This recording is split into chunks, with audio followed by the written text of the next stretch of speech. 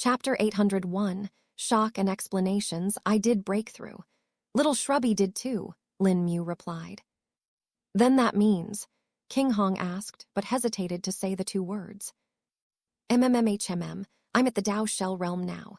Lin Mu acknowledged. Tilde, SSSSSS tilde. Everyone gasped upon hearing this. It was more than just shocking to them. It was sky-flipping level of crazy to them. Other than Jiang Luo, while the others knew Lin Mu was young, they did not know how young. In case of cultivators, even 100-year-old grandpa might just be a small junior and wouldn't be worthy of mentioning much. But Jiang Luo knew what Lin Mu's true age was. Isn't he barely 21 now? A 21-year-old Dao Shell Realm expert. If the top sects learned of this, they would go insane. Jiang Luo thought to himself. He knew just how much talent was desired in the world. While juniors were mostly looked down in cultivation sects, their cultivation talent could easily reverse this. As long as they reached a sufficient cultivation base before a certain age, they would be considered talented. Lin Mu reaching nascent soul realm in his teens was already enough to stun the sects, but Dao Shell Realm was an entirely different manner. One must know that Dao Shell Realm cultivators were worthy of being the patriarchs, if not ancestors of sects. Even in top sects, Dao Shell Realm cultivators were high elders, if not supreme elders.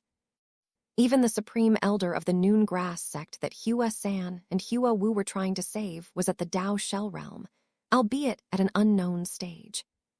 But having thought of all this, everyone in the room smiled. AHHHA, excellent. Excellent. Brother Lin Mu is the son of Heavens. King Hong praised out loud. Tilde clap, tilde. The ministers couldn't help but clap in amazement as well, and their expressions changed.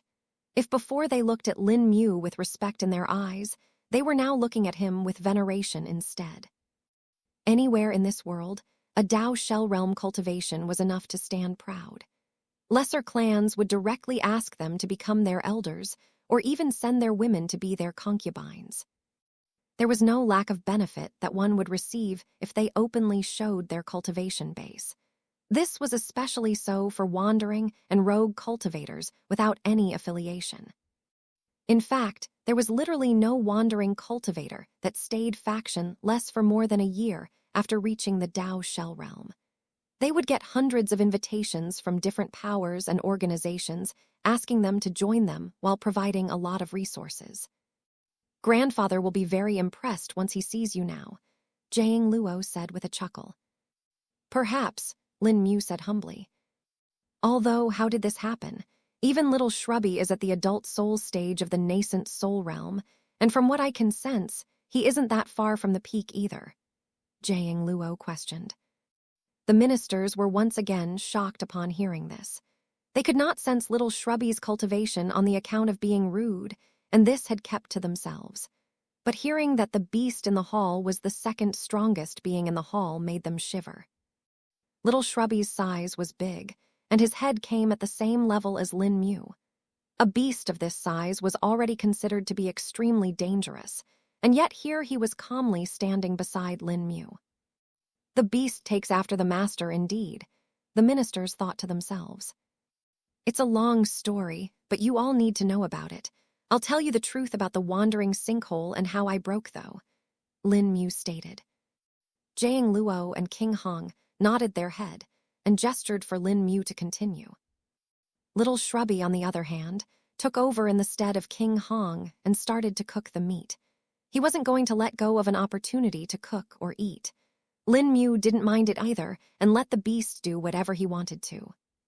Corpse after corpse came out flying from little Shrubby's spatial storage belt and stunned the ministers again. The size and the faint spirit chi remnants on the corpses were enough for the ministers to identify that the beast corpses were all at the nascent soul realm. Heavens, nascent soul realm beasts can be eaten so easily like this, the Minister of Agriculture said as he stared at the bowl in front of him. Little Shrubby had given some to everyone, while Lin Mu gave his explanation. He had learned to share and didn't mind giving this much. After all, they had a literal mountain of beast corpses in their store right now.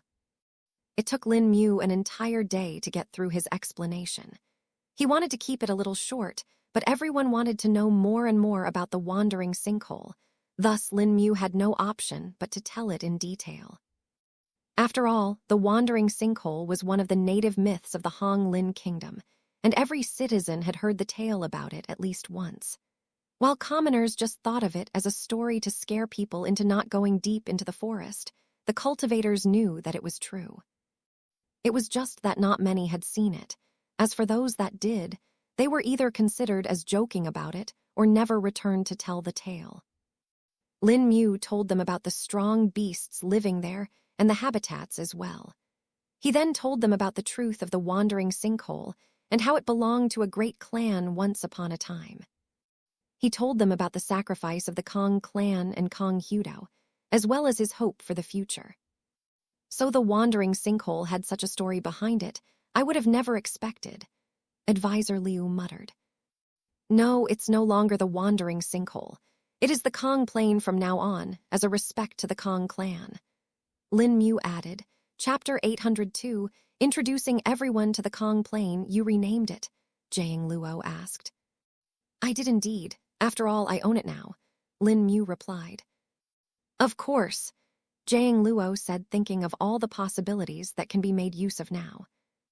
Wait, Senior Lin Mu, does this mean you can enter at any time now? Hua Wu questioned. Yes, it is no longer wandering. Rather, it is linked to me now. Wherever I am, it will be there, Lin Mu answered. Hearing this, the eyes of everyone lit up. Then, can we all see it? Hua Wu asked. I would like that too. I always wondered what the mystical wandering sinkhole looked like. King Hong agreed. Sure, I can take you all one. But before that, don't you need to take the Hong Lin wood to your sect? Lin Mu questioned. The eyes of Hua Wu and Hua San went wide, and they remembered the main mission that they had come here for. Heavens, we almost forgot, both of them said in unison. How long do you have now? Lin Mu questioned. We have about 15 days, I think. After that, the Supreme Elder's condition will get worse, and he may possibly die, Hua San answered. Then getting to your sect first will be more important. Will you be able to reach there in time? Lin Mu asked. We don't even need to get to the sect. As long as we are in the range, we can call for our elders to come get us. Traveling that distance will take us a little more than a week, Hua San replied. Very well, you should leave now then. Once your Supreme Elder is taken care of, you can come back and we can discuss further, Lin Mu stated. Yes, Senior Lin Mu, Hua San and Hua Wu said while cupping their hands. Now then, I should give you the wood, Lin Mu said before moving to the outside and withdrawing an entire 1,000-year-old Hong Lin tree. Seeing the tree, the jaws of all ministers dropped. Is this even a 1,000-year-old Hong Lin tree? So big, this is the biggest one I've ever heard of. Advisor Liu and King Hong were shocked too, and didn't speak for a few seconds. A mother tree, it's a Hong Lin mother tree, Advisor Liu exclaimed. Huh, this is what a Hong Lin mother tree looks like, Lin Mu questioned. Indeed, the mother trees in our sacred grounds look just like this and are this big. We don't know how old they exactly are, but they've existed since before the time of our first king, King Hong answered. And there are 10 mother trees in your sacred land, Lin Mu questioned further. Hearing this, the king furrowed his brows as he couldn't understand how Lin Mu got to know of this secret information. While the knowledge about the mother trees was public, their numbers were not exactly revealed. Yes, there are 10 of them, King Hong acknowledged. Hearing this, Lin Mu smiled and was reminded of the problem that the Hong Lin kingdom had about the 1,000-year-old Hong Lin trees. Their numbers were falling, and there was no way to get them back up. Do you know how many trees I found in the Kong Plain? Lin Mu questioned. 5, one of the ministers guessed. 10, another one said. No, there are over 100 such trees there, an entire grove of them, Lin Wu answered. The faces of everyone were stunned, and they didn't know what to think of it. Over 100, but Advisor Chu never told us that, Advisor Liu spoke. Advisor Chu was mistaken about some things and didn't know the truth behind the Kong plane. Plus, ever since he left the plane, many things have changed. I saw a lot of differences in the areas from how Advisor Chu described them. Lin Mu replied. I see. Still, this is very good news for us. If we can transplant even a couple of them, the entire forest will be revitalized. The number of 100-year-old Honglin trees should increase as well. And maybe more 1,000-year-old Honglin trees might appear in the future, King Hong said. With the overall mood of the group now improved, Lin Mu and the rest talked for a bit before Hua Wu and Hua San took their leave. The 1,000-year-old Honglin tree was chopped and would be enough for several attempts of pill refinement. After the two were gone, though, the others couldn't wait to see the Kong plane themselves. All right, everyone ready? Lin Mu questioned. We are ready, King Hong and the rest said. Hold each other's hands and don't let go, Lin Mu ordered before activating the formation anchor on his body. Runes came out from his body before forming into a formation that teleported everyone that was holding his hand. A few seconds later, a formation circle opened up in the Kong plane, and on it appeared Lin Mu and everyone that had joined him. The place where they had appeared was in the cave where the teleportation formation was made. What's this place, a cave? Someone asked, and they all looked around. It's the center of the Kong plane. Come on, I'll take you out, Lin Mu said, guiding them to the exit. Upon appearing on the outside, they could finally feel the difference in the air. The spirit chi, it's higher, even the air feels fresher, Advisor Liu said. Indeed, the spirit chi in this world is slightly higher than that of our world. Some areas are even more concentrated. There are also the areas that are rich in specific elemental spirit chi, Lin Mu explained. Hearing this, King Hong felt intrigued. The place with the Honglin tree grove, is it rich in fire elemental spirit chi? King Hong questioned. Hearing this, Lin Mu smiled. That's exactly what I was getting to next. This place will help you get stronger far quicker than before, Lin Mu stated. Chapter 803, Alliance Funding and Interplane Travel. Lin Mu's thoughts were in line with that of King Hong's, and they headed to the Honglin Grove next. Though they ran into a little problem here, while they could travel in the Kong plane alone, the distances were a little too far. Plus, the dangers made it so that they would have to be very careful. Not everyone could be like Lin Mu and be free to act as they want. Lin Mu not only had his cultivation and defenses, but he could also run away anytime he wants and even escape the plane directly. The same could not be said for the others. Lin Mu himself could only teleport in and out of the Kong plane, but he couldn't teleport around in the plane itself. Thus, if he wanted to get anywhere, he would have to either fly or walk there. He at least had Little Shrubby for faster travel, but the same could not be said for the others. Just how far is it? Jiang Luo asked. About a day away with Little Shrubby's speed, Lin Mu spoke. That's far, Jiang Luo said.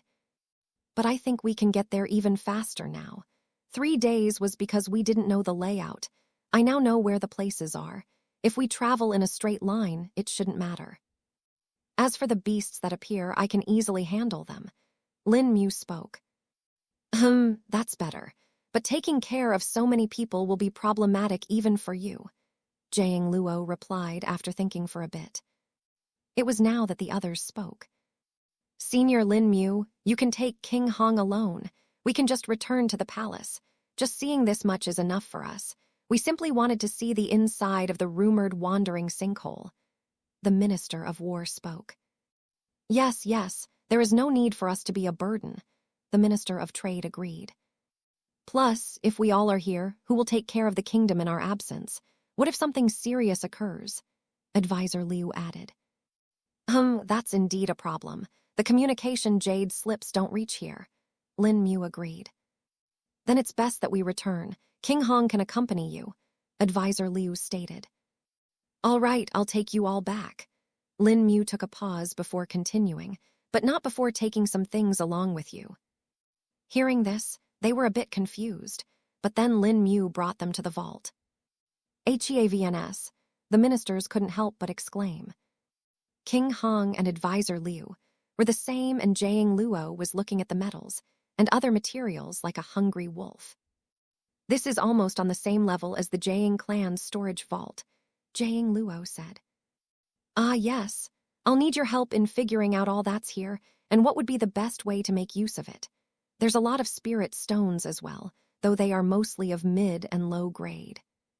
I haven't seen any peak-grade spirit stones, though there are a few high-grade ones here as well. All this will help us in our endeavors against the northern tribes and Gu Yao, Lin Mu replied. Jiang Luo's expression turned serious, and he nodded. This will help a lot. Now we will have the resources and cash flow needed to deal with a large number of people. With this out-alliance, we'll actually have a financial backbone, at least for the time being, Jiang Luo said. Lin Mu nodded his head in agreement before giving the ministers some of the cultivation resources. These were not just for them, but also for other trustworthy and talented people that they knew. Lin Mu needed the alliance to have a large number of strong cultivators, and this would be one of the ways to strengthen it. The Mu clan and the Fei clan already had their own ways of getting stronger, thus, Lin Mu didn't need to worry much about them. And Jingaming Shang had also taken over the business of the 3 clans that were exterminated, and thus they had some fortune to rely on there. Though Lin Mu had better hope for the upcoming allies in the form of the Noon Grass sect and the Long Cloud Alliance. The Noon Grass sect was something that would be more open to forming a closer relationship from what Lin Mu perceived, but it was unknown how the Long Cloud Alliance would act. Lin Mu expected that they would at least have a common foe standpoint and would be willing to cooperate better, though nothing could be said now for sure. Plus, this all relied on the fact that Gu Yao did not have anyone that he controlled in the Long Cloud Alliance. At least, not someone influential. The ones that were going to need the most resources would be the Hong Lin Kingdom and the High Core. Though for High Core, Lin Mu would need to establish contact with them again. He was still in the blind about what had happened there, and no news about Wu Hai was heard, till now, which made Lin Mu worried if something had happened to him. Lin Mu quickly sent the ministers and advisor Liu back to the palace before heading back. I will make trips back to the place every 4 hours, that way if there is any important news we will know it, Lin Mu said. That will be for the best. It's good that you can leave and enter from any place. This will save a lot of time and effort, Jiang Luo agreed. MMHMM, now let's go, Lin Mu said, and was just about to fly when he was interrupted. Wait a second, I got something perfect for this occasion, Jiang Luo spoke, much to Lin Mu's intrigue. Oh, what is it? Lin Mu questioned, feeling intrigued. King Hong was the same, and watched on as Jiang Luo withdrew something from his spatial storage treasure. Behold, Jiang Luo presented a rather large item, Chapter 804. A spirit boat. Lin Mu and the rest watched on in anticipation as Jiang Luo pulled out what looked like a large boat. What is this? King Hong questioned, having never seen something like this. But Lin Mu had an idea about what this thing was. A skyboat, a spirit vehicle, Lin Mu said. Indeed, I actually had an incomplete project since a long time ago. I think I started it back when I was still in my clan, but I never had the chance or the resources to get working on it again after the fall. But now, with some new inspiration I got from the knowledge you gave me, I managed to change the design a bit and also improve it, Jiang Luo explained. Spirit boats were one of the most common types of spirit vehicles. Spirit vehicles were basically used by cultivators to travel long distances when there was more than one of them. This was especially useful when their cultivation bases were mismatched or their speeds were not the same. Using a spirit vehicle, they could travel together, and it was also a lot safer. There were many types of spirit vehicles, but spirit boats were the ones that were used the most by individual cultivators. Spirit vehicles were different than spirit weapons, even though both were used to travel. It was just that the spirit vehicles were specially made by travel and did not necessarily have the same offensive capabilities. Though they did have extra defenses that protected the travelers during the journey. Of course, There were also many other types, and this was not an absolute restriction. There were, in fact, great spirit vehicles that could both attack and defend, and were often used as moving artillery in great wars. Lin Mu had read about them in the Lost Immortal's memoirs. In fact, the Lost Immortal himself had participated in one such war where large offensive spirit vehicles were used. The vehicles in question were large galleons that had long-range spirit weapons mounted on them like cannons and ballistas. They seemed similar to mortal artillery, but were greatly different in power. The Lost Immortal had seen the power of such spirit vehicles and just how useful they could be in the war.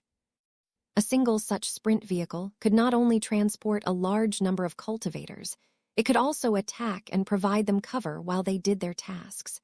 It could also come and pick them up when the need so arose. Overall, it was a very versatile object, and many cultivators wanted it.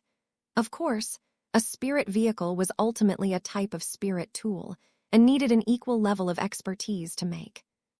Most spirit vehicles started from the high grade since their material costs were high. While ones from lower quality materials could be made, their speed wouldn't necessarily be as high as that of the spirit weapons of the same grade that would still cost many times lower than the spirit vehicle.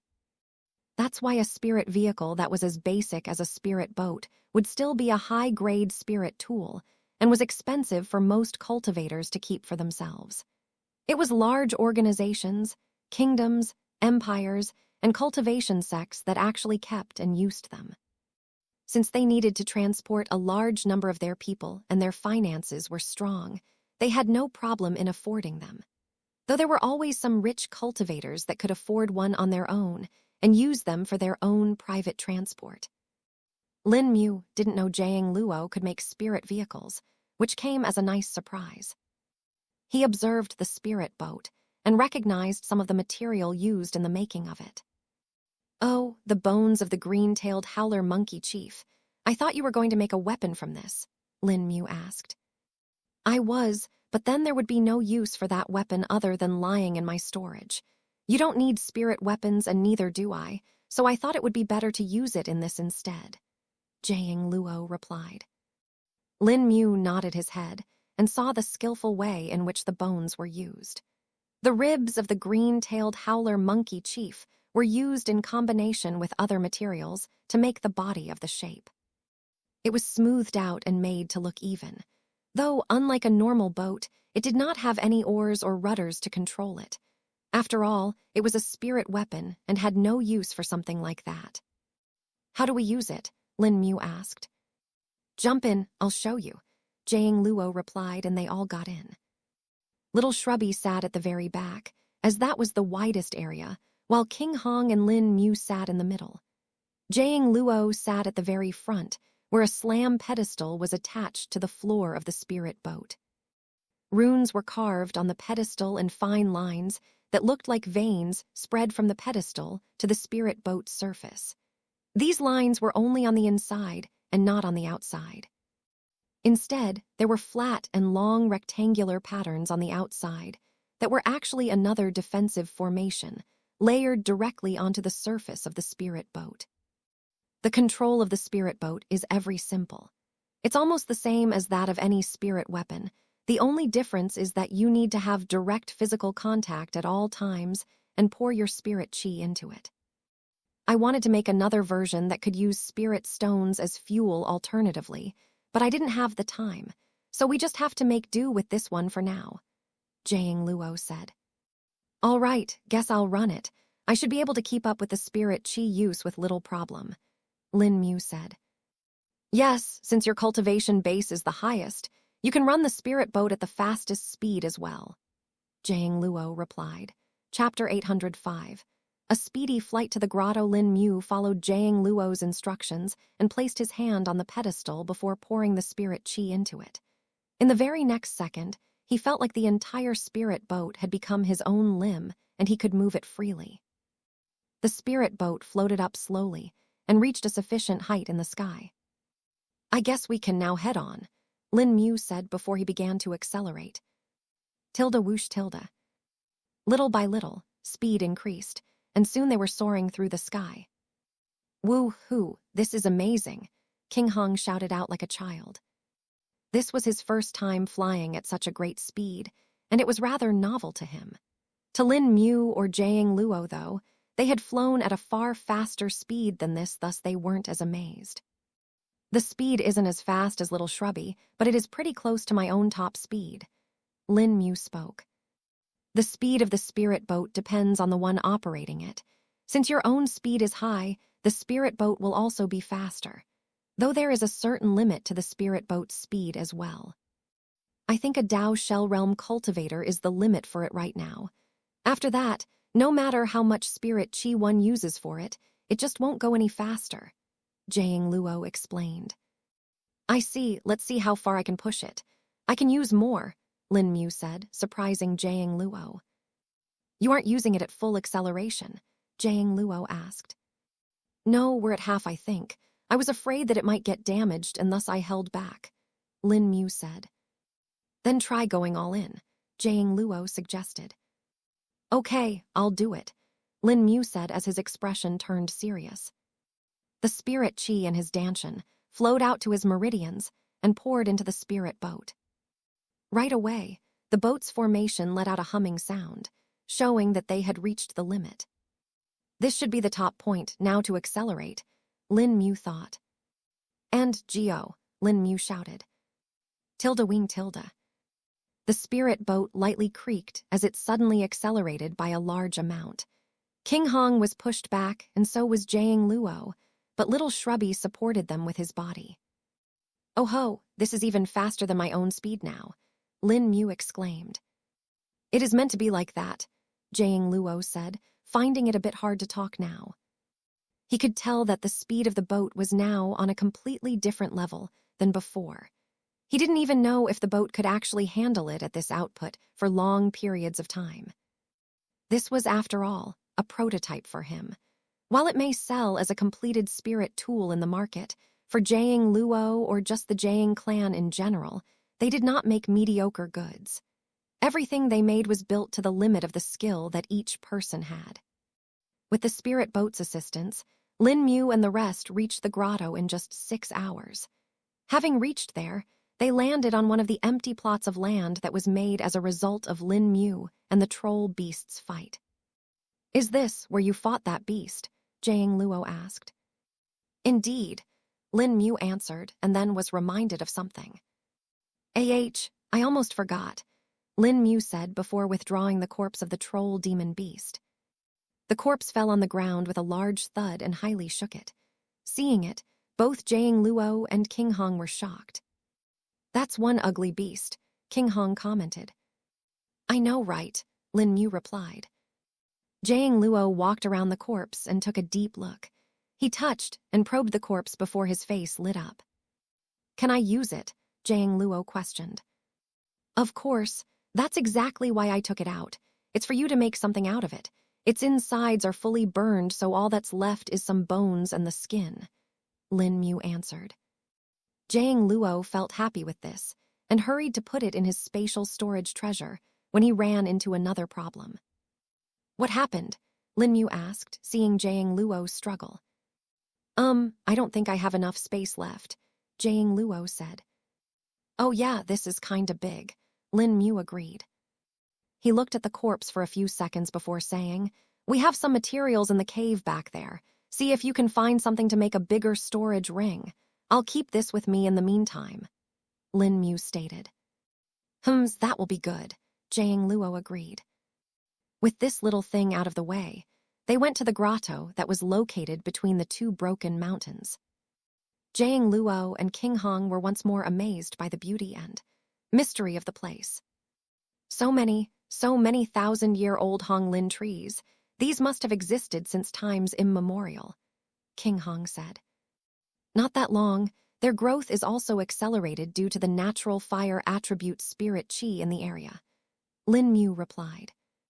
Upon hearing this, King Hong sensed the spirit chi in the air and found it to be true. This is higher than any place I've seen, King Hong said. There is apparently a pit of earth flames deep below this place. That is what makes this area rich in fire attribute spirit chi. There are also earth and flame ores here that are born due to it, Lin Mu explained. A pit of earth flames? That's really valuable if it can be accessed. I remember the Jiang clan once tried to buy an area that contained earth flames, but before the deal could be finalized, the war started. A lot of spirit tools and weapons that have never been made before can be made with the help of earth flames. There are even legendary records stating that they can help make immortal tools. Jiang Luo spoke. Chapter 806. Clearing his mind, Lin Mu then brought Jiang Luo and King Hong to the middle of the grotto and showed all the ores, the trees, the smaller herbs, and the spring that flowed out from the middle. Its water was tinged light red and looked beautiful as well. The water was naturally warm, and if one drank it, one would feel their insides heat up. To normal humans, just a sip or two would be fine, but if they drank more, they might get a fever, and if they still kept it up, they would just end up dying. This was because there was fire elemental spirit qi mixed into it. This was in a very delicate balance, since the fire element was the opposite of the water, and both counteracted each other. The existence of the spring was already rather rare. But if one compared the concentration of the fire elemental spirit qi in the water to the air, they would find that the air was more concentrated. Thus, the value of the water was lesser than just cultivating directly in the air. You two can take your time here, and King Hong can cultivate. I'll go take a look back at the palace. The time we decided on is already over. Lin Mu spoke. All right, I'll gather some of the earth and flame ores for use later. Oh, and since we're here, I should also take some fresh 1,000-year-old Hong Lin tree sap. Jiang Luo spoke. I'll cultivate here. I have a feeling that this place is very beneficial to my physique, King Hong replied. Lin Mu nodded his head and activated the runes of the Kong Plains anchor before teleporting away to the real world. A few seconds later, he appeared in the Ziofen world and met with the ministers and asked if there were any problems or if there was any news. Since there was nothing particular, he returned back to the Kong Plain. Once he was there, Lin Mu picked a place and sat down as well. He needed to think of his upcoming plans and how they would go about them. We need to wait for Hua San and Hua Wu to contact us again so that we can officially establish the alliance between the Noon Grass sect and us. Once that is done, we can discuss some more plans with them and tell them what the potential problems will be. I'll also need to make use of the Noon Grass sect's power to interact with the Long Cloud Alliance. They are far more likely to listen to another sect on the same level rather than just me. Even if I'm at the Dao Shell realm, it just won't be enough. Plus, there is always the fact that they will consider me to be the dangerous factor instead. Lin Mu thought to himself. Lin Mu spent 6 hours pondering this, during which he stayed silent. Jiang Luo and King Hong were doing their own things and thus did not bother them, but they were spending it productively as well. So many things to do and so many uncertainties to go through. Lin Mu muttered to leftism. It was now that Jiang Luo heard Lin Mu and spoke. Are you fine, Lin Mu? Jiang Luo questioned. I am fine, but I am unable to figure out the course of action that we should take so that we have the best result. There are too many uncertain factors which are preventing me from making an accurate prediction, Lin Mu answered. Hearing this, Jiang Luo was rather surprised. Prediction? You are making predictions. For what? Jiang Luo asked further. How the things will go and how we will need to react to them. Gu Yao has the advantage of secrecy, and so do we, but we do not have the power of numbers on our side yet. I am trying to find a way to optimize everything, Lin Mu replied. You know, you are stressing yourself out too much. Thinking like that is no use. Predicting the future is something many people have gone crazy doing. Unless one is an immensely powerful expert and can pry into the fate, they will be unable to make an accurate prediction like you are trying to do. Rather than that, it's best if you just take it one step at a time and solidify that step. As long as you have a solid foundation, even if you run into a problem, you won't have to flail around as much and will have something to fall on. Jiang Luo lightly scolded. Hearing this, Lin Mu felt as if his mind was expanded. The curtain that was blocking his thoughts from flowing smoothly was lifted, and new ideas started to flow through his mind. I got it, Lin Mu said out loud. Jiang Luo wondered what happened to Lin Mu now, but was then suddenly hugged by Lin Mu. Thank you, I now know what to do, Lin Mu said while hugging the man tight. Jiang Luo didn't know how to take this, but just decided to speak. And what did you think? Jiang Luo questioned. All our problems stem from the fact that Gu Yao has an expansive network, and he can quickly cover for any trouble that occurs for him quickly. They do this with the expansive communication that they have. But they are still lacking in the actual physical intervention. If they respond to a certain problem, they will need some time to do so, as the people under him will need to travel wherever they need to. That is exactly where we need to overwhelm him. As long as our alliance can move around quickly, we will have the upper hand, Lin Mu answered. Jiang Luo had a little hard time catching up, but he soon figured out the gist of what Lin Mu was saying. So, you are saying we need something to travel between them fast, something like my spirit boat? Jiang Luo questioned.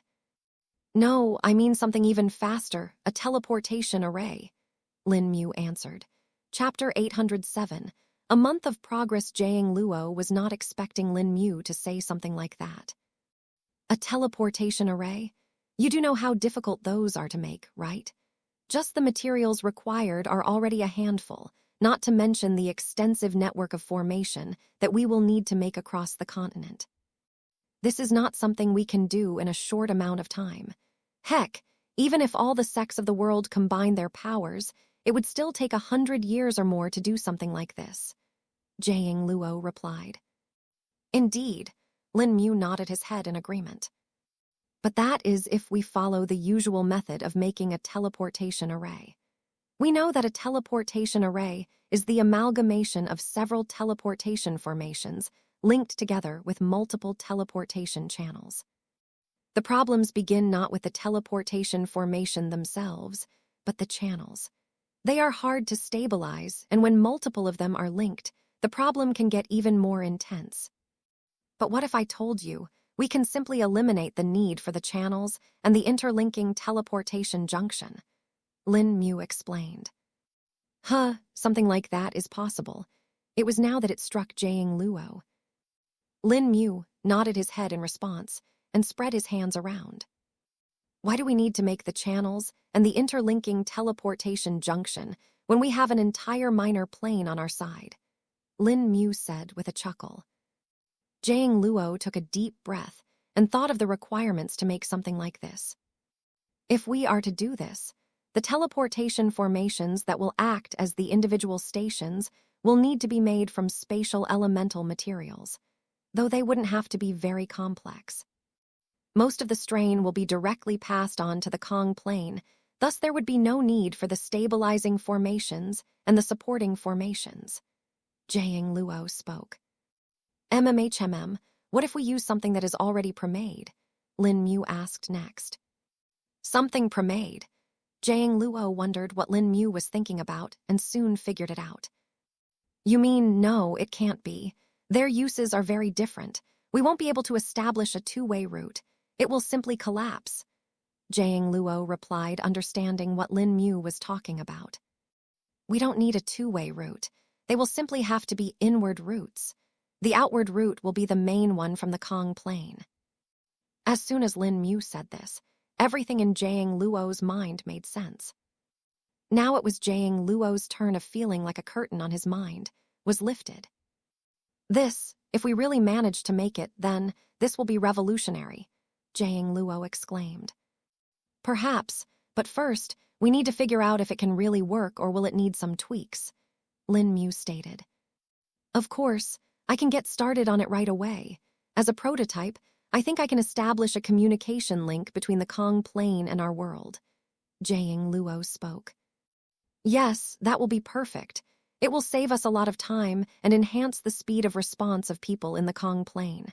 There are way too many things here that would be a waste to not make use of, Lin Mu replied. Very well, I'll get started on the first prototype and attach it to the Hong Lin Kingdom, Jiang Luo spoke. Yes, and until you are done, I think we should get some response from Hua San and Hua Wu as well, Lin Mu agreed. Jiang Luo nodded his head and felt excited about the coming days. Even though there was the dread of the future danger, there was also the excitement of learning new things. The anticipation had started to itch his hand, and he quickly got to work.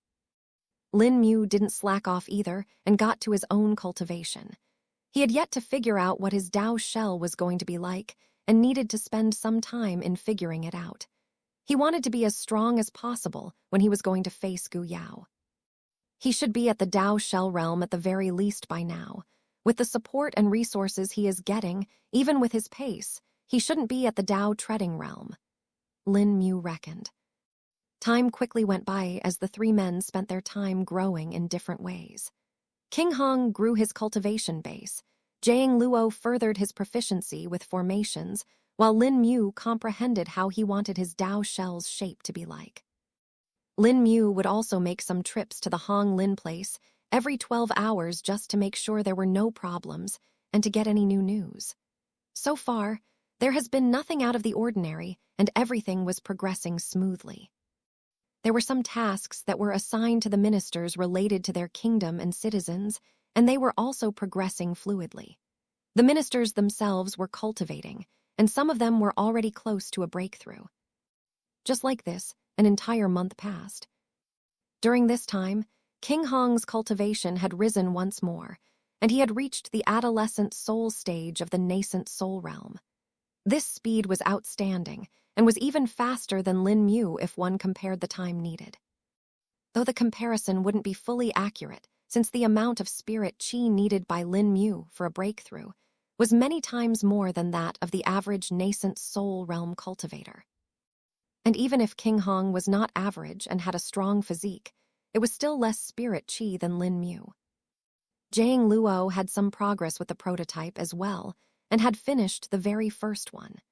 He had made a few trips with Lin Mu to the vault to gather materials, and then to the place to make the prototype communication link. After about 10 days of struggle and tweaks, the first prototype was finally functional. Chapter 808, Shocking News arrives. Lin Mu and Jiang Luo were at the formation nexus. Jiang Luo had just finished the installation of the prototype that would allow communication between the Xia world and the Kong Plain. All right, let's try it now, Lin Mu said. Just use the communication jade slip as normal, and if the message goes through, it means it is working, Jiang Luo stated. Lin Mu nodded his head and used the communication jade slip. He closed his eyes and let his spirit sense interact with the jade slip. About 5 seconds later, he opened his eyes and a smile appeared on his face. Senior Lin Mu, we can hear you, a voice said from the jade slip. It works, Jiang Luo said, feeling joyous. Indeed, you did great, Jiang Luo, Lin Mu replied. Haha, this is just the start. I never thought using spatial storage tools could be used like this with just a few modifications, Jiang Luo said. I reckon since they already access the minor void, we can probably use them to bridge the gap. After all, they just need to provide the inward route. The exit can be taken care by the main formation in the Kong Plain, Lin Mu replied. Yes, but we still need to tweak and improvise it more. This can handle communication, but the transport of humans is still a bit doubtful. I'll need to work on it more and ensure that it works on living things too, Jiang Luo said. Of course, you can do as much work as you want. We have plenty of spatial storage treasures now anyway. I took them from all those that had them and also got them from the vaults of the Tri-Cauldron Peony sect. The vaults here also have the materials needed to create them, so you can make use of them as well, Lin Mu spoke. Jiang Luo nodded his head and felt pleased with the ease of access he had. Being restrained by materials was one of the main reasons for progress being slowed, and once that obstacle was removed, things became smooth flowing. Of course, it was smooth flowing because it was Jiang Luo. For most formation masters, weapon forgers, and spirit tool refiners, something like this would be immensely difficult. Jiang Luo had the basics from the Jiang clan and the improved knowledge that Lin Mu gave him, thus those obstacles were removed for him. Lin Mu looked at Jiang Luo and was reminded of something. Will you be breaking through to the adult soul stage soon as well? Lin Mu questioned. Yes, I should be able to in a week or so. I want to be done with this first, though, then I'll be free to do it. Though if we need to rush, I can break through first as well. The spirit chi here is very useful, Jiang Luo answered. I think you should break through first then. After that, you can focus on work and let the spirit chi passively increase your cultivation. We need to be ready for anything, and personal strength will be important, Lin Mu suggested. That's true. I guess I'll do that first then. At least now, with the communicator established, we won't have to make continuous trips to the palace, Jiang Luo said with a nod. This communicator, what is its range right now? Lin Mu asked while observing the 5-feet-tall construct. It was made out of several different metals and had a bracelet embedded in its center. This bracelet was originally a low-grade spatial storage tool, but now was being used as a link between the Kong Plain and the Xiaofen world. Another such construct was placed in the Grand Palace of the Hong Lin Kingdom and interacted with the communicator here. In addition to the spatial storage tools, jade slips were also attached to them so that they could allow the transmission of messages. In simple words, this acted as a relay tower for them. I attached a mid-grade communication jade slip to the communicator that is in the palace, while the one here has a high-grade one. It should be sufficient to cover at least 10,000 kilometers, but some fluctuations can occur. Optimally, we should have several such communicators placed at equal distances. That would allow for faster and more accurate transmission. Plus, if we add the teleportation formations to them, we can also use them to teleport within the Kong Plain as well. As you said, this plain is almost 1/3 the size of the Great Zhou continent, thus covering such a large area is difficult. Plus, with the myriad of resources and areas that are useful here, it would be a waste if we do not take advantage of it, Jiang Luo answered. Hearing Jiang Luo's idea about relay communicators and teleportation points, Lin Mu was amazed and pleased at the same time. Yes, that will be really good if you can set them up, though we will need additional manpower to take care of that, Lin Mu spoke. We can make use of the cultivators that helped in the setup of the formations around the Hong Lin Kingdom. I found some of them to have a good potential with formations. While they aren't geniuses, they will be able to do the tasks sufficiently, Jiang Luo stated. If you find them useful, then you can employ them. I'm sure Advisor Liu will be fine with it, Lin Mu stated. Jiang Luo nodded his head in response and decided to do it later. The two of them talked for a few minutes more when they suddenly got a message. What is it? Jiang Luo questioned Lin Mu, seeing the change in his expression. It's Wu Zun, Lin Mu muttered. What happened? Did Wu Zun do something? Has Gu Yao started to act? Jiang Luo asked, assuming the worst. No, it's not that. Wu Zun, he's dead. He died over a month ago, Lin Mu answered. Shocking Jiang Lu Chapter 809, Wu Hai's action. Jiang Luo and Lin Mu both had not expected to receive news such as this today. Who told you this? Jiang Luo asked. Advisor Liu just informed me. They got the news just a few minutes ago when a messenger arrived with it, Lin Mu replied. What? How did it happen? Jiang Luo asked. Come on, we'll go and talk to them ourselves. We'll tell King Hong later. His communication jade slip should work now anyway with the new communicator, Lin Mu said. Jiang Luo nodded his head, and Lin Mu took him back to the royal palace. The two figures appeared in the circle of runes and looked at the people that were standing around them. Senior Lin Mu, Senior Jiang Luo, the ministers and the rest greeted. With King Hong staying in the Kong Plain, the phenomenon with the fire elemental spirit qi accumulating had passed, and now normal people and cultivators could enter the area of the place. The work had gone to normal, and all the people were working at full force now. What happened? Lin Mu questioned. We received news that Wu Zun, the minister of Shuangqian Kingdom, has died just a few minutes ago. He died over a month ago, but the Shuangqian Kingdom didn't let the news spread until now, probably to take care of the issues that would arise due to his death.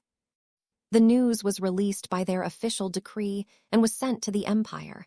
We got the report from one of our informers there. Advisor Liu answered. How did he die, though? He should be fine with his position and Gu Yao as his backing. Just what happened? Lin Mu questioned.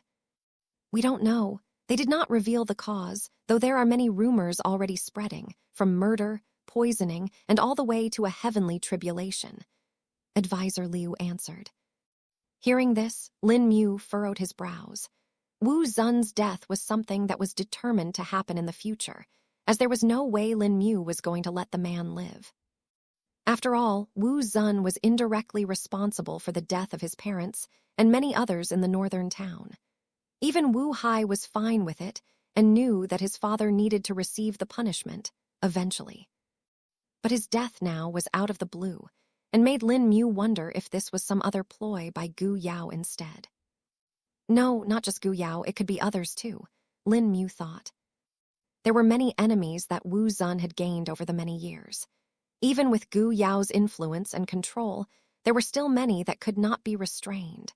While they were in a weaker position than Wu Zun and Gu Yao, there was still a chance they could have plotted something that Gu Yao and Wu Zun failed to notice. Can it really be like that? Did their arrogance cause their downfall? Lin Mu wondered. If it really was like, it would be really advantageous to them. But at the same time, it would add some unknown variables that may force them to change their approach. What do we do now? One of the ministers asked. Yes, what should our response be? Wu Zun is the brother of that Gu Yao, right? Everyone here now knew the situation with Gu Yao and thus were knowledgeable about everything related to it. Having this knowledge among the allies was important so that there was no lapse in judgment or misunderstandings.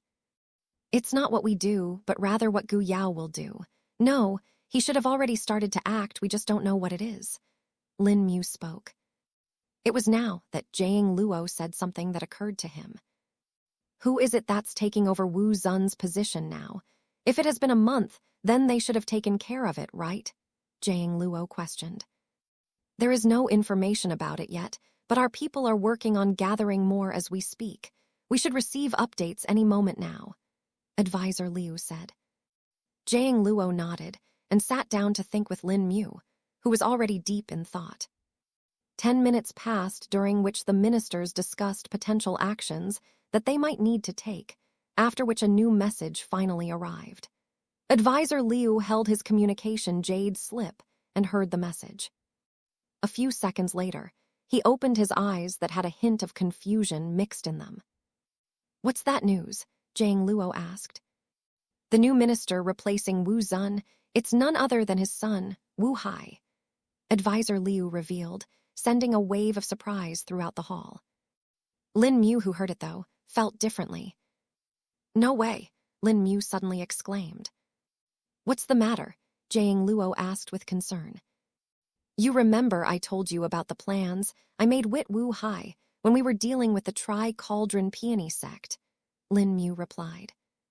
Yeah, you made plans on how to do the same with other sects to weaken them, but we know that option did not work out since you almost got caught and had to run, Jiang Luo said.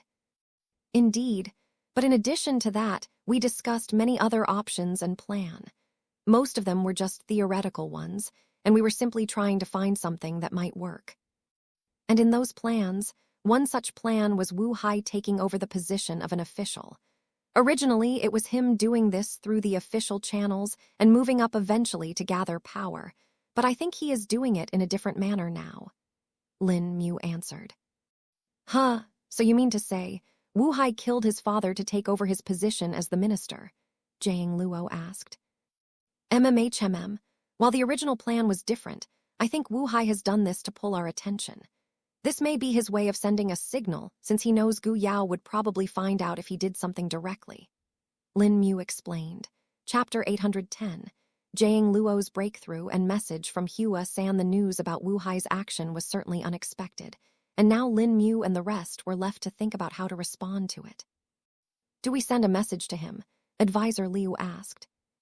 No, doing so openly will be bad, and doing it secretly won't be possible, either. If he has taken over the position of the minister, then it is likely that he will be closely observed by Gu Yao to ensure that everything is fine. I reckon we will need to wait for a while before we can make contact. In fact, this might be what Wu Hai intended it to be like. He is telling us to stay away till he had established himself and his power well enough. Lin Mu replied. Very well, Senior Lin Mu. We'll do as you say, Advisor Liu stated. What about the others? How do we proceed with the alliance? Jiang Luo questioned. For now, I don't think we need to make any big changes to our plans. The only thing we add to it is keeping an open link for Wu Hai to send a message and also keep an eye on him. He may try to contact us at some point. I'm sure he knows I am somewhere in the south at this point. We also need to ask Jingaming Shang to get his network to make contact with Wu Hai in a non-direct manner. It will be for matters unreleased to us or the alliance. This is just to make sure that he has a certain level of trust and neutrality with it. Once we are ready, we will use the same connection to make contact. Lin Mu answered. That will be for the best, Jiang Luo agreed. Then it's decided. We keep on doing what we are until Hua Wu and Hua San make contact with us. Once the Noon Grass sect has joined up in the alliance, we will make moves on the Long Cloud Alliance with their help, Lin Mu stated calmly. Seeing that everyone was in an agreement, Lin Mu went ahead and gave some more orders before he returned to the Kong Plain with Jiang Luo. There they returned to their tasks, where Lin Mu focused on choosing a shape for his Dao shell, while Jiang Luo prepared for his breakthrough. 10 days passed like this, and Jiang Luo finally made his breakthrough to the adult soul stage of the nascent soul realm. Lin Mu had also made some progress in choosing the shape of his Dao shell, but still needed some time to figure out the details. Since he already knew that the Dao embryo he was going to comprehend in the future was related to the earth element, and the earth Dao, he wanted the Dao shell to be conducive to that. It would be something that could help the Dao embryo and would increase his overall power as well. Jiang Luo, too, finished stabilizing his cultivation base in a couple of days and got back to working on the prototype. By now, he had decided on the name of the tool that he was making. It would be called as a teleportation gate and would allow one to enter the Kong Plain and exit it. With the number of such gates that they were going to make, they would probably have to make a lot of sections in the cave. Thankfully, the cave was very large, and there was plenty of space to make use of it. A few more days later, the news from Hua San and Hua Wu finally arrived. Lin Mu checked the communication jade slip and read the message. Senior Lin Mu, we will be arriving at the Hong Lin city in a week's time along with our elders, Hua San stated. Lin Mu informed everyone that needed to know it, including Jiang Luo, Advisor Liu, King Hong, who was busy cultivating, and Jingaming Shang. Advisor Liu took care of the rest of the people in the palace, and Lin Mu talked with King Hong about the matters of the alliance. Since King Hong was the king of the Hong Lin kingdom, he would need to be there as per the etiquette. King Hong was fine with it and was also excited to meet the elders of the Noon Grass sect. After all, even if they were ranked 10th, they were still part of the top 10 sects and were as old as the top 3 sects too. King Hong had only heard of their stories but had never met someone from them, and from the message it was implied that the master of Hua San might be coming too. This master was, of course, none other than the sect patriarch Hua.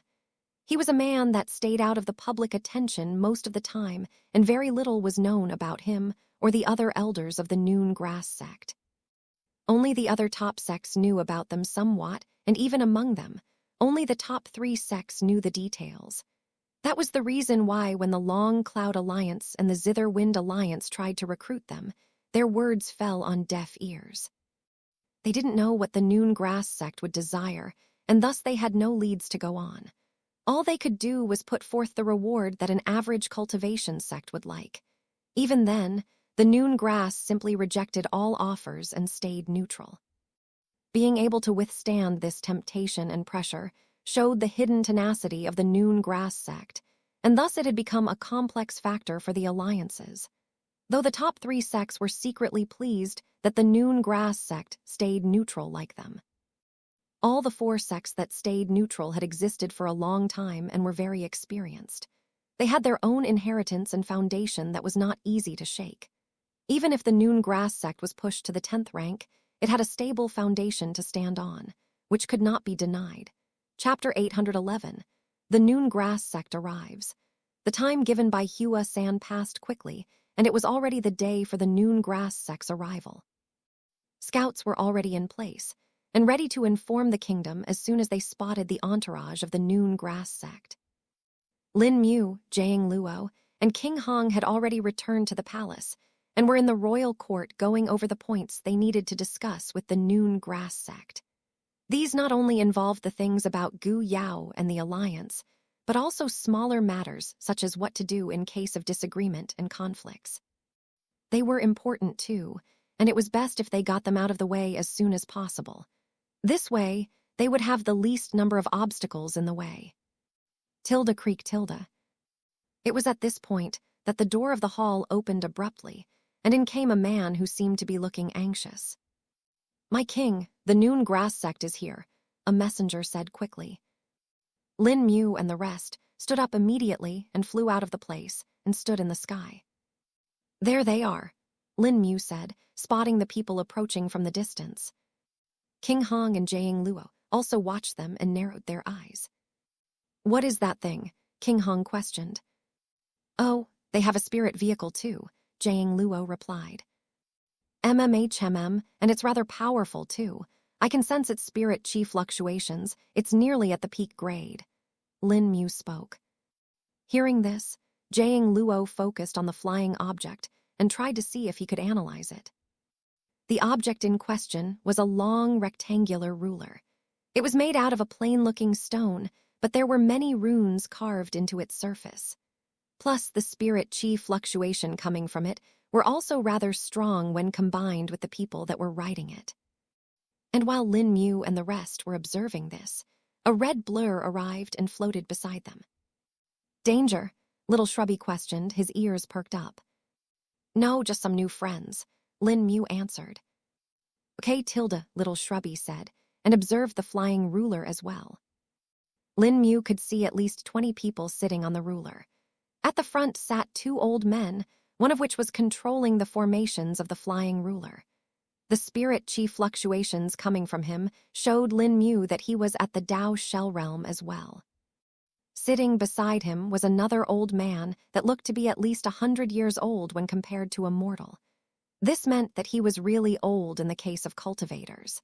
Unlike the first man, Lin Mu could not perceive any proper spirit chi fluctuations from him. He was wearing a long robe that had fine designs embroidered on them. The robes themselves were a plain white color like the rest, and only the designs made them stand out. It was evident that whoever he was, he had the highest position among them. "That's Taoist Hua, the patriarch of the Noon Grass sect. I've seen his portrait before," Jiang Luo informed. "So that's the master Go Hua San and Hua Wu. They're sitting in the middle," Lin Mu replied. Behind the 2 old men, Lin Mu could see 5 younger elders sitting. But even if they were younger compared to the 2 old men, they were by no means youngsters. They looked to be in their 60s instead. 4 of them were men, and 1 of them was an old woman. Behind these 5 elders sat the disciples that were accompanying them.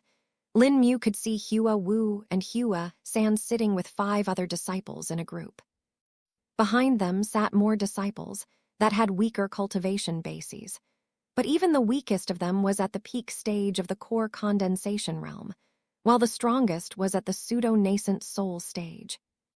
"Your sensing capabilities have certainly gotten stronger," Zhukang suddenly spoke. "MMHMM, the more time I spend pondering on the Dao shell, the finer my control becomes.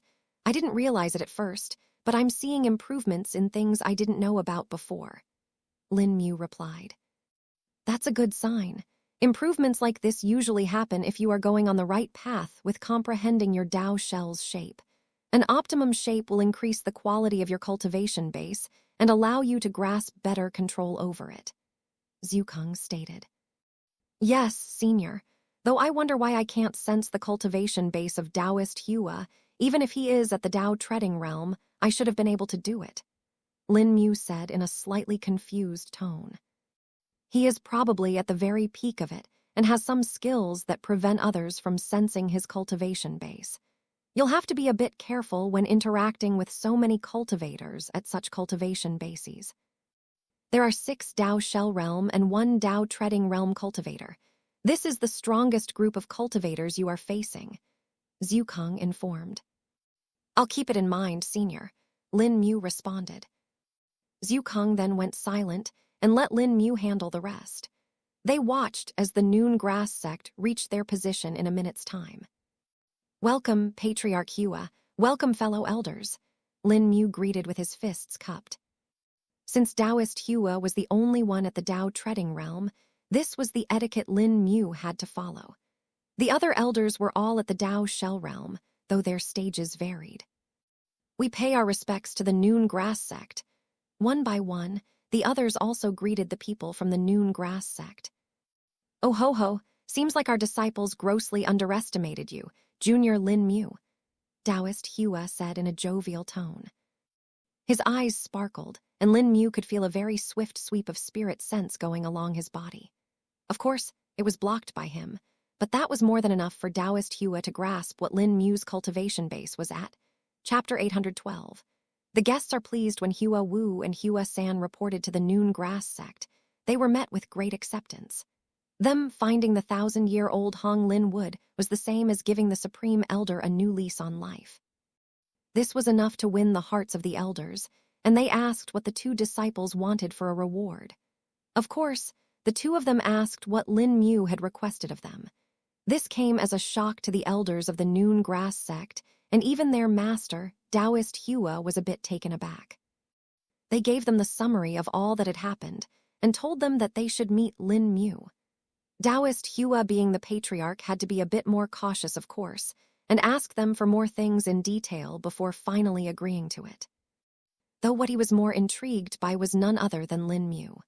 From all that he had heard, this boy was the same Lin Mu that was wanted on the entire continent by now and had created great havoc before.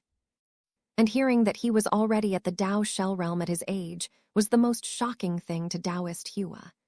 At that point, even if it were not for the situation with Gu Yao or the Alliance, Taoist Hua would still insist on meeting him. Finally, now that he was face to face with Lin Mu, Taoist Hua realized that what he had heard till now was not even half of it. Taoist Hua was an experienced man and had seen a lot in the thousands of years he had lived. He could be considered to be of the same generation as that of Jiang Wei, the grandfather of Jiang Luo and the patriarch of the Jiang clan.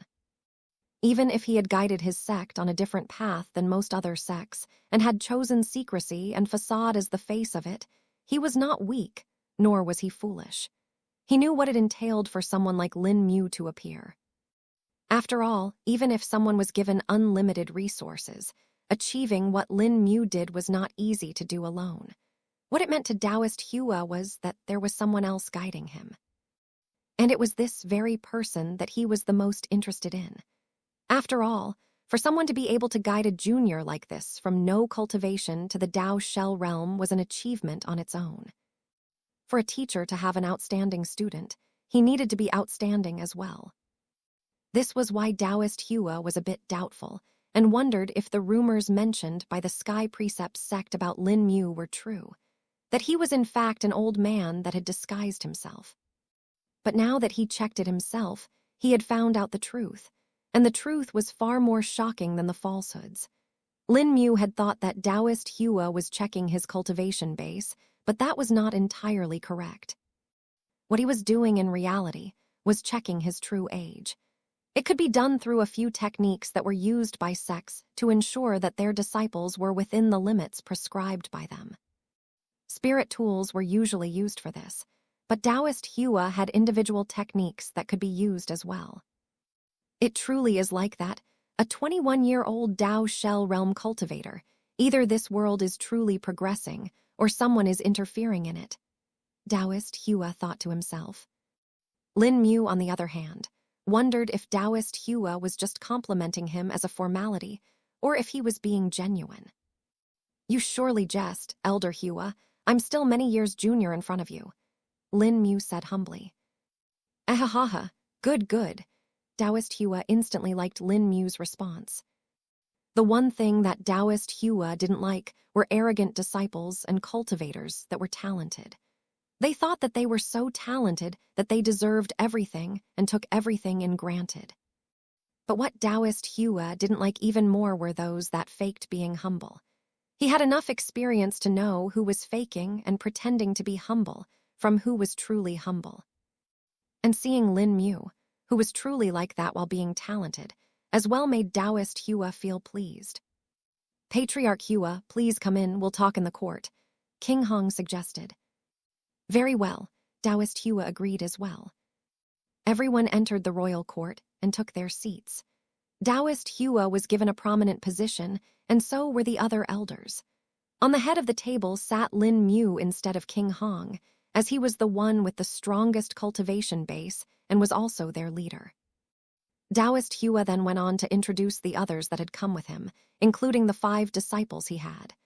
They were named Hua Yi, Hua Hua San, Hua Si, and Hua Wu, in the order of their seniority. Of the 5 disciples, Lin Mu knew Hua San and Hua Wu, of course. Hua Yi was the eldest disciple of them all and was at the adult soul stage of the nascent soul realm. Lin Mu could sense the faint spirit chi fluctuations coming from and found them to be a bit similar to that of Taoist Hua. Even though they were faint, they still seemed to be powerful, similar to the old man. Seems like the eldest disciple is following the same cultivation technique as that of his master, Lin Mu thought. Hua on the other hand, was the only female disciple among the 5 and was at the adolescent soul stage of the nascent soul realm. Hua San and Hua Si were at the child soul stage, and finally, Hua Wu was at the infant soul stage. Though it seemed like Hua Wu was close to a breakthrough as well. The pills and herbs might have helped him a lot more than I thought, Lin Mu thought. Chapter 813. The Noon Grass sect joins the alliance. With the quick introductions done, Lin Mu got to explaining them about the alliance and why they had made it. Lin Mu simply expanded on what Hua San and Hua Wu had already told the elders about it. I never would have thought our suspicions would turn out to be this grave, Elder Balin stated. This was the same elder who had driven the flying ruler and brought everyone here. When the 2 alliances started to ask us to join us, I thought the worst. At least the Long Cloud Alliance reduced their attempts in recruiting us, but the Zither Wind Alliance has been incessant. Even now, we keep on getting invitations to come to visit their sect. They are even providing free resources to us if we come to their sect and discuss the Tao. Taoist Hua spoke. Discuss the Tao, as if they even know what Tao is, another elder scoffed.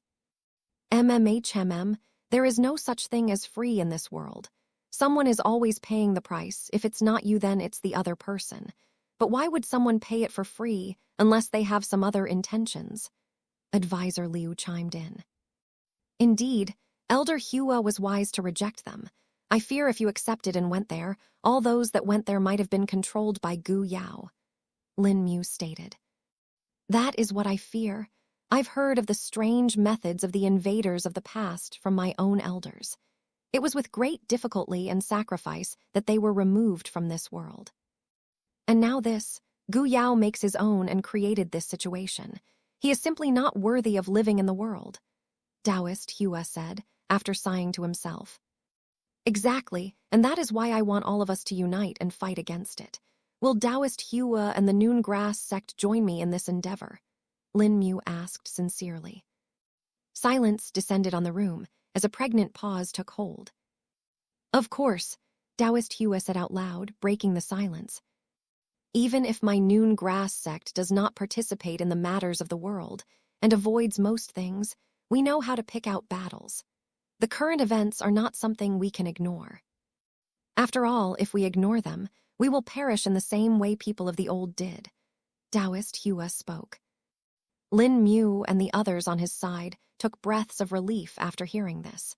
Even though they knew that it was quite likely the Noon Grass sect might agree, there was still some uncertainty to it. Grandfather will be pleased when he hears this. I'm sure he'll like to meet you again, Elder Hua. Jiang Luo spoke in agreement. Taoist Hua's eyes went to the large man. Jiang Luo had lost the wildness he had to him after getting his hair and beard in control. But there was still a little bit of valor in his eyes that was hard to hide. So you are Senior Wei's grandson, are you Jiang An's son? Or Jiang Tan's son? Taoist Hua asked. Jiang An is my father's elder Hua, Jiang Luo replied. Ah, he was a good junior. Very talented too. I dread the day when the massacre of your clan happened. I would have liked to interfere, but the pressure from the other sects made it impossible to act. Taoist Hua said with a hint of empathy in his voice. It is not your fault, Elder Hua, Jiang Luo said, his eyes softening. Those that wronged us shall pay multiple folds. They think the Jiang clan has been eradicated, but we will return, and when we do, we shall show them the power of the Jiang clan, Jiang Luo said in a staunch voice. And I'll look forward to that day. The Jiang clan has contributed greatly to the world and sacrificed a lot. It deserves the best position in the world, Taoist Hua praised. Jiang Luo and the rest smiled upon hearing this and nodded their heads.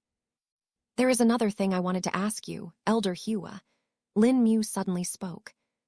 What is it? Elder Hua asked. Since you are of the older generation the same as Elder Jiang Wei, you must know of the immortal Ascension Realm cultivators in our world, right? Lin Mu questioned. Hearing this, the eyes of Elder Hua narrowed. I have some understanding of them.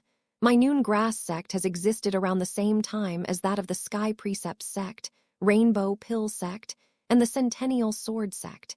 Even if we never had an immortal Ascension Realm cultivator of our own, we do know about them, Elder Hua answered. Then I need to ask you just how many of them are there in the Great Zhou continent, Lin Mu asked.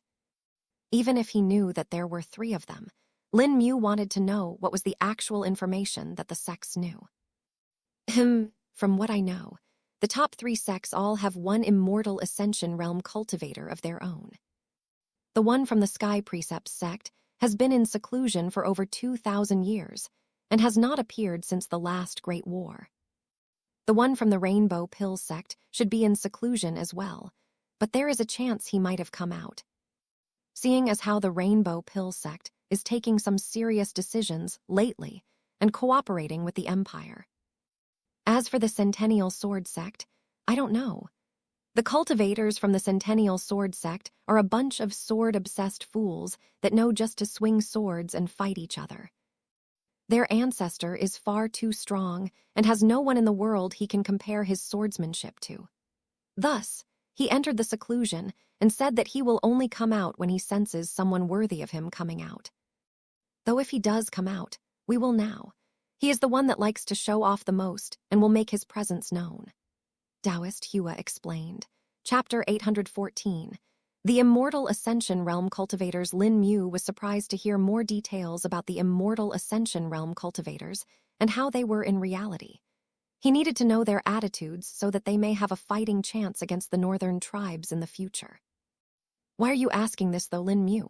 Taoist Hua asked. Because we are going to need them in our fight.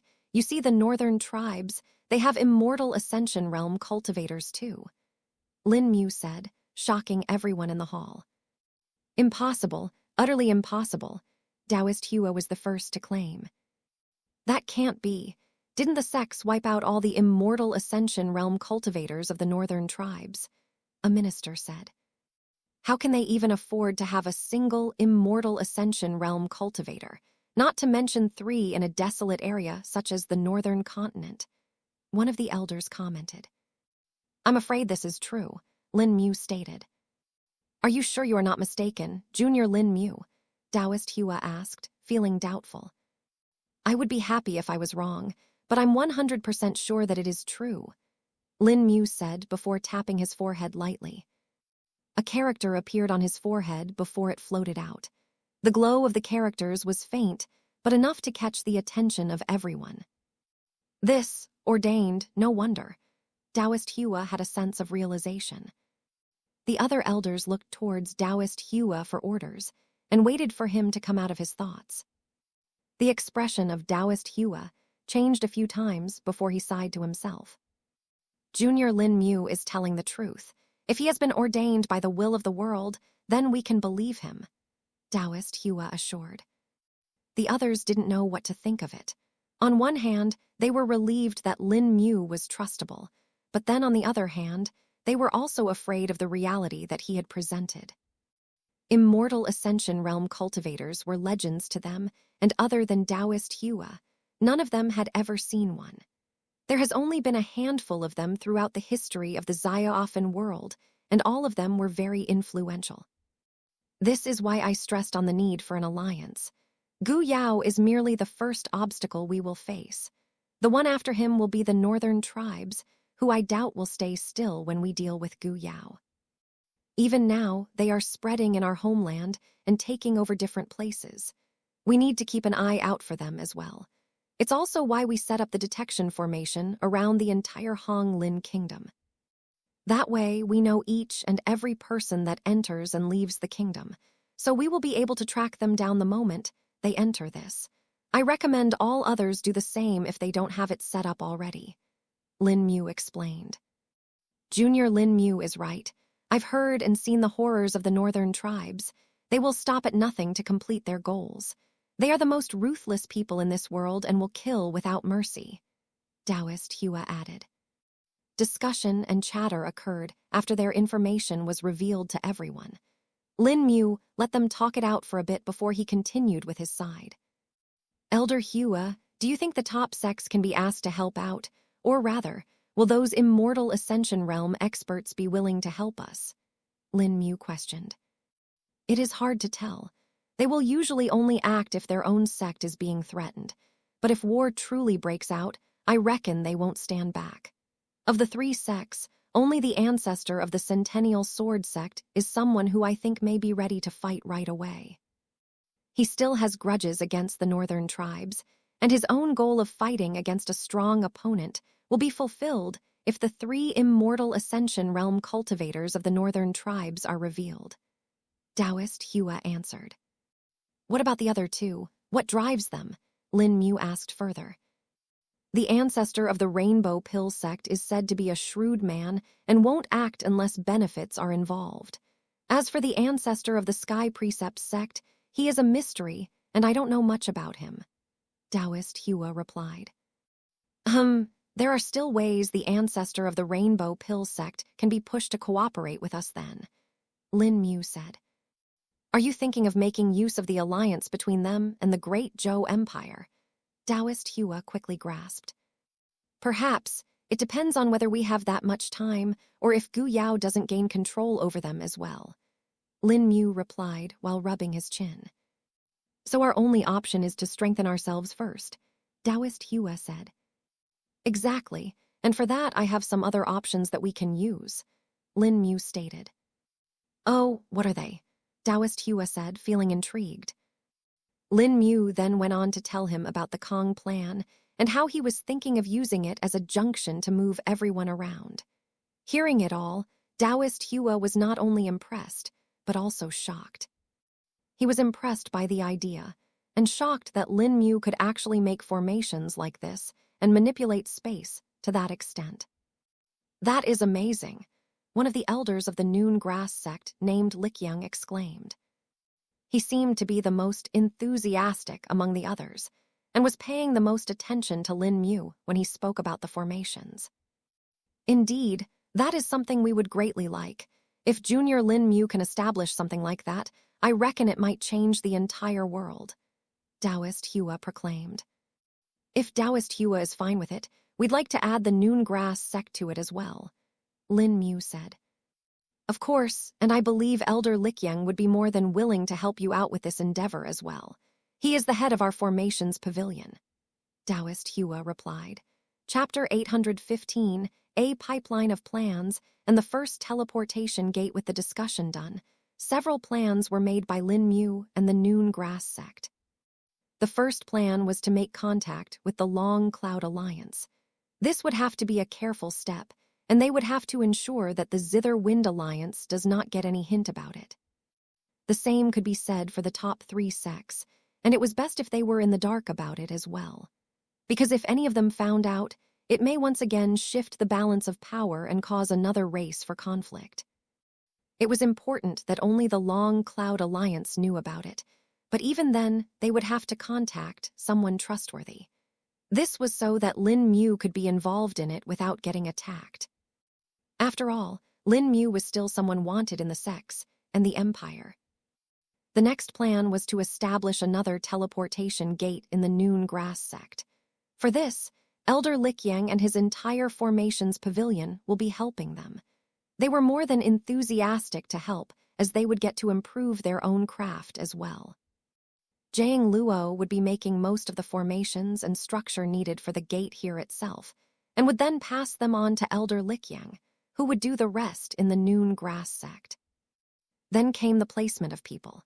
For now, Taoist Hua decided that it would be best if Hua San and Hua Wu accompanied Lin Mu and helped him out with anything he needed, though he also wanted the two to make use of time to cultivate in the Kong Plain.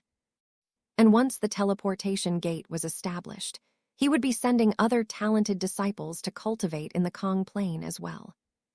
The Noon Grass sect did have a sacred ground of their own that could help in cultivation, but the problem with it was that it would take several decades before it would open again. Thus, it could not be used right now even though they needed disciples to cultivate faster. Though the Noon Grass sect and its elders collectively decided that they would increase the resources given to the disciples so that they could quickly cultivate. They even decided to end the seclusion of several elders and disciples so that they could all go to the great southern forest and hunt for resources. This was something even Lin Mu was interested in, and decided that he would go if the opportunity arose. Except Elder Likyang, Taoist Hua and all the other elders would be heading back to their sect. They would currently focus on contacting the Long Cloud Alliance and see if they could set up a meeting. This greatly lifted the workload from Lin Mu, and he no longer needed to worry about doing that part himself. Once we get some news from Jingaming Shang about the situation in the Shuang Kayan Kingdom and Wu Hai, we will leave for the north, Lin Mu said to Jiang Luo. The two of them were currently alone in one of the courtyards assigned to them. I should be done setting up the teleportation gate for the Hong Lin Kingdom in a few days. After that, I'll prepare it for Noon Grass sect. Elder Likyang will be helping me out, so it should be much faster than before as well, Jiang Luo replied. Lin Mu took a deep breath and looked up at the night sky. The moon was out and no clouds could be seen today. It was a pleasant sight that gave them a little relief from the day's stress. Seems like the day we meet your grandfather again is coming close, Lin Mu spoke. I'm looking forward to it as well. The entrance token is already prepared, so we are covered on that aspect, Jiang Luo informed. Oh, that's good. Though what route should we take for going to your family's ancestral land? I don't think it should be accessible from the normal roads, right? Lin Mu asked. Even I haven't been to that place before, though I do know how to get there. And you're right, the route to get there is not from the normal roads. There are two ways to get there. We can either go directly through the Black Dawn Kingdom, or take another route through the Shuang Kayan Kingdom and leave it through the Northwest Mountains, Jiang Luo answered. I see, then we can finalize what path to take after seeing the condition in the Shuang Kayan Kingdom. If things work out with Wu Hai, we might go there first, and if not, we will directly head to the ancestral lands, Lin Mu said after thinking for a bit. That should be fine, Jiang Luo agreed. With the plans made, Lin Mu discussed a few more minor things with Jiang Luo before returning to the Kong Plain with him. There, Lin Mu focused on his Dao shell, while Jiang Luo worked on the teleportation gate. With each passing day, Lin Mu was getting closer to the shape that he wanted his Dao shell to be and was finding more and more mistakes with it. Zhu Kong told him to be very thorough with it and make sure all the flaws were checked by him before he decided on the final design. Hua San and Hua Wu also started cultivating in the Kong Plain and made use of the resources that were given to them. Since they all knew that a great battle was lying in the future, no one held back on the resources and started using them as much as they could to speed things up. King Hong was also progressing steadily, and so was Little Shrubby. Days passed like this, and Jiang Luo was finally done with making the first proper teleportation gate. This was installed in a special area prepared in the palace and was guarded by many soldiers. It was, of course, a formality, as without the approval of the defensive formations, no one could enter it. Chapter 816. A 6-minute teleportation and the next step of expansion. With the installation of the first teleportation gate completed, the first thing Jiang Luo and Lin Mu did was to let the others visit the Kong Plain as a test.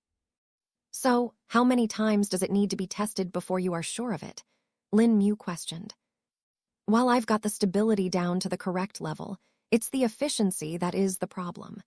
The time needed for the teleportation will be different, and that is what I need to tweak. I reckon 10 tests should be enough to get a judgment. Jiang Luo spoke. All right, let's see how it works. Lin Mu spoke. The 10 people who were going to enter the Kong Plain stood in the teleportation circle and waited for it to activate. This was the flaw that happened with the teleportation gate. While Lin Mu could take many people with him to the Kong Plain instantly, the same couldn't be done with the teleportation gate. Its size was enough for only 10 to 15 people to stand in it, and it would not be instantaneous travel. They would need to wait for a few minutes for the formation to fully activate and send them. It was this very time needed for the formation to work that Jiang Luo wanted to tweak. Finally, the formation activated, and the 10 people were sent to the Kong Plain. 12 minutes, that's not good. Lin Mu spoke after seeing the time needed. While it's fine in a non-stressful condition like this, I don't think it will be good in a battle or something like that, Jiang Luo said. Indeed, see if you can improve it, Lin Mu said before taking his leave. Jiang Luo got to work and made several more improvements before it was finally at a decent enough time. So how much is it now? Lin Mu questioned, having returned. See for yourself, Jiang Luo said, and activated the formation. The soldiers that were volunteering this time looked on in nervousness as the fomentation below their feet activated and glowed. The spirit chi swirling around them was many times more than what they had in their cultivation base, and thus made them feel even more nervous. After all, these soldiers were mere chi-refining realm cultivators and weren't particularly strong.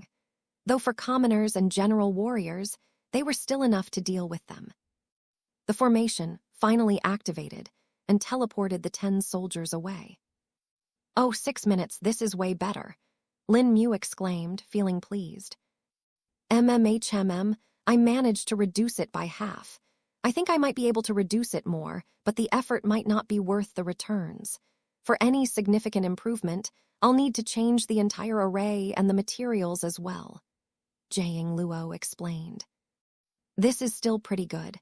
After all, the time will be 6 minutes for any distance, whether it be a few meters or a few thousand kilometers, Lin Mu praised. Thank you, Jiang Luo said with a smile. Guess it's time to make the second one now, for the noon grass sect, Lin Mu stated. I got the basics ready, and Elder Likyang has learned some parts of it as well.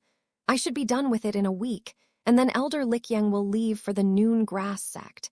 We can begin our return to the north as well then, Jiang Luo spoke. Yes, Jingaming Shang has also sent us some reports regarding the Shuang Kayan Kingdom. The situation there, while a bit sensitive, is starting to normalize. Whatever Wu Hai did, he has managed to handle it well enough, Lin Mu replied. Oh, seems like the little merchant showed his worth, Jiang Luo said in a surprised tone. I thought you approved of him since he was trusted by your grandfather, Lin Mu asked. People change, and it's always good to be cautious, Jiang Luo replied. Lin Mu nodded his head and thought that Jiang Luo was correct too. We now have a communication channel with Wu Hai, but using it will probably get it exposed, so we can only use it once. The informant that made contact with Wu Hai has said that there are certainly a lot of suspicious people around Wu Hai, and they are watching his every move. There are some rumors in the public that Wu Hai has committed patricide for fortune. While it is true, we cannot let it ignite any incidents. That's why it's best if we keep the contact channel for when we truly are ready, Lin Mu explained. That's harsh. At least we can now retreat whenever needed with the Kong plane, Jiang Luo said. Indeed, the Kong plane will be the godsend for our victory, as long as we can make good use of it, Lin Mu agreed. With the discussion done, Jiang Luo got to making the second teleportation gate that will be placed in the Noon Grass sect and was done in about a week. Elder Likyang had already been explained to how it should be installed and was ready to leave now. Elder Likyang, hope your journey goes well, Lin Mu said as he looked at the elderly man. You do not need to worry, Brother Lin Mu. I'll get to the Noon Grass sect as soon as possible. Patriarch Hua is also working on talking with the Long Cloud Alliance and is in contact with a few people that may be willing to cooperate, Elder Likyang replied. Very well. Just tell us if anything occurs. The new communication jade slips should work for both of us even at that distance, Lin Mu spoke. Yes, I shall take my leave now, Brother Lin Mu, Elder Likyang stated. Farewell, Lin Mu, Jiang Luo, King Hong, and the few others that were in the hall said together.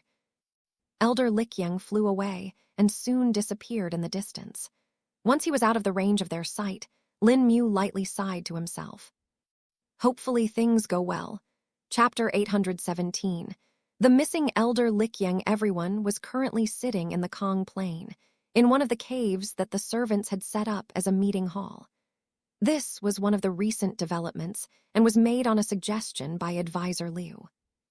He said that since the Kong Plain will be used as a junction for many locations, it will be better to have a meeting hall for the Alliance right here, and that was exactly what Lin Mu got set up. Clearing up some of the rocks in the cave for making the hall took Lin Mu barely a few minutes, and the rest of the work was simply done by the servants that Advisor Liu sent in. The formations were easy to set up as well as Lin Mu simply needed to expand on the already existing ones. Since he was already the owner of the plane, it was a piece of cake for him. 2 weeks had passed since Elder Likyang had left for the Noon Grass sect. Lin Mu and Jiang Luo had gone a bit anxious since they had received no message since that day and were a bit worried. They had tried contacting Elder Likyang as well, but they received no response. Do you think he may be in danger? Advisor Liu asked. It's possible, but if he was in trouble, he should have contacted us at the very start, Lin Mu replied. What about the others at the Noon Grass sect? Do they know anything? We still have a contract with them, right? Jiang Luo asked. I've talked with the master and the other elders. They are worried about Elder Likyang too, Hua-san replied. Just what could it be? Lin Mu thought as he fiddled his fingers. For a Dao Shell Realm cultivator like Elder Likyang to be unable to contact us, it should have been something that either knocked him out directly or managed to trap him somehow. Lin Mu tried to think. What are the likely dangers that he can face on his way there? Do you know of them? King Hong questioned the Noon Grass disciples. While there are dangerous areas on the way to the Noon Grass sect, most of them are something that shouldn't trouble a Dao Shell Realm cultivator like Elder Likyang, Hua-san replied. What about beasts? Are there any that can threaten them? One of the ministers questioned. There are a few areas where nascent soul realm beasts live and are dangerous to the average cultivator, but for Elder Likyang, it is still simple to bypass or fight them. Hua-san answered again. Everyone discussed and tried to figure out the reason behind the lack of communication, and it finally reached a point where they could not go forward. That's it. We'll end this for today. No use discussing it further. All we can do now is wait, Lin Mu said, dismissing everyone. As you wish, Senior Lin Mu, everyone said and started to leave. Lin Mu sighed and felt a hand on his shoulder. We'll figure something out, don't worry, Jiang Luo said. I know, but I just feel like we should have gone along with him as well. At least that way we would have finished the task, even if we would have lost some time, Lin Mu said. We shouldn't try to do everything ourselves when we have people to help us. You should know that it is a very inefficient way of running things by now, Jiang Luo explained. I know, Lin Mu said in a low voice. Tilde. But just as he finished saying that, he felt the communication jade slip on his waist, hum lightly. His eyes went wide and he immediately grabbed onto it. Jiang Luo watched Lin Mu and waited for him to be done. "What is it?" Jiang Luo asked, after waiting for 5 minutes and seeing no response from Lin Mu. Lin Mu opened his eyes that had a sharp look in them. "Get ready, we are leaving for the south," Lin Mu stated. "But what happened?" Jiang Luo questioned. "Elder Likyang, he's likely trapped in some ruins in the broken sand desert," Lin Mu answered. "Huh, who told you this?" Jiang Luo asked as ideas appeared in his mind. "It was Elder Hua. He is currently in the Long Cloud sect discussing a meeting with them. He learned there that an old ruin with the inheritance of an old expert named Kushao has reappeared. The site where it appeared is in the broken sand desert, which is before the Noon Grass sect. It is quite likely that Elder Likyang is trapped there. If it is anything like an inheritance ground, it should probably restrain people inside till the task is completed," Lin Mu answered. Jiang Luo furrowed his brows as he recalled the name Kushao. "I never would have thought the ruins would appear again. They were thought to be lost after the last time they opened. Some disaster was said to have happened then which closed them forever, and they disappeared in the broken sand desert," Jiang Luo remembered. "That's what I'm worried about. If it is a different plane like the Kong plane, then Elder Likyang may truly be trapped. After all, the formation arrays of the ruins were already damaged," Lin Mu explained. "If that's true, then we need to hurry. Do they have any idea how long Elder Likyang may have been in there?" Jiang Luo asked. "It should not have been that long. It takes 2 days from the broken sand desert to reach the Noon Grass sect, and it's been 2 weeks since he left, so at most he should have gotten trapped 5 or 6 days ago," Lin Mu replied. And I'm guessing if the Long Cloud sect knows about it, the other sects do as well," Jiang Luo asked. "They do, of course," Lin Mu said in a slightly tired tone. "That means we will have to be careful there. We will probably have eyes on us. The sect disciples won't let this chance go to get some more inheritances," Jiang Luo guessed. "We'll need to prepare." Chapter 818. Leaving for the broken sand desert, the news about Elder Likyang being trapped spread quickly among Lin Mu's allies, and they all prepared for the journey that Lin Mu was going to embark on. "Senior Lin Mu, will it really be fine for you to go there alone?" Hua Wu asked. "I'm not going alone. Jiang Luo and Little Shrubby are coming," Lin Mu replied. "They are? That will be good then." Hua Wu took a breath of relief. Since even Elder Likyang, who was at the Dao Shell realm, had been trapped at the ruins, no one was now thinking that a cultivation base like that was enough to be safe. Thus, they did not want Lin Mu to leave alone. "I've contacted Master and the elders in the sect. They will be joining you at the ruins as well. Many other sects have already sent out their disciples or are sending them out to explore the ruins. You can join them to mix in," Hua-san informed. That will be a decent disguise," Lin Mu spoke.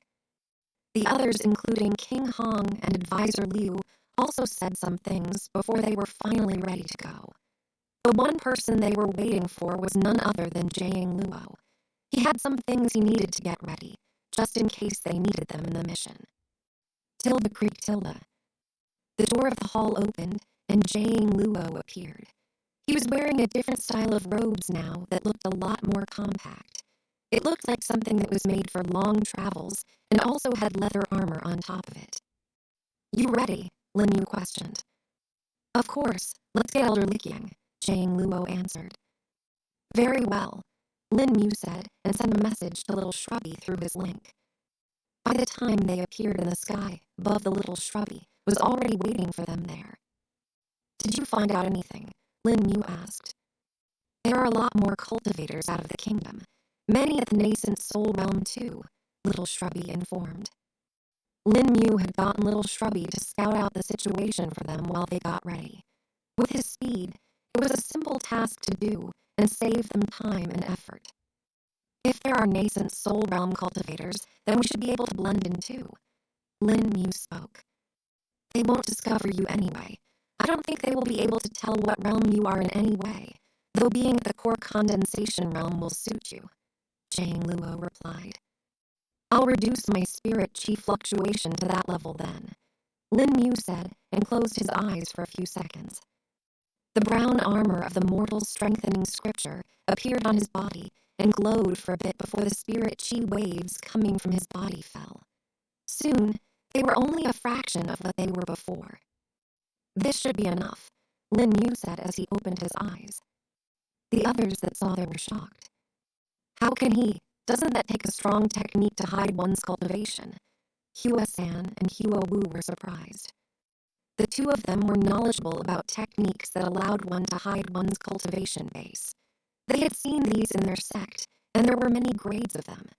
They themselves knew one as well, and had used it while they were entering the Honglin capital. But Lin Mu's was on a completely different level than the one they had.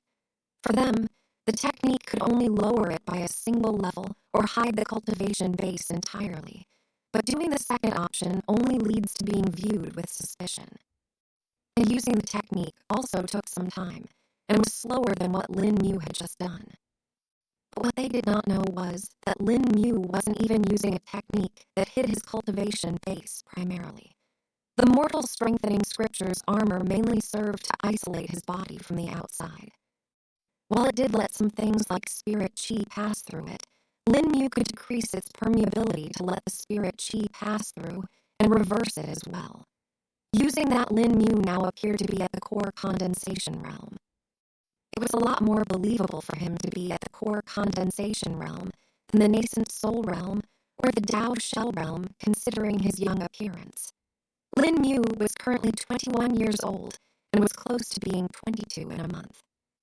No one would believe him to be at those cultivation bases, but with his appearance, he could still pass off for someone that was in his 30s or 40s, since cultivators aged slowly as well. This way, the chances of suspicion would be less. Though if things really went south, Lin Mu had no fear and was ready to take them on directly. He already managed to kill a strong beast like the troll when he was at the adult soul stage. He was more than confident of taking down anyone as long as they weren't at the Tao treading realm. Lin Mu asked a few more details from Little Shrubby about what he saw, and then finally decided to leave. Take care, Senior Lin Mu, Advisor Liu and King Hong wished. Don't put yourself in any unnecessary trouble, Senior Lin Mu. It isn't your responsibility to save an elder of our sect. Master will act himself as soon as he is freed from the Long Cloud sect, Hua-san said with concern. No, if I can't help my allies when they are in distress, there would be no meaning to this alliance, Lin Mu stated with determination. That's right, Jang Luo chimed in.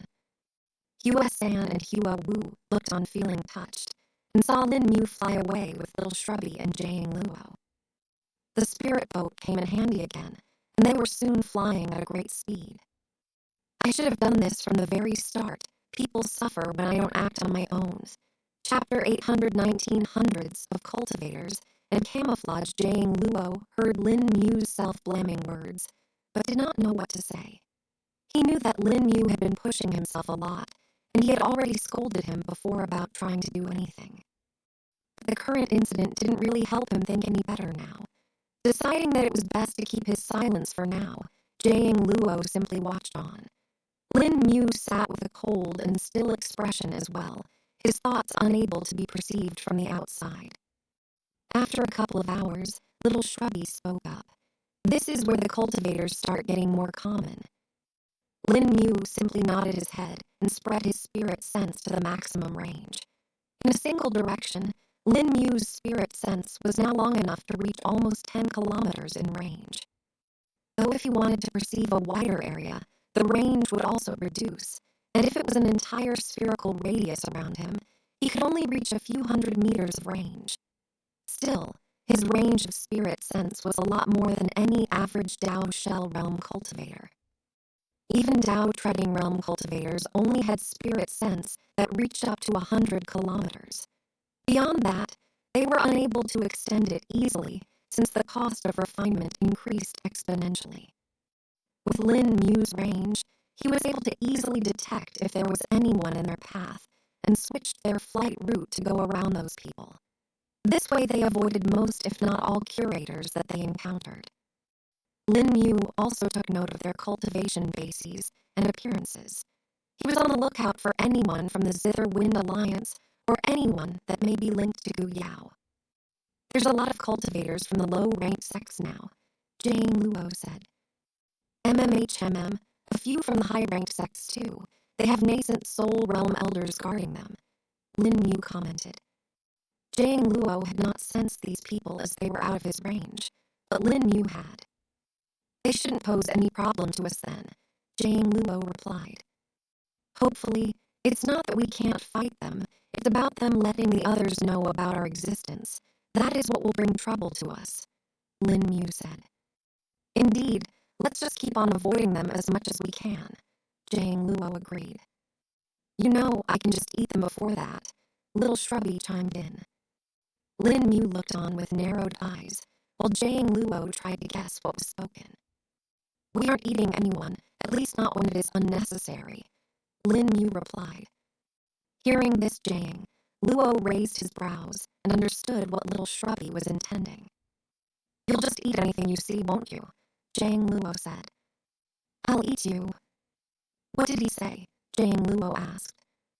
Just ignore him, Lin Mu replied. Jane Luo squinted his eyes before looking away.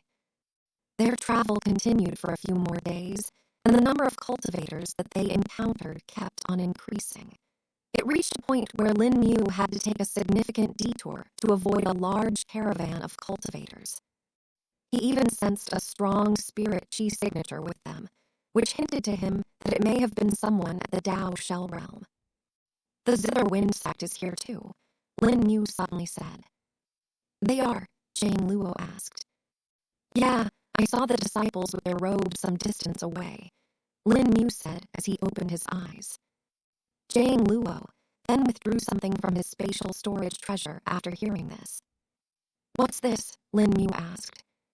Something that I guessed would come in handy for us now, Jane Luo replied before flipping open the object he had in his hands. It looked like a flat rectangular box, but after it opened, one could see the fine runes inscribed in it. There were also some uniquely carved stones embedded inside the box. Jane Luo placed the box in the center of the spirit boat and tapped it in certain spots before it activated. A spherical membrane extended out from the box and covered the entire boat. Soon the membrane changed color and foggy mist appeared on it. It increased in density and soon turned into a cloud. A camouflage, Lin Mu asked. Now take us to the sky. This will not last that long. It's best if we cover as much distance as we can, Jane Luo replied. Very well, Lin Mu said before controlling the spirit boat or rising up to the sky. It picked up speed again and started to move directly to the desert. With the camouflage, it was easier for them to hide in the clouds that were spread in the sky. Not many people would pay attention to the clouds anyway, and at the speed that Lin Mu was flying, it was hard to notice them anyway. The only ones that had the chance of doing so were those at the Dao Shell realm or someone at the nascent soul realm that had a strong perception ability. Even then, they would not look up at some random cloud, as these elders would rather pay attention to their disciples and protect them from danger. This allowed Lin Mu to cover the distance far quicker, and in less than a day's time, they were already in the broken sand desert. Tilde. The power of the camouflage died down, and the illusion faded away. Jane Luo put away the box and looked down at the vast desert that was filled with yellow sand and patches of flat, hard ground. This was the broken sand desert and was one of the 3 deserts of the Great Zhou continent. There were barely any clouds in the sky, thus their camouflage would not have worked as well anyway. We'll go on foot from here. It will be easier and less noticeable, Lin Mu stated. Where's the noon grass sect waiting for us? Jane Luo asked. They said they have set up camp about 10 kilometers away from the Kusha ruins. We will meet up there. Lin Mu replied chapter 820. The situation at the Kusha ruins. How long do you think it will take Senior Lin Mu to arrive? One of the disciples of the noon grass sect questioned. According to the last we were informed, he should be reaching us in a day or 2. Another disciple that seemed to be the leader this time spoke. The disciples all seemed to be a bit nervous and couldn't help but look in the distance. The camp of the Noon Grass sect was located some distance away from the camps of the other sects and powers that had arrived in the area. Everyone wanted to take advantage of the ruins and try to obtain some fortune inside. Unfortunately for them, even if the ruins had appeared, it didn't mean that they could enter it right away. The main entrance of the ruins was still blocked by several complex formations that had not opened. There were many cultivators trying to figure it out and unlock it, but it was not something that would be done so easily. That was entirely the reason why they were all setting up camps, instead of directly entering the ruins. Hopefully they arrive here before the ruins open. We don't know what kind of a situation Elder Likyang is in. Another disciple that was wearing a pair of gauntlets spoke. About that, I heard that the ruins may open automatically in a week or so, but the others still want to try and see if they can do it beforehand. Don't they know it's dangerous? Why are they still doing it? A female disciple questioned. Everyone in this world strives for resources and fortune. Even if one is born with it, more fortune is always necessary if one wants to keep on growing stronger. That's why even if the ruins might open automatically later, they still want to bet on obtaining more of it early on by doing this. After all, if they become lucky and enter it, they will have the best harvest. Suddenly, a voice was heard from the side. All the disciples became alert and looked towards it, only to find an elder standing there. Elder Wmin. The disciples identified the man. You're back.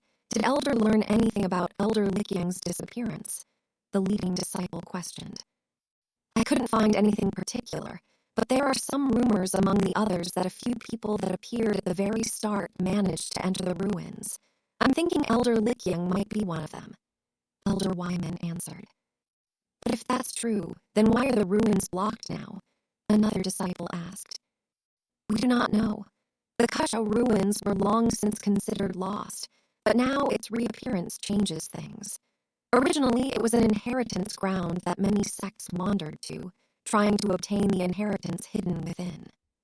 Some succeeded, many failed, but they still kept on trying over the years. The Kasha ruins would appear and disappear every 100 years normally, but they haven't appeared since the disaster 500 years ago. They were considered to have been destroyed entirely. But now we know that it's not true. They were simply damaged enough that they do not function the same. That is also probably why its entry is broken and random now. There are chances that it may randomly open up even now and allow some people to enter. Elder Wyman explained. Then will we have to wait for that? What will we do if Senior Lin Mu is not here till then? He-yun, the leading disciple, asked for guidance. That is something we can only leave to fate. We can simply hope that the fates favor us this time and Junior Lin Mu appears before that. Elder Wyman replied in a tired tone. It will still take a day at the very least. I don't know if we are in luck this time. A disciple who was meditating in the side spoke in a low voice. Don't speak if you have nothing good to say, and jinx it, the female disciple next to him said. Tilda whoosh Tilda. At the same time, wind started to blow, and the tent that everyone was sitting on shook. Why the sudden wind? Hu-yun wondered. Senior Yun, they are here. A disciple that was scouting in the distance called out. Elder Wyman raised his brows and appeared outside to check. The other disciples appeared as well, and they could see a red stream approaching them at great speed. It was knocking up winds that reached all the way to them. Tilda mush Tilda. The red streak tried to slow down and blew away a lot of sand before finally halting near the tent. Its braking had caused a small hill of sand to get accumulated in front of it. Everyone approached it and saw none other than Lin Mu, Jaying Luo, and Little Shrubby. Lin Mu was sitting on Little Shrubby, while Jaying Luo was holding on to his back, stuck like a koala bear. We're here, you can let go now, Lin Mu spoke lightly. Jaying Luo opened his eyes and took a breath of relief. He looked towards Little Shrubby and huffed before looking away. I'm never doing this again, Jaying Luo stated. I don't want it either, Little Shrubby said with a growl. Lin Mu saw the little banter between the two and could only shake his head. He decided to focus his attention on the task at hand and saw the noon grass sex people standing around them. Elder Wyman, Lin Mu greeted with cupped hands. Junior Lin Mu, you managed to reach us before time, Elder Wyman said, still finding it a bit unbelievable. Yes, thanks to Little Shrubby here, we cut down on a few days' time, Lin Mu said casually. Little Shrubby lifted his head, feeling proud. What is the situation right now? Lin Mu questioned. It's like this. Elder Wyman then went on to explain the way the ruins were working and the other powers that had arrived in the area. After hearing everything, Lin Mu couldn't help but furrow his brows. No matter what, we have to enter it first. Chapter 821, A Path of Entry. Hearing Lin Mu's determined words, Elder Wyman didn't know what to say. We would greatly like that too, but the current situation is not really conducive to that. There are top sects here already, and they have their best formation masters here trying to unlock the formation that is blocking the entrance. They were evidently targeting anyone that manages to enter first. We are still not done making the alliance with the Long Cloud sect, so we will probably be targeted. All the other sects that are here are either under the Zither Wind Alliance or the Long Cloud Alliance. The top 3 sects have nothing to fear and can't be targeted. As for the weaker sects, they are unable to enter before us, so they are not considered. But the people in the alliances will band together against us, Elder Wyman explained. Elder is right, even if we have the ability to open the formations. We would have to go to the area where everyone else is doing the same.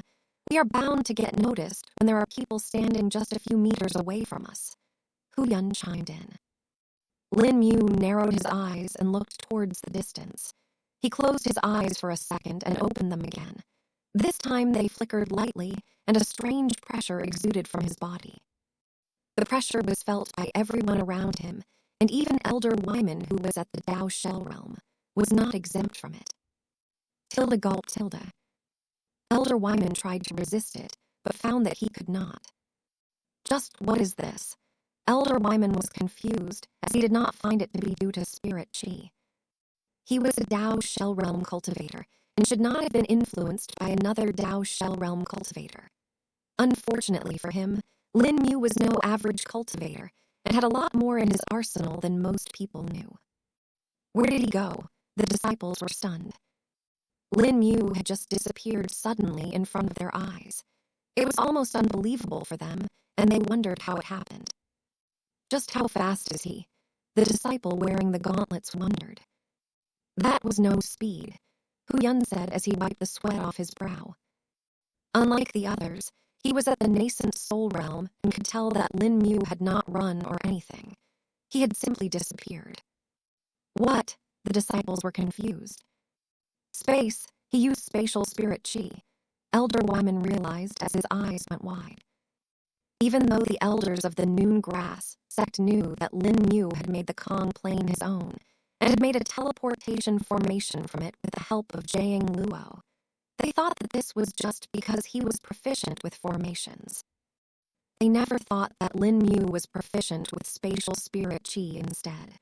This was out of their normal thinking, and no sane person would think of it directly. Even the elder only thought of it, since he could sense it very clearly at his level. The disciples were taken aback and didn't know what to make of this. While they had learned of the space element, they also knew that it was something beyond the use of most cultivators. One had to be at the nascent soul realm to even be able to touch upon the very basics of it, and needed to have a strong spirit sense to feel it. Jiang Luo, who had seen the same string of events a few times before, simply rolled his eyes and spoke. He'll be back. We just wait.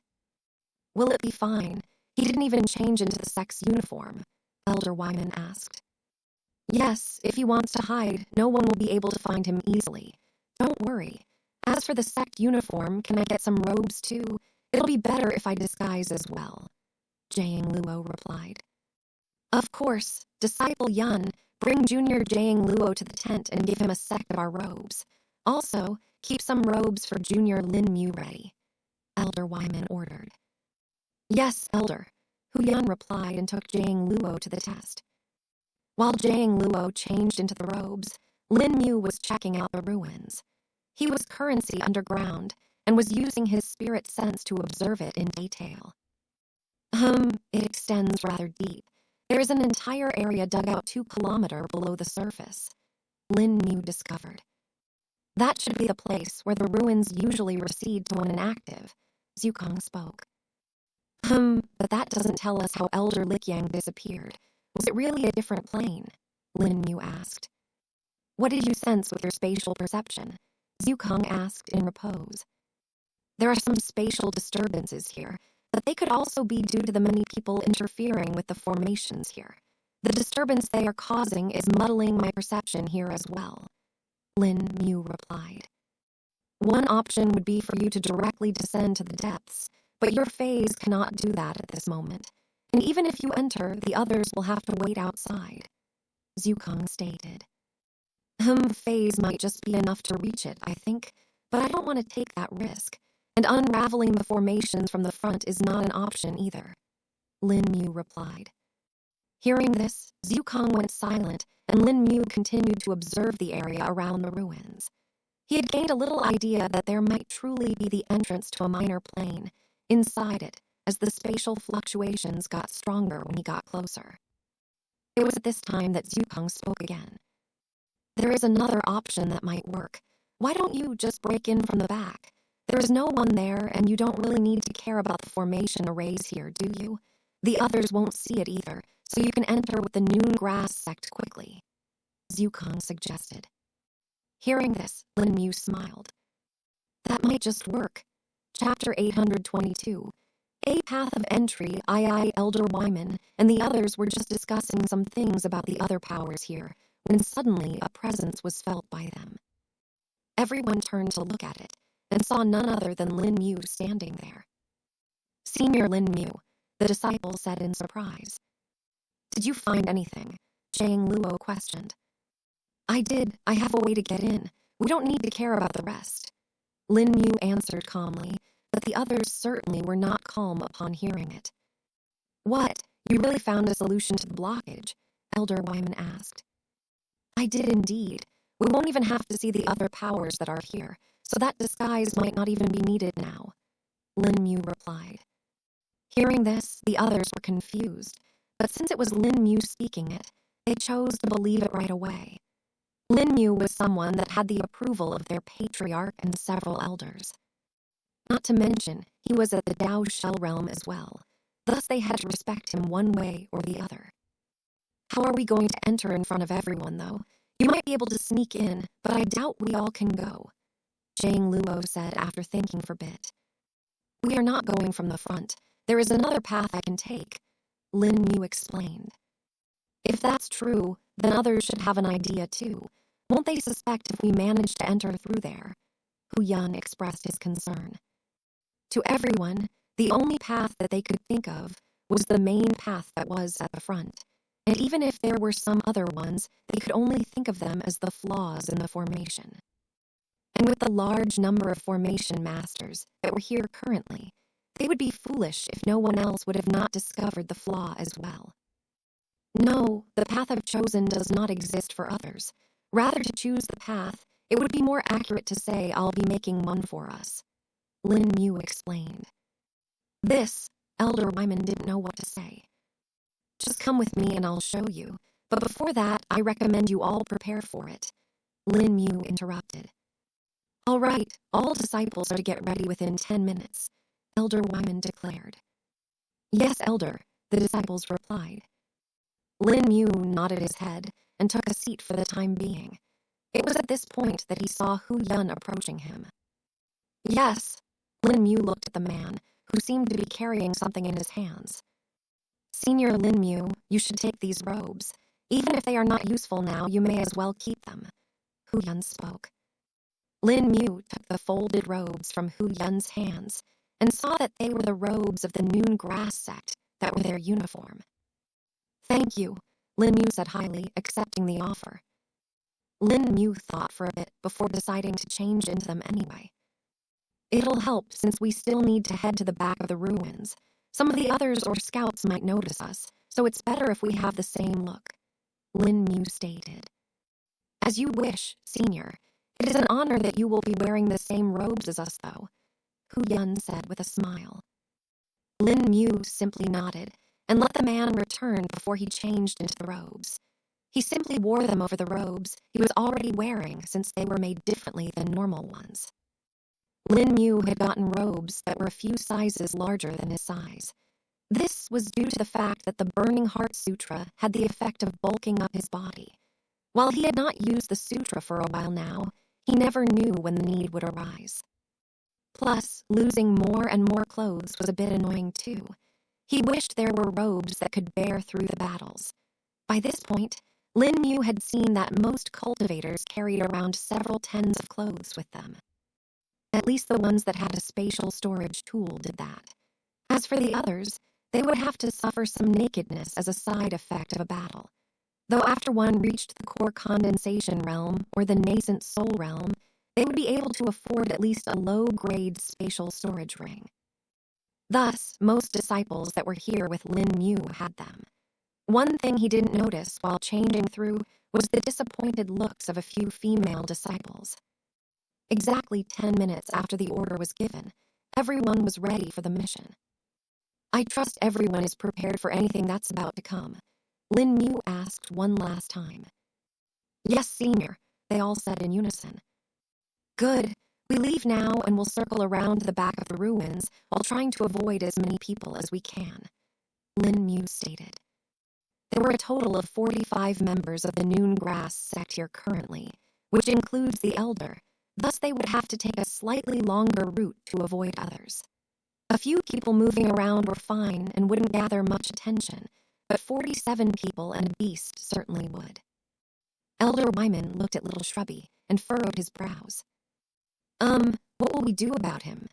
Elder Wyman asked while pointing to Little Shrubby. Oh, it won't be a problem. They can't see him once he starts running, Lin Mu said and gestured to Little Shrubby, who gave a little growl before leaving. In just a few seconds, Little Shrubby had disappeared off the horizon, leaving them stunned.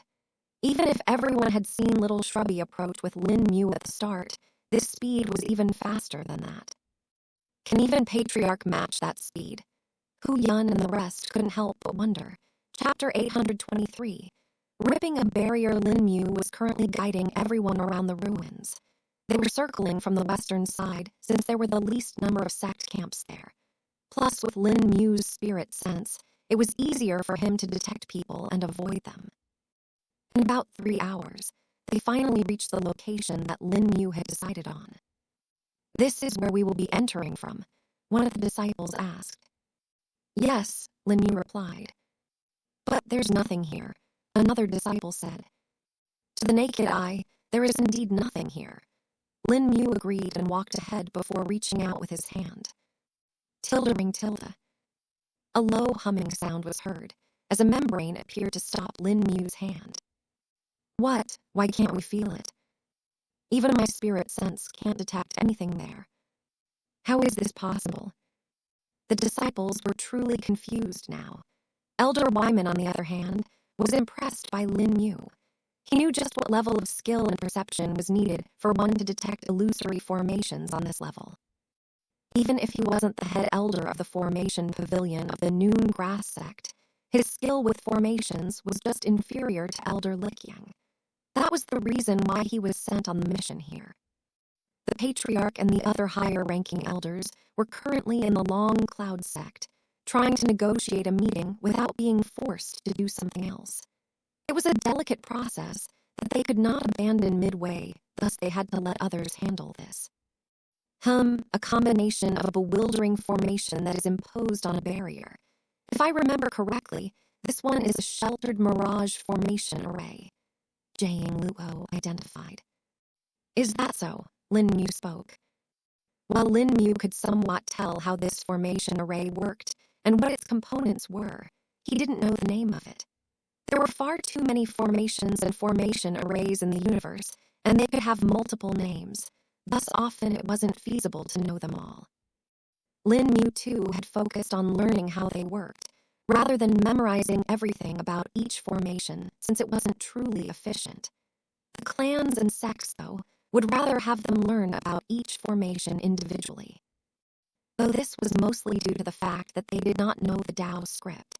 If one knew Tao's script and could use it, the best way to learn the formations was to learn from the runes and inscriptions. That way, even if you encountered a completely unknown formation, you would still be able to figure out its functions and workings. Do you know how to get in? Elder Wyman asked Jiang Luo, since he seemed to recognize the formation. I do, but unraveling this formation array will take at least 5 days, Jiang Luo said, much to the disciples' shock. Plus, it is expanded in a rather large area, so finding the nodes will also take a while and they might be located in different areas, he added. How are we supposed to enter without alerting others then? I don't think we can wait for 5 days either, Elder Wyman said with concern. The other disciples were the same, and didn't know why Lin Mu had brought them here if it was not possible to enter. I'm sure Lin Mu has a solution to this, Jiang Luo said while taking a look at Lin Mu. Don't you? He asked. Of course, Lin Mu said with a nod. His spirit sense spread around and observed everything in the area all at once. When his spirit sense spread over the disciples, they couldn't help but shudder. They felt like all their secrets had been revealed just now. Their defenses against spirit sense probes were nothing but air in front of Lin Mu. He didn't even look at them intentionally. His spirit sense was simply far too refined for them to be able to resist it. A minute later, Lin Mu had gotten what he wanted and opened his eyes.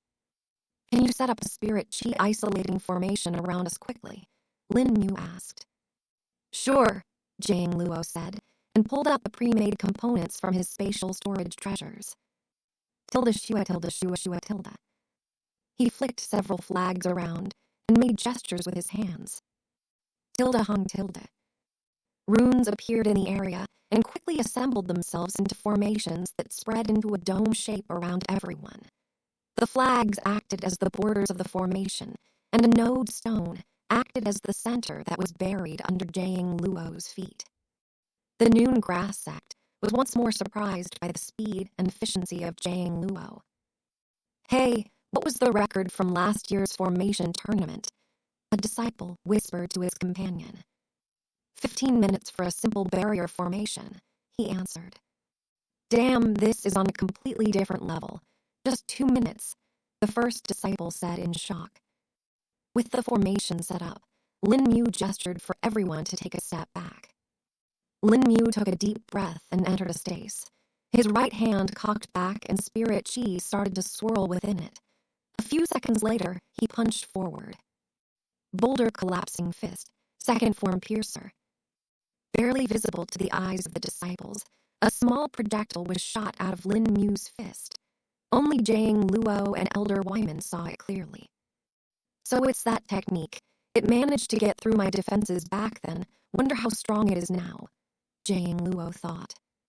The needle easily pierced through the barrier, as if it were an eggshell. The moment this happened, the formation quickly tried to repair itself. Not so fast, Lin Mu said before blinking right in front of him. Tilde dang tilde. Lin Mu thrust his hands into the small gap that was made by the needle and was now closing up. Ha! Lin Mu turned his hands to the side and pushed them in further.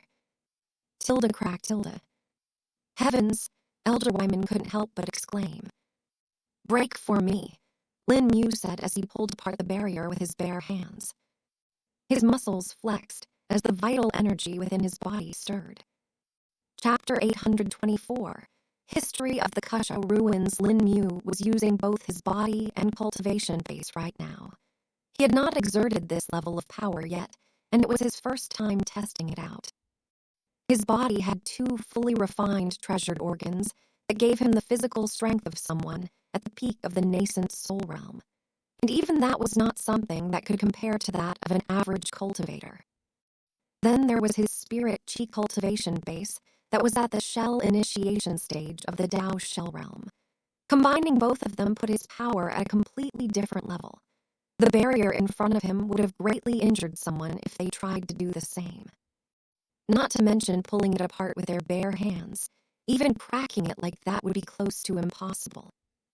Why, shatter, Lin Mu said as his power increased by another level. A loud breaking sound was heard, and it seemed as if some glass had been broken. The jaws of all the Noon Grass sect, remember, dropped at seeing this.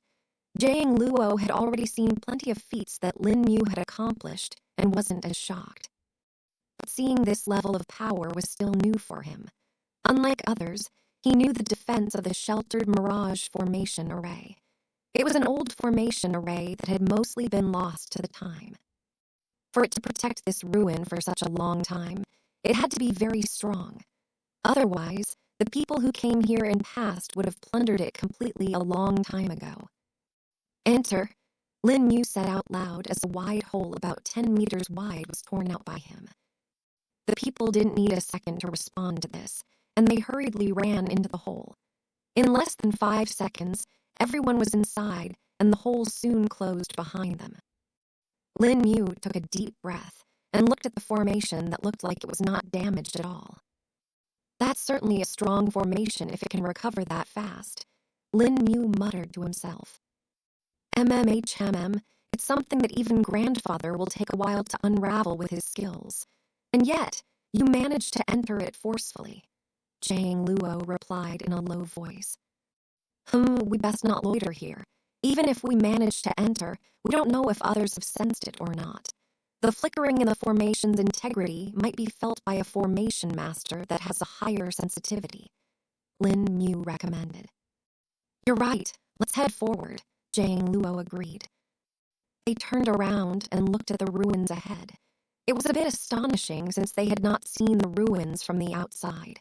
It looked like there was just endless desert in front of them.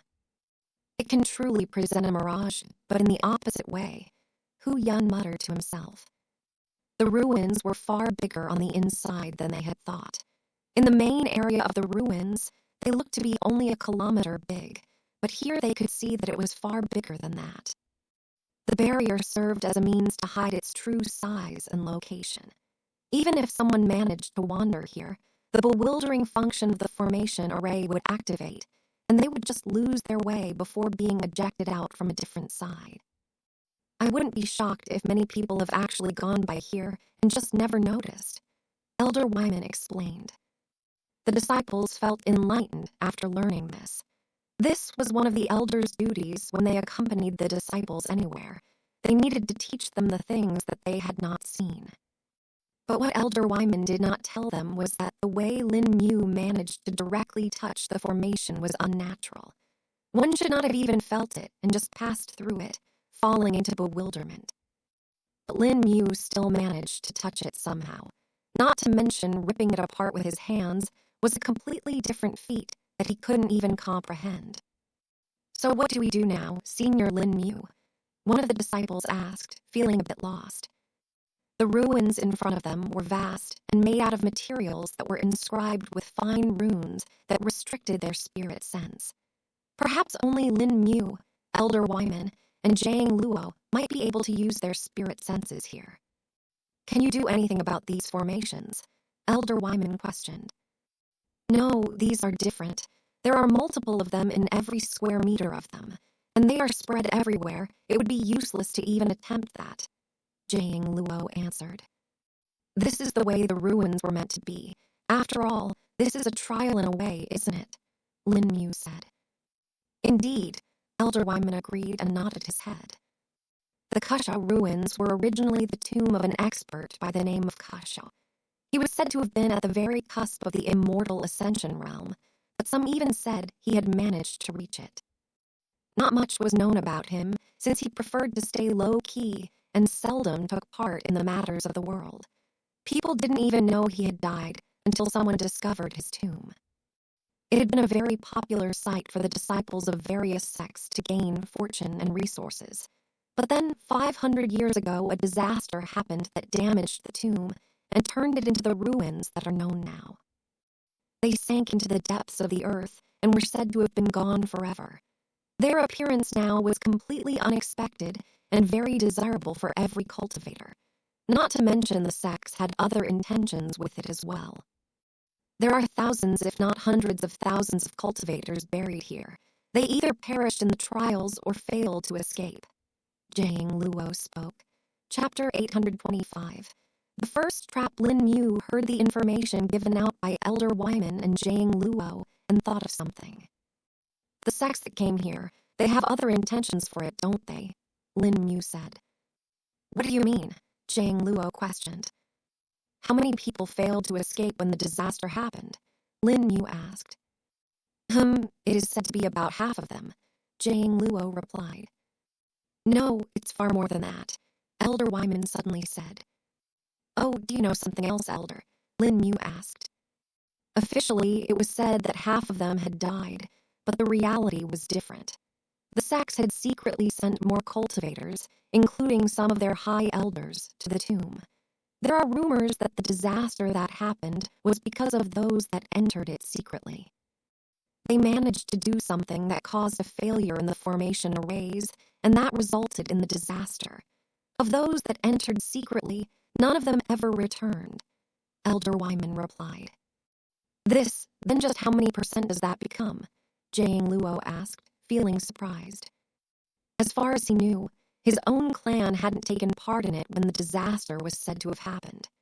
His grandfather was still the patriarch back then, and had chosen to avoid sending his people to the tomb because of the ongoing conflicts with the northern tribes. There were many orders that they needed to fulfill, thus they could not go then. But when the news about the disaster spread, everyone in the clan couldn't help but take a breath of relief. If we consider the number of people, and add both the ones that entered official and the ones that did so secretly, the numbers of people that never escaped is at around 90%, Elder Wyman answered. No wonder, Lin Mu said as the things started to make sense to him.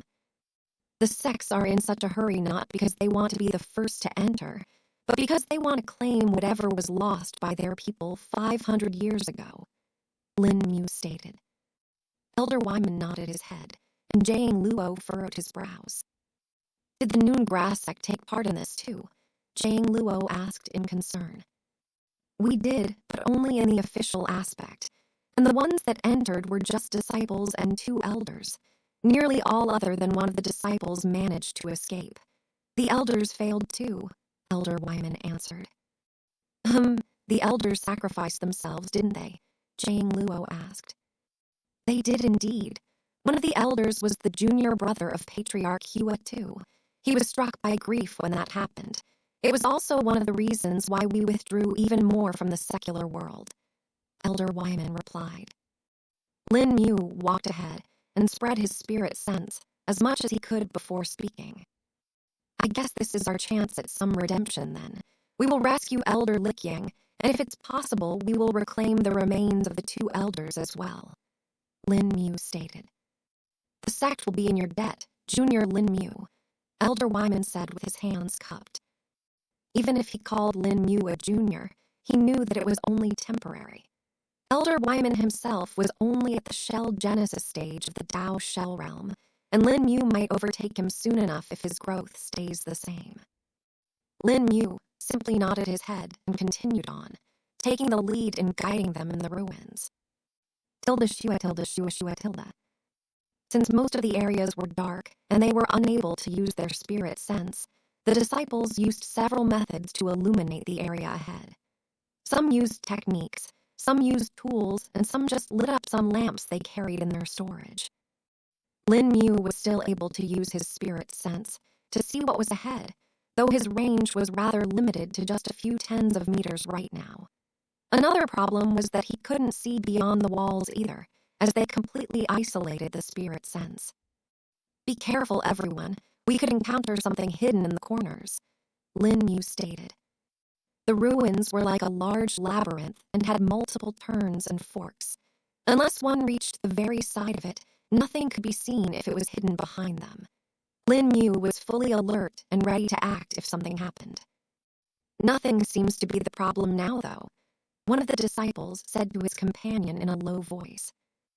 Little Shrubby's ears perked up as he heard an almost inaudible click. Then, in the next second, his eyes went wide as he felt something. Fire coming from the bottom. Little Shrubby growled out, stunning the disciples. Lin Mu, though, understood it, and felt the approaching heat from beneath as well. Damn it, pull the disciples to the front, Lin Mu ordered. Little Shrubby moved instantly and started yanking and throwing disciples beyond where Lin Mu was standing. Elder Wyman and Jiang Luo understood the gravity of the situation as well and helped them out. Still, they were not fast enough, and a couple of disciples were still left when the heat started to rise up from the ground. It was as if molten metal was pouring out from the floor, and the area lit up with the bright red color from the glowing metal. Argh, one of the disciples burned his legs in the molten metal. The other one managed to jump up, but his clothes were still burned. Shit, Lin Mu cursed as his mind worked quickly. Emil dee. Lin Mu waved his hands. Tilda hummed tilde. The moment he did this, it was as if something had changed around them. The two disciples were frozen in place, but the same could be said for the molten metal that was around them. Lin Mu gritted his teeth and gestured with his hands, carefully controlling the space he was handling. He separated as much of the molten metal as he could from the disciples and pulled them towards him. Chapter 826, a lesson for the disciples. In wrong mindset, the two disciples who were currently under distress were extremely scared and felt like death was grasping their neck. But then Lin Mu's quick action had managed to pull them back out, albeit with some injuries. Still, they weren't anything that they couldn't recover from. Lin Mu lowered the two onto the ground and made sure that there was enough distance between them and the molten metal that was still flowing out from the ground. Get even further, I don't think it will stop just here, Lin Mu ordered everyone. Meanwhile, his mind worked quickly and got an idea. Tilde crack tilde. Lin Mu punched one of the walls at the side and uprooted it directly from the ground. Tilde dang tilde. Throwing it at the passage, he blocked the molten metal that was still flowing out from it. Some of it still seemed out from the gaps, but the flow was slow and eventually stopped. Seeing that it was now over, Lin Mu took a breath of relief. Others did the same, and some of the disciples slumped down to the ground. Even though they were disciples of a top sect, they weren't as used to problems like this. They had not gotten used to danger as much, and had thus been unable to pick up on cues quickly. Healing pill, Elder Wyman ordered. Take this. One of the female disciples took out a small pill bottle that contained some pills. They fed those to the two disciples that were injured, and also applied some herbal pastes that helped with burns. Lin Mu furrowed his brows and wondered if coming here with the disciples was even a good choice. Jiang Luo put his hand on Lin Mu's shoulder, having guessed what Lin Mu was thinking. They need to get used to this. There will be far more problems they will come across. If they can't even handle this, then they will only suffer more later, Jiang Luo stated. Lin Mu clenched his fist, but then let out a breath. You're probably right, but I still can't help but want to let them avoid being harmed, Lin Mu replied. Junior Lin Mu, that is a dangerous mindset, Elder Wyman, who had heard the two's conversation, said. I especially brought them here so that they can see the reality of the world. For far too long have they been protected in the sect. If they do not suffer now, they will only die later. Our future is dark, and we will need to be determined if we are to survive it. Do not blame yourself if they die. They will only have themselves to blame. Each of them knew the danger before they came here. We did not force them. They volunteered, Elder Wyman stated. Lin Mu didn't know what to say and still felt a bit uncomfortable, but then nodded his head. I can only trust Elder Wyman's judgment then, Lin Mu said with a nod. Elder Wyman smiled and then turned around to look at the disciples. The moment he did, his smile turned into a harsh frown. You FOOLs, have you not learned anything? Have you lost your sense of alertness? Elder Wyman exploded. Tilde eek tilde. Some of the disciples were startled by this sudden outburst. I am telling you all this only once. You all have to look after yourself and your companions. While we are here to oversee you, if you cannot even deal with minor dangers like this, then you all are better off being flowers in the sect. Elder Wyman scolded. Tilda gulped Tilda. The disciples shuddered at the scolding, but then lowered their heads. They knew they were partially at fault here, and that they needed to be better. All the disciples were at the core condensation realm at the very least, and should have been able to avoid the trap as long as they had a fast reaction time. We understand our mistake, Elder Wyman, Senior Lin Mu. The disciples apologized. Make sure it is not repeated, Elder Wyman said and walked to the side, letting the disciples rest for a bit. Even though they had just started, the very first trap had been enough to exhaust their minds. Plus, the scolding would serve as a reminder to them that there would be danger at every step. Lin Mu watched the entire series of events and just sighed to himself. This is just how they need to be taught. Not everyone is diligent like you. They can't pick up from their mistakes as fast, Zhang Luo said as he sat beside Lin Mu. Even though Zhang Luo might not say it outright, he knew just how hardworking Lin Mu was. The young man barely rested, and every moment of his was spent in bettering himself, learning things, or solving problems. Zhang Luo could count on one hand the people that could compare to Lin Mu. If there was someone like him in any sect, they would very easily become a chief disciple. Becoming the next patriarch would not be impossible either. And it's not just his talent either. His own hard work and personality is also a major part. Even if he did not have the talent, he would still have been a great expert, Zhang Luo thought to himself as he looked at Lin Mu. While Zhang Luo was doing this, Lin Mu was scanning the area, trying to see if he could find any more traps. Little Shrubby came to sit beside him and purred lightly, calming Lin Mu's mind a little. Thank you, Lin Mu said in a low voice. Tilda purred Tilda. Rubbing Little Shrubby's fur a little, Lin Mu was about to look away when he noticed something. He was looking at the wall he had just broken off. Wait a second, Lin Mu said out loud. What's the problem? Zhang Luo asked, as he saw Lin Mu stand up abruptly. But Lin Mu did not answer him. Instead, he just walked up to the wall that was opposite him and slammed his fist into it. Chapter 827. Breakable Walls and Spare Gifts. The disciples of the Noon Grass sect had seen Lin Mu suddenly rush to the wall and were confused. That confusion turned into utter shock as they saw Lin Mu break the wall as if it were made of glass. Lin Mu put a hole through the wall, which then spread cracks through it, eventually crumbling it entirely. Elder Wyman and Zhang Luo were taken aback seeing this. While Lin Mu had broken a wall just a few minutes ago to block the molten metal, they had not put much thought into it. But now it finally struck them. The walls, they are breakable, Zhang Luo said, and quickly went to try it out on his own. His fist glowed with spirit chi and struck the wall. But the outcome was completely opposite to what he had thought. Runes appeared on the wall before turning into a barrier that quickly repelled Zhang Luo back. Tilda whoosh Tilda. As if hit by a bull, Zhang Luo was sent flying back, but still managed to stop himself before he collided into another wall.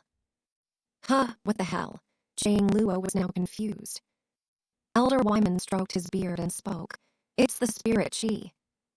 Lin Mu turned around in this point and nodded his head. As long as attacks don't contain spirit chi, they can still break the walls, Lin Mu confirmed. The disciples were intrigued upon hearing this and felt like trying it out themselves. Hyaa, one of the more muscular disciples, punched the wall with his fists. Argh, but his attempt only gave him pain instead. Tears appeared in the corners of his eyes as he held his fist that had turned red and was bleeding now. Even if it's dormant without spirit chi, doesn't mean you all have the strength to break it like that, Elder Wyman stated. Hey, so we're weak in that aspect too, a short female disciple said. No, you all just need to use weapons. Why use your body which is not durable enough? Hu Yun suddenly said. He then took out a club from his spatial storage ring and raised it high up before slamming it into the wall. Nothing happened. No, look. When Hu Yun pulled his club from the wall, they could see a small dent that had now formed on the wall. It really can be damaged, the disciples rejoiced. Ahaha, that'll make it way easier, Zhang Luo said out loud. He then took out a war hammer from his storage. It was very crude looking and was made out of a chiseled stone that was attached onto the end of a thick stick. It looked like something that a caveman would use and not a dignified cultivator. But then, its effects were spectacular. Tilde dang tilde. Tilde crack tilde. Zhang Luo smashed the hammer onto the wall, and cracks spread across it while also leaving a substantial dent in the wall. Use normal weapons for it. Spirit weapons will be ineffective and will trigger the formations, Elder Wyman instructed. But we don't have normal weapons, some of the disciples said. After they said this, though, they heard the sound of a large number of objects falling to the ground. All those that need a weapon can take one here, Zhang Luo announced. At his side were easily over 100 weapons piled into a small hill. Not all of them were like the crude war hammer he was using through. In fact, most of them looked like what mortal warriors would use and were properly forged. Only a few of them looked as crude and unrefined as that. Lin Mu took a look at Zhang Luo's hammer as well and recognized the materials used for it. Using the gray metal ore as the hammerhead and the stone heart wood as the handle, no wonder the hammer is that strong, Lin Mu muttered. Elder Wyman, who heard him, was surprised and took another look at Zhang Luo's hammer. They truly are that. Who would use such precious materials like this? Elder Wyman was astounded. Both gray metal ore and the stone heartwood were special materials that could be used to refine and forge high-grade spirit tools. Using them crudely like this would not be something that any sane cultivator would imagine. Did you make this during our time in that plain fragment? Lin Mu questioned. I made a lot of weapons back then and didn't really have the needed condition to refine them further. They're pretty much incomplete projects, Zhang Luo answered. At least they are getting some use now, Lin Mu replied. Indeed, Zhang Luo said with a nod. Some of the Noon Grass sect disciples had also caught on to the fact that the weapons they were holding, while not spirit weapons, were still very durable and strong. These can be easily refined further to become spirit weapons. Heavens, isn't this cyan mist copper?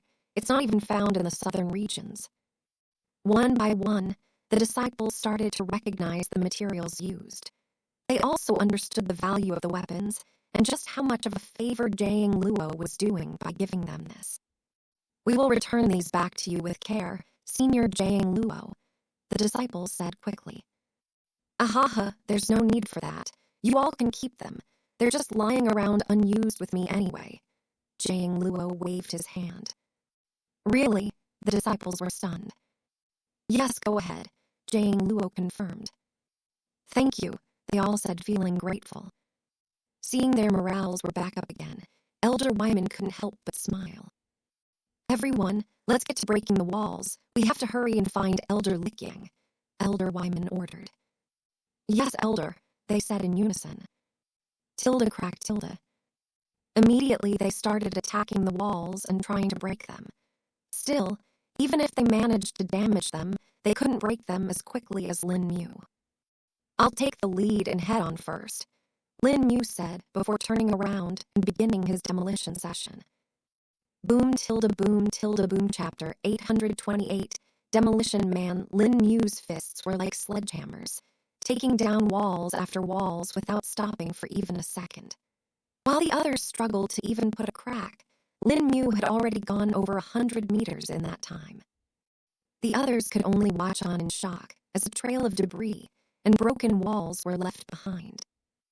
Are we even needed at this point? The disciples couldn't help but question. Zhang Luo and Elder Wyman had also ended up stopping after a few minutes upon realizing that their work was not needed at all. Lin Mu was already making circles around them, removing all the walls one after the other. This, tilde I got excited about nothing, Zhang Luo muttered. Elder Wyman was simply silent, as he knew there was nothing left for him to say. Lin Mu to him at this point was a great anomaly that probably would not be seen ever again. He could simply watch on as Lin Mu cleared out a path for them. Tilde shing tilde. Tilde dang tilde. Various traps were activated while Lin Mu broke down the walls, but to him, they were easy to avoid. Most of them couldn't even damage him, even if he didn't dodge them. The ones that he needed to dodge were the ones that forced him out of the way or made him fall. The rest that directly damaged were just borne by the armor of the mortal strengthening scripture. "What do we do now, Elder?" the disciples asked. "What do we do now? We follow him, of course. You should be thankful that he removed all the obstacles," Elder Wyman replied. "Yes, Elder," they replied in unison before following behind Lin Mu. By now Lin Mu had gone 200 meters away from them. He was moving in a spiral, breaking walls around a radius. This way, any hidden places or entrances would be revealed to them. By now, Lin Mu had understood that the entire place was basically a large labyrinth, though it didn't make full sense to him, as it didn't serve any particular way to test the people that entered. This made Lin Mu think that perhaps this wasn't an inheritance ground at all. "You might be right," Zukong suddenly spoke in Lin Mu's mind. "You really think so, Senior?" Lin Mu asked. "Yes, while there are some experts who like to be sadistic and keep unnecessarily dangerous obstacles on the path, they are rare and few in between. Not to mention, we already know that many people have already entered this place before," Zukong replied. They say this place is also the tomb of expert Kashao, but what if that is not true?" Lin Mu proposed. "What are you thinking?" Zukong asked. "With so many mazes and the disaster in the past, I'm thinking this might actually be made to keep people away rather than let them enter," Lin Mu replied. That could be possible. If it really is a place that prevents others from entering and is securing something, the disaster might have been caused by the people of the sects entering in secret," Zukong agreed. "If we consider it to be like that, then the question is, what is being hidden inside it? Plus, it also doesn't fully make sense that people thought of this place as an inheritance ground, since they did find resources and other fortunes here," Lin Mu spoke. "That might just have been a misdirection tactic on the end of the creator of this place. One must know that people are bound to discover things at one point, no matter how much they are hidden. Rather than trying to hide it even more, it is better to disguise it as something else. There may even be some benefit to this place with the people entering it," Zukong explained. "That might be it, but what could be the benefit that this place gets?" Lin Mu wondered. "We may be able to figure it out. What else do we know about this place? What do people encounter other than these traps here?" Zukong asked. "From what I've heard till now, there are supposedly strange beasts living in these ruins called as Kashao beasts. The people who enter it need to kill them to proceed. The beasts are native to this place and aren't found anywhere else. There are many variants of them too, and some are more dangerous than others. I think the strongest ones they've seen are at the Dao Shell Realm," Lin Mu replied. "Strange beasts unique to this place, huh? That does seem peculiar, but it is not correct to make assumptions. We'll see if we can find more," Zukong stated. "Yes, Senior," Lin Mu said as he continued breaking more and more walls. And while Lin Mu was doing this, Little Shrubby was doing another task. Lin Mu had secretly told him to keep an eye on the changes in the area. He knew that even if the traps were seen by him, there was still a chance that some might have been missed and were not activated yet. Little Shrubby had the fastest reaction time of everyone here and would be able to warn them in time. While Jiang Luo would be able to help, and so would Elder Wyman with their strength, Little Shrubby was still faster. Lin Mu continued his demolition for about 6 hours, after which the entire floor was leveled. The disciples took breaths of relief after seeing the wide open floor. Lin Mu came to stand at front and didn't look tired at all. Rather, he looked the same as before, and not a single bead of sweat could be seen on his head. Instead, it looked like he had just been relaxing the entire time. "That man is a monster," a few disciples whispered. "And handsome too, Tilda," a female disciple added. A flickering sound was heard, as Lin Mu found the entrance to the next floor.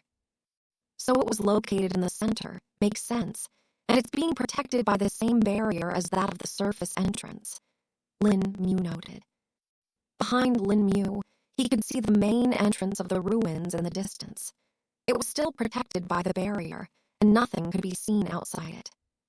The others will be rather surprised after entering now, Zhang Luo commented. They will indeed. Thankfully we will be gone by then, Elder Wyman added. That'll be for the best. We do not want any extra attention. As long as we are not here, they have nothing to attribute to us, Lin Mu said. He then walked up to the entrance of the next floor and ripped it open, just like he had done on the surface. Tilda cracked Tilda. With the barrier torn, everyone quickly descended to the next floor. The next floor was rather deep, and it took them 5 minutes to reach it. But the moment they did, they could feel the aura change. Be careful, everyone. We are not alone, Lin Mu spoke. More than 600 beings are here, Little Shrubby informed. His sense of smell was going crazy and was alarming him about the danger here. Lin Mu's spirit sense also spread around and saw the numerous beasts that were spread around on the floor. Unlike the first floor, the walls here didn't restrict spirit sense, but the sheer number of beasts made it difficult for normal people to sense other things, as it would distract them too much. The floor was divided into multiple rooms and halls, and along with the beasts, Lin Mu could feel the presence of other things as well. There are certainly plants and spirit herbs growing here, Lin Mu thought. Everyone drew out their weapons and was ready to fight. Step, step, Tilda. The sound of footsteps could be heard coming from the front. The footsteps were strange, and it felt like whatever was coming was heavy as the sound was deep. The disciples gulped and looked on intently at the front. Lin Mu, Zhang Luo, and Elder Wyman had already seen the beast through. What is this thing? Zhang Luo muttered in confusion. The beast in question looked like a flat beetle, but had a pale white exterior. It had a long spined tail that extended from the back and mandibles that were like wide scythes. The most eye-catching feature of it was a black and blue crystal that was located on its back. The crystal's edges were black, but its center was dark blue in color. It was nothing like what Lin Mu had seen before and made him confused, which was strange as he had read about a lot of strange beasts in the memoirs of the lost immortal and others that he had read. Senior, do you know what they are? Lin Mu questioned. They don't seem like any particular species. What you said about them being native seems to be right. They are probably some normal beasts that were mutated by something and have now proliferated enough to become a dominant species, Zukong answered. Mutant beasts, huh? If they can continue to grow, that means the mutation was stable and successful, Lin Mu remembered. There is another problem. I cannot estimate its strength, Elder Wyman suddenly spoke. What? The disciples were surprised. Lin Mu narrowed his eyes and tried to sense the beast in question, only to find that while he could feel its presence and body, he could not find a cultivation base. What is this? They have no danshin, Lin Mu realized. Seeing the situation was getting even stranger, everyone became nervous. Chapter 829. Testing the beasts. Lin Mu had not heard of any beast that didn't have a danshin and was now confused. Zukong, on the other hand, narrowed his eyes as something appeared in his mind. Could they be? No, that's not possible. Zukong suddenly spoke. What's the matter, Senior? Do you know something? Lin Mu questioned. That beast, it's similar to a race of creatures that are found in the universe.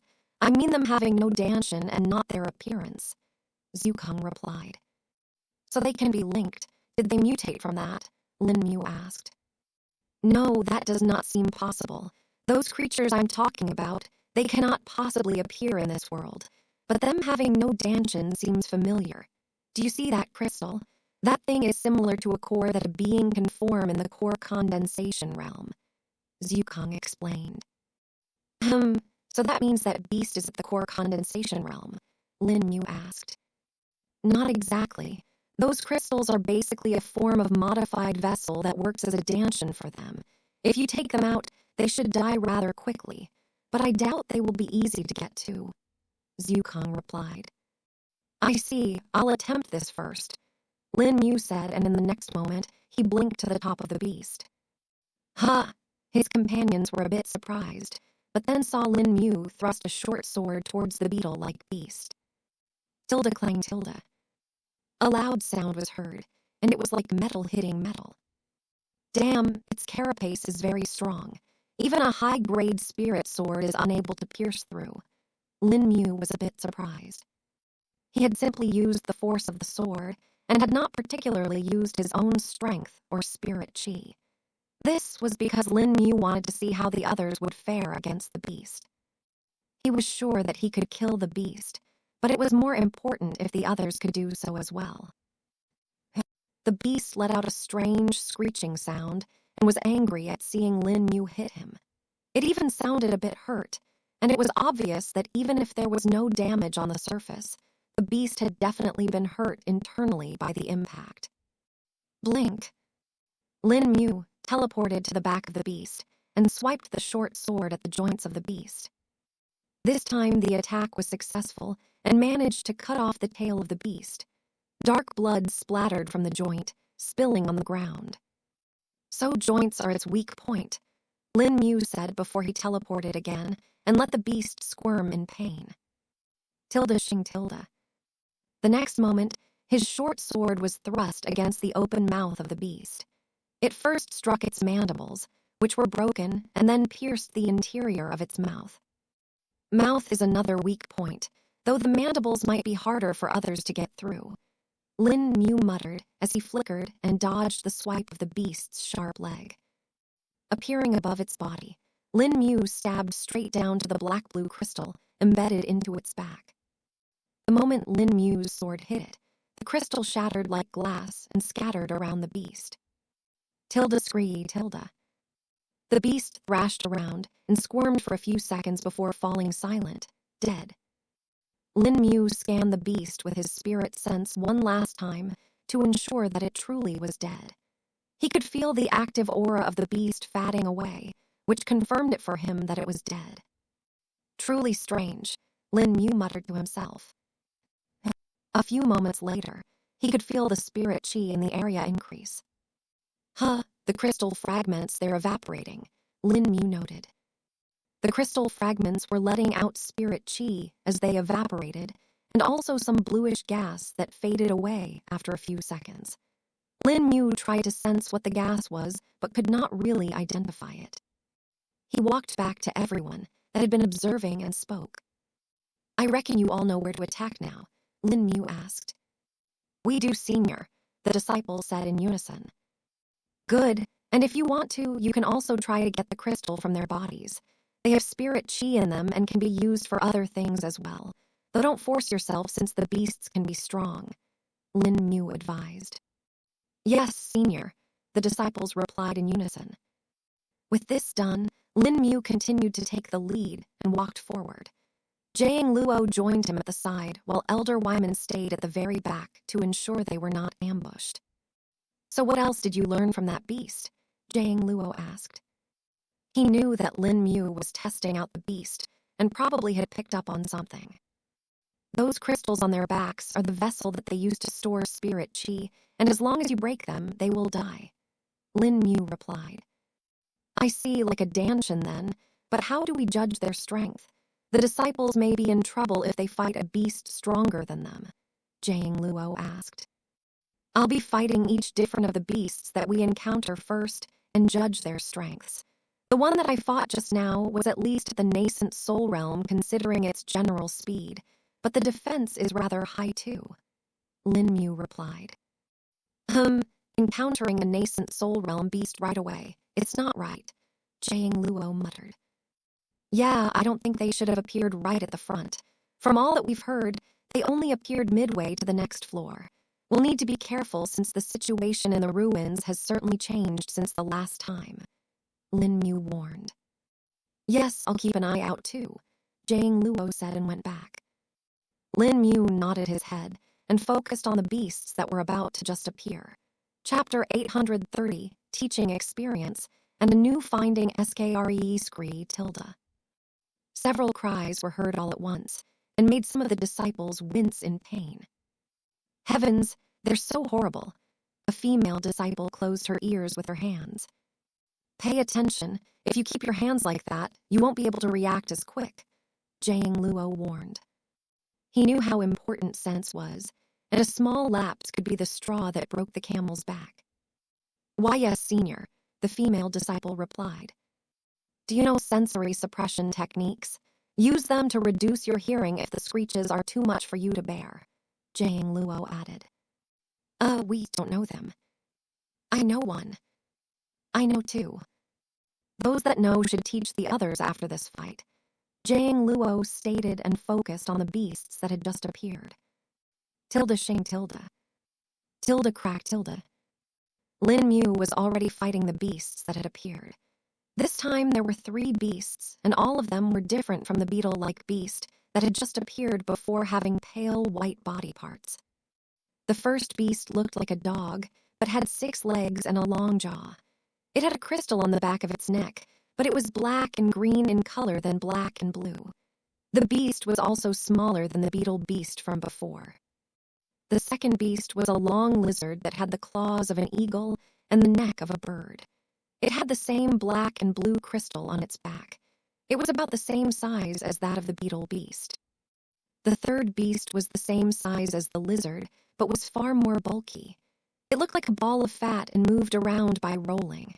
It had dense fur on it that popped out like sharp needles.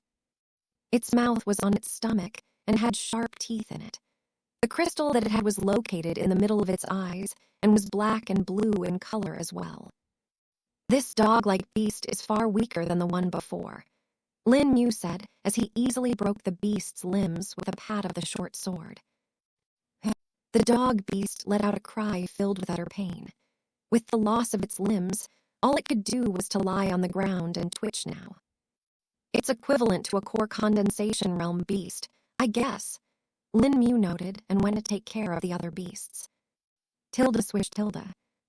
The lizard beast swiped its tail at Lin Mu, but he quickly dodged it with blink while the fat ball-like beast rolled towards Lin Mu, trying to crush him. Before the fat beast could even get close to Lin Mu thought, it was sent flying by a red blur. The fat beast exploded into a bloody mess and was now scattered around the wall. Little Shrubby growled as he gave an angry look in the empty corridor. He could see the other beasts that were biding their time and gave them a warning. Like saying, if you try the same thing, this will happen to you. Tilde gulp tilde. The disciples who saw this couldn't help but swallow their saliva. The ease with which Little Shrubby had utterly destroyed that beast was stunning to them, since even Lin Mu was not doing something like that. Though they did know that the way Lin Mu was fighting right now was so that they could see the weak points of the beast and had an easier time. Lin Mu broke the legs and tail of the lizard as well and left it writhing on the ground. All of you can now kill them and see how these beasts are. Test out your strength and judge it for yourself, Lin Mu said as he went ahead. Yes, senior, the disciples said as they quickly got to fighting the now incapacitated beasts. While they were doing so, though, Elder Wyman came to stand beside Jiang Luo and spoke. Does he have experience with teaching students before? He asked. As far as I know, no, Jiang Luo replied. You sure he hasn't taken any disciples before? Elder Wyman asked doubtfully. No, he never had the chance, and I don't think he's looking to take any either. He himself is just learning, Jiang Luo replied. I never would have thought. He does have the skills of a good teacher. He can be a good master if he decides to take disciples of his own, Elder Wyman praised. Maybe, but with his personality, I doubt that will happen anytime soon. And the burden that he bears is not something that will allow others to come too close to him, Jiang Luo stated. I see. I'll look forward to his accomplishment in the future. I'll be honored if I can simply be seen as an acquaintance in the future, Elder Wyman said calmly. Indeed, Jiang Luo nodded his head and thought of his grandfather. He truly was wise to befriend Lin Mu. Others would die to have an ally like that, Jiang Luo thought to himself.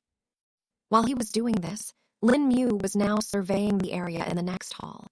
He was hidden near the ceiling of the roof, in one of the supporting pillars. There's way more beasts here, Lin Mu muttered as he counted over 20 of them. The disciples should be able to handle some of them. I'll let them fight and take care of the rest, Lin Mu said as he returned to the previous hall. By now, the disciples had finished killing the two incapacitated beasts and even had the crystals extracted. Senior Lin Mu, look, Huyan held up the crystals. He probed it a bit, and spirit chi started to leak out of the crystal along with the bluish gas as well. He stopped doing that, and the spirit chi stopped as well. So it's like a spirit stone. Lin Mu took note. He then touched the bluish gas that was close to dissipating in the air, and suddenly felt something. What? Chapter 831, The Gray Egg Desires. The bluish gas in the air gave Lin Mu a strange, cold feeling. It felt both familiar yet unfamiliar to him, and he could not tell what it exactly was. But when he touched it, it wasn't just him that showed a reaction. The gray egg that had been calmly lying on a pillow in the ring's space suddenly started to shake the moment Lin Mu touched the bluish gas. What? Lin Mu could feel the egg call out to him for the first time. So far, he didn't know if he had managed to make a tamming link between him and the egg like he had done with little Shrubby. The egg was mostly dormant and would only show an effect when he fed it beast chi every day. The process had become like breathing to him, and he finished it in less than a minute.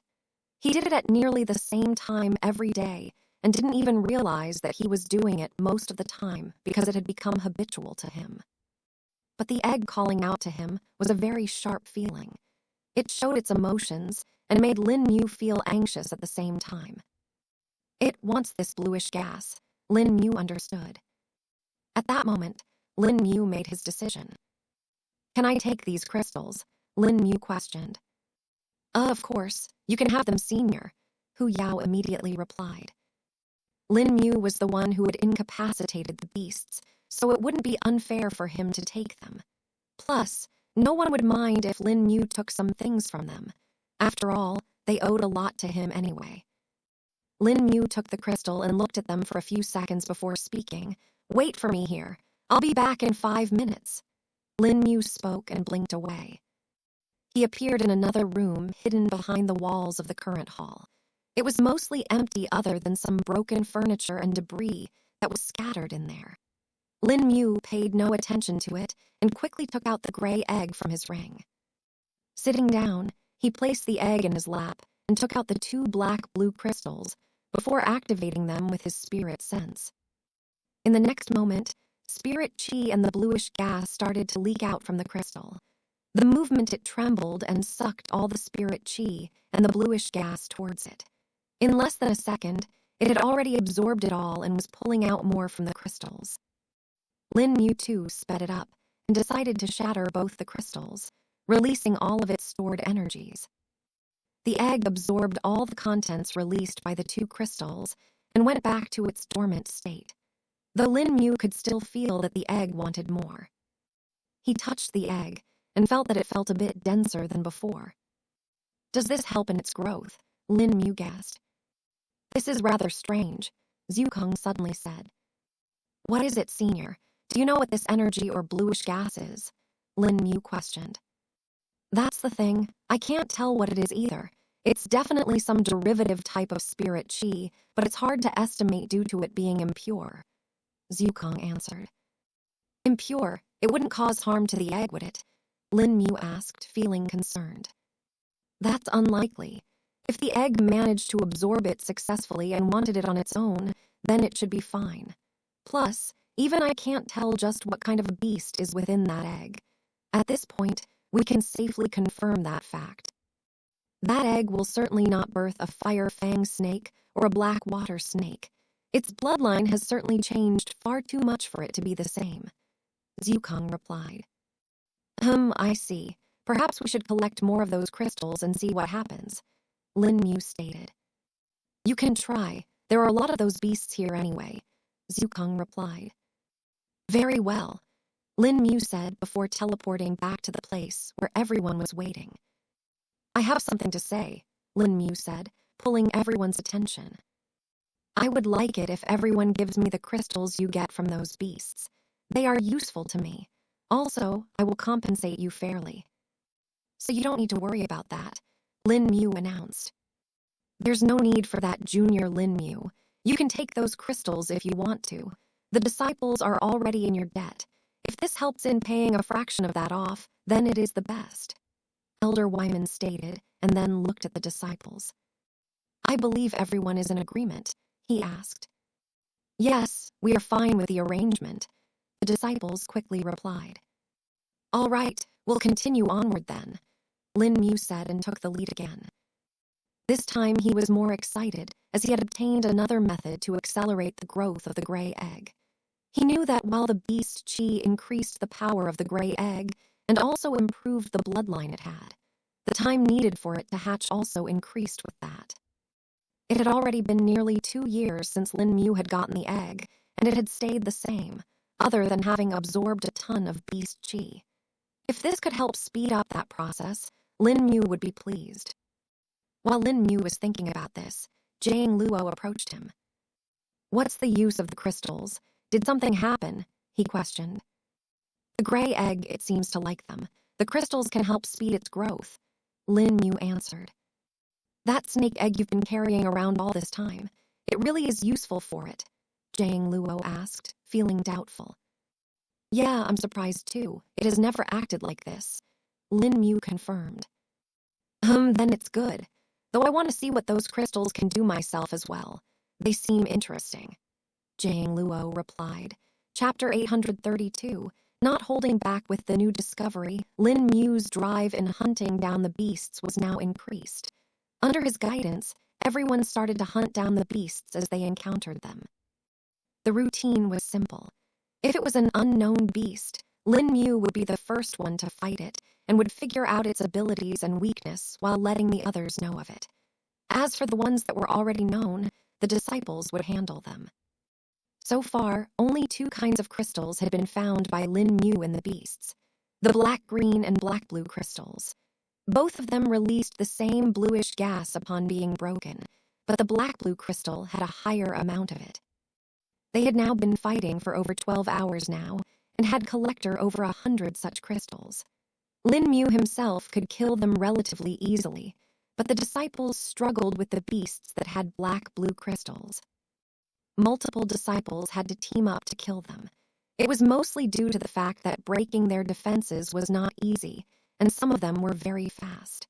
The large variation in the beasts also made it a bit more complex for them to adapt to it.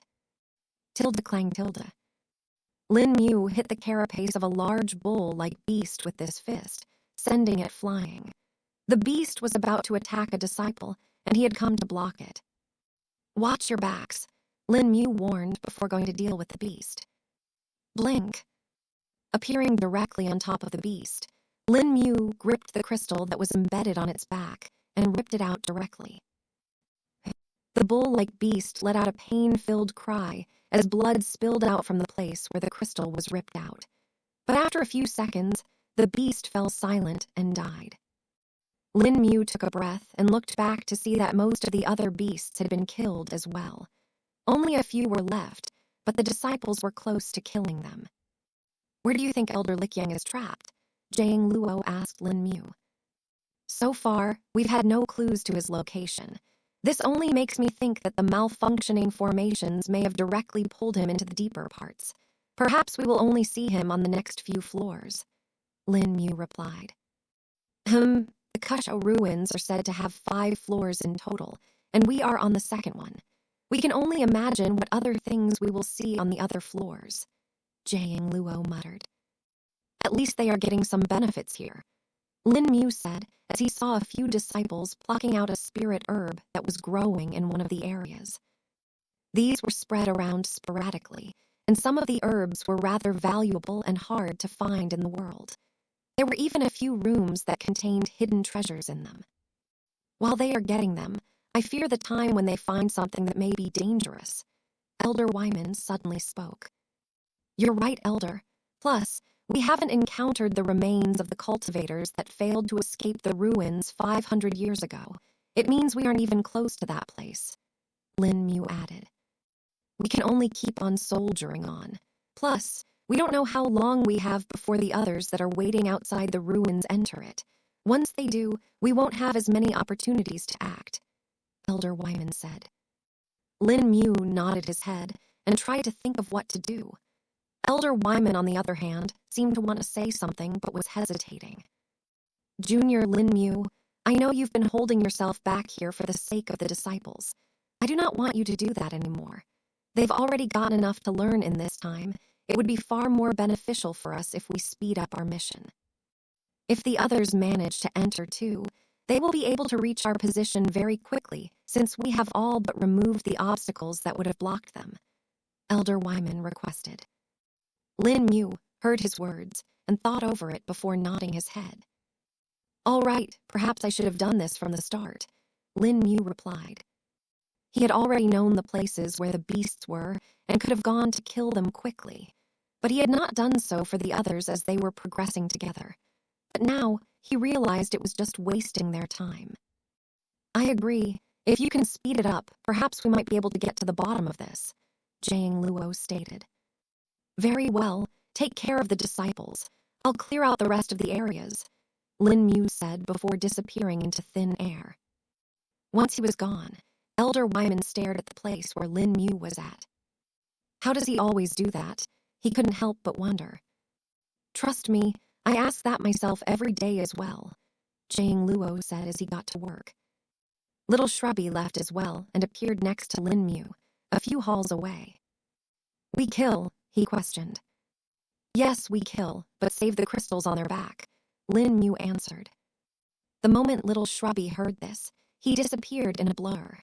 Soon sounds of explosions and breaking were heard coming from the corridor. Tilde crack tilde. Lin Mu cracked his knuckles as he stared down at the mass of beasts below him. Time to get to business, Lin Mu muttered as he descended upon the beasts. Tilde bang tilde. Tilde clang tilde. Tilde dang tilde. Various sounds of conflict were heard as Lin Mu fought the beasts with little restraint. Other than protecting the crystals from getting damaged, no other part of the beasts were left intact or wild. About a day passed while Jiang Luo, Elder Wyman, and the disciples waited in one of the corridors for Lin Mu to return. Where is he? Will he be fine? There were many questions in their mind, and they all wondered where Lin Mu was. Chapter 833, A Beast with a Navy Blue Crystal and Trap Entrance tilde dang tilde. Tilde dang tilde. What's that? The disciples were startled upon hearing a noise coming from the depths of the corridors. A while back, they had stopped hearing the cries and sounds of the beasts because Lin Mu had killed the ones that were around them first. Thus, they were in the dark about it all and thought it was just a normal thing. But now, there was a loud sound, as if someone was charging towards them. Tilde bang tilde. Get back, Jiang Luo shouted as he pulled two of the disciples that were at the very front. Elder Wyman got the others, and they all retreated from the debris that was shooting towards them. The wall in front of them had been split apart by a great force, which then shattered it entirely. Halt! Another voice was heard coming from the darkness. Tilde bang tilde. A flash of light was seen sparking from the shadows, and moved towards the being that had just appeared in front of them. What is this beast? The disciples were startled. In front of them was a beast bigger than any that they had ever seen. It was at least 30 meters tall and towered over them greatly. It had the head of a wolf and the body of a goat. Spiny scales were spread across its body, and long fangs protruded from its mouth. It was in all senses a terrifying beast, and the aura exuding from its body was also a proof of that. But that aura quickly changed when a word was heard. Devastator. A pink ribbon of energy seemed to have materialized out of the darkness and went into the body of the beast. It entered from one end and come out the other, while taking away the life of the beast. With a loud thud, the beast collapsed in front of the disciples with a loud thud, knocking up a lot of dust. The blood and gore had unfortunately splattered over the bodies of the disciples, and some of them had faces that were completely red now. Step step tilde. Finally, from the darkness appeared Lin Mu. Blood dripped from his fist and his robes seemed to be a bit damaged, but other than that, he was mostly fine. Sorry, it took me a little extra time dealing with this guy, Lin Mu said as he pointed to the beast. Just what was this beast? Hu Yan couldn't help but ask. Lin Mu walked to the neck of the beast in response and revealed the navy blue crystal that was hidden between the spiky scales. Tilda cracked Tilda. Jamming his fingers in the gaps, Lin Mu ripped out the crystal before showing it to them. This is a different crystal. It's not like the ones we've seen till now, Hu Yan realized. Jiang Luo and Elder Wyman furrowed their brows and realized what Lin Mu was holding in his hands. This was a Dao Shell Realm beast, Elder Wyman asked doubtfully. Well, it had the strength equivalent to one, but isn't exactly a Dao Shell Realm beast. I've seen enough of them and now know that they have a different cultivation path than us. They don't cultivate the same way we do and don't have the same realms. Their powers are mostly physical, and so far I haven't seen any that can use anything like a chi skill, Lin Mu explained. Jiang Luo furrowed his brows and checked up on the beast. A large hole was carved into the beast, and not much of it was left.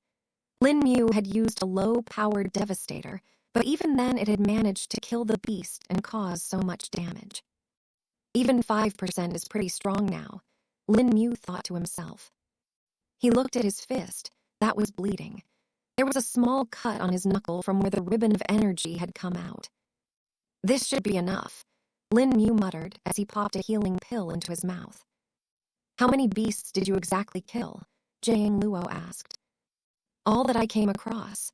There were about 98 beasts with a black-blue crystal, 469 with black-green crystal, and then this one beast with a black and navy-blue crystal, Lin Mu answered. Tilda, SSSSS Tilda. The disciples that heard his words couldn't help but gasp in shock. Elder Wyman was also a bit taken aback. He had seen how the Dao Shell Realm beast had died, and he was sure that if it were him in the position, it would take him a while to even injure the beast. He just keeps on giving us more and more shocks, doesn't he? Elder Wyman thought to himself. While Elder Wyman was thinking this, Jiang Luo looked around for someone in particular. Where's little Shrubby? He asked. He should be on his way, Lin Mu said and looked in the distance. Tilda whoosh Tilda.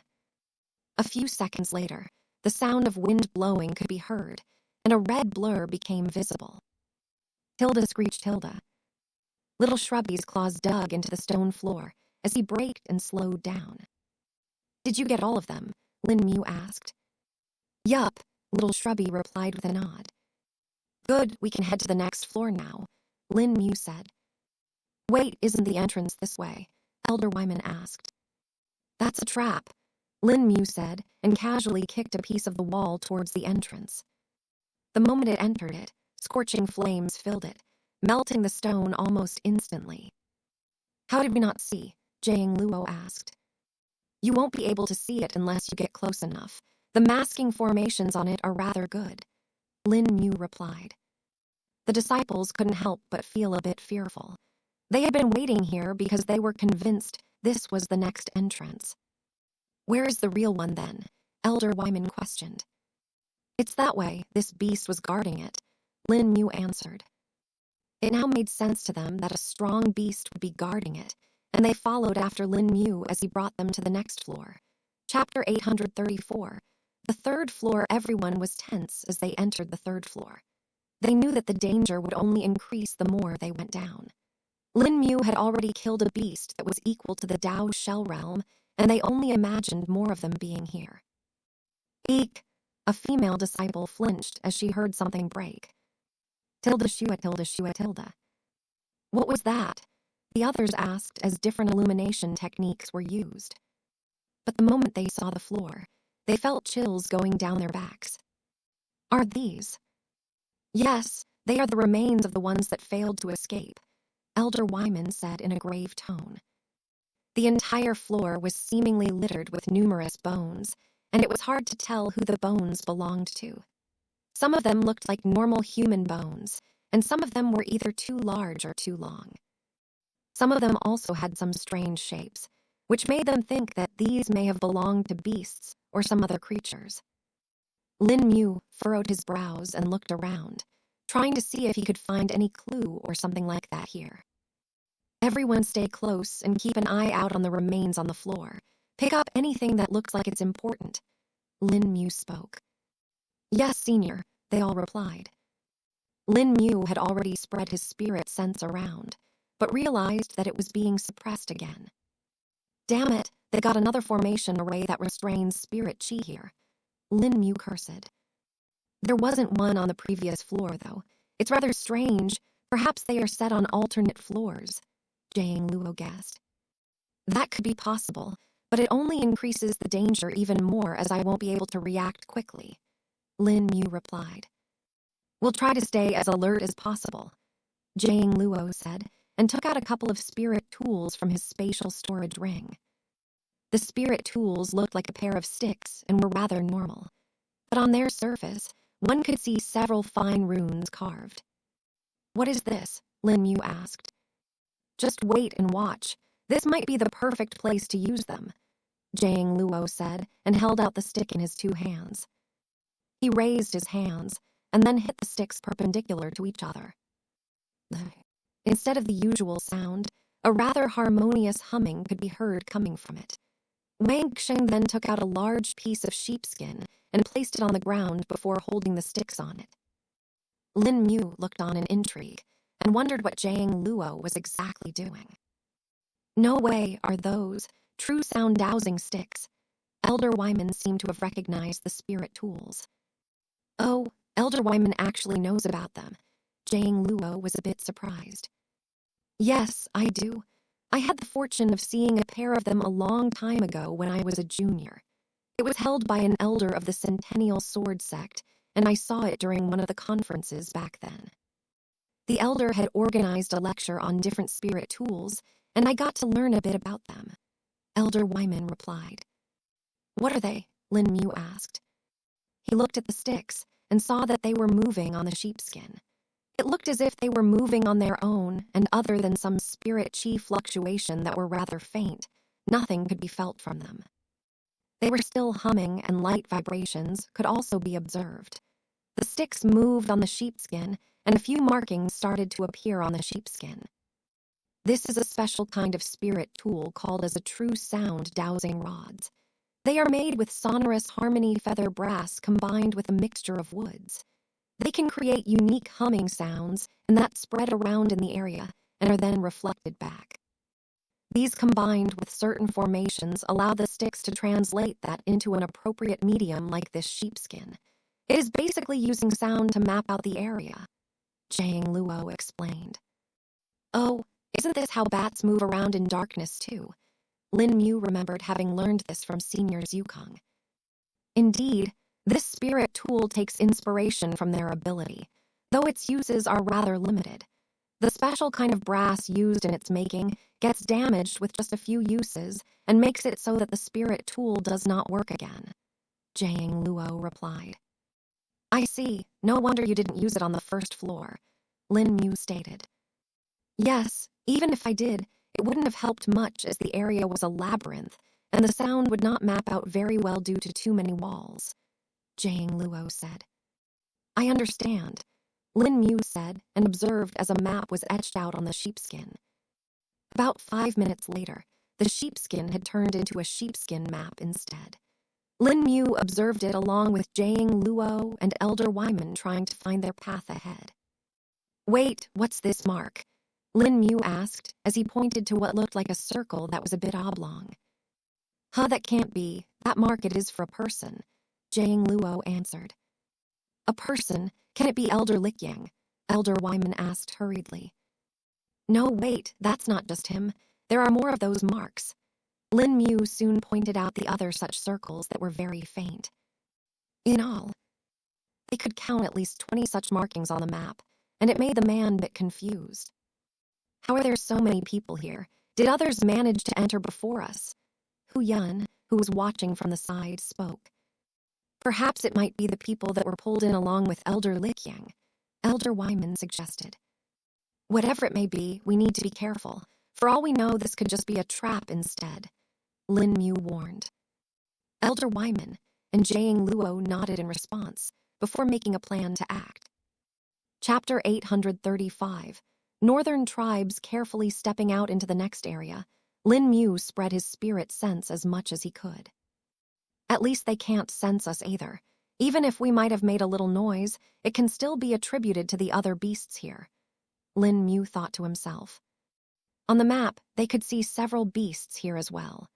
Their sizes varied, and Lin Mu could determine that they were mostly black-blue crystal beasts, with a couple of black navy-blue crystal beasts spread around. The only difference was that the humans that were in the area seemed to have set up a strange kind of a barrier that was hiding them from the beasts. Only because it was a solid barrier could the true sound dowsing rods even detect them. Lin Mu and the rest didn't know if these people were friendly or not. For all they could know, it could be some other beast that might have a humanoid form, and the spirit tool detected them as humans. After all, the true sound dowsing rods could only detect it based on the size and shape of the object. Other than that, they could not tell if the thing was alive or not. If there was a statue of the same size, they would have looked the same. Though Jiang Luo confirmed that it was indeed a living thing, since the markings had moved a little during the making theft map, creating a slight blur effect. Lin Mu was fully alert at this point and had his focus at the peak. "Wait here," he whispered to the others. Then in the next moment, he blinked to the next room and phased into one of the walls. Phasing here is difficult too. The walls are interfering with it. Lin Mu took note. He went up to ceiling and then peeked out below. There were several torches and some spirit tools burning in the hall. Lin Mu narrowed his eyes as he finally saw the people who were here. Who are they? Lin Mu couldn't help but wonder upon seeing their attire. They were wearing thick wool clothes and animal furs on their body. Their skin was also lighter than most of the people that Lin Mu had seen till now. Various ornaments were hanging on their clothes as well, and their hair was long. Some of them kept their hair braided and had accessories in them as well, while some kept it in a simple ponytail. Their eyes were blue, unlike most of the people of the Great Zhou continent, and they were tall as well. It didn't take Lin Mu more than a few seconds to recognize who they might be. "The Northern Tribes," Lin Mu whispered. Lin Mu's fist clenched, and a vein popped up on his forehead. If it weren't for his mind telling him to stop, his body would have already descended and started a slaughter. "I can't do that. Need to find out why they are here first." Lin Mu thought to himself and chanted the calming heart sutra silently. A few seconds later, he felt the volatile thoughts fade, and he could focus on the situation again. He noted the faint spirit chi fluctuations that were coming from them, and found that all of them were at the nascent soul realm. 20 nascent soul realm cultivators, that's a lot and unusual, Lin Mu thought. The assumption they had till now was that Elder Likyang had accidentally been pulled into the ruins. But now Lin Mu couldn't help but think otherwise. It was far less likely that all 20 of the men would be pulled into the ruins at once. Do they have something to do with the ruins? Lin Mu wondered. But this thought also gave him a little anxiety, as it would mean that the Northern Tribes had more knowledge about this place than they did. And the one thing Lin Mu had learned from Senior Zukong the most was that knowledge was power. It was why he learned everything he got his hands on, and was always curious about new things. Nodding all of the men here, he moved to the other hall where more people were located. The true sound dowsing rods weren't fully accurate, and it was better for Lin Mu to check the area himself. After all, the sound could get dampened by the multiple walls and barriers that came in the way. And in the next hall, his conjecture came out to be true. There were 10 more Northern Tribe members here, though one of them was a woman this time. She seemed to be far older than the rest of them, and had wild hair that was tied into multiple braids. But the most eye-catching thing was the spirit chi fluctuations that were emanating from her. Dao Shell Realm, that too at the shell completion stage at the very least, Lin Mu estimated. The spirit chi fluctuations coming from the woman were many times stronger than Elder Wyman's.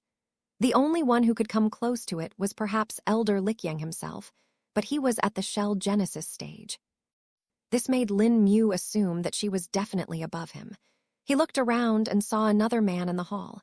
He was greatly injured and was bleeding from all over his body. His legs seemed to be broken, and he was slumped against the wall.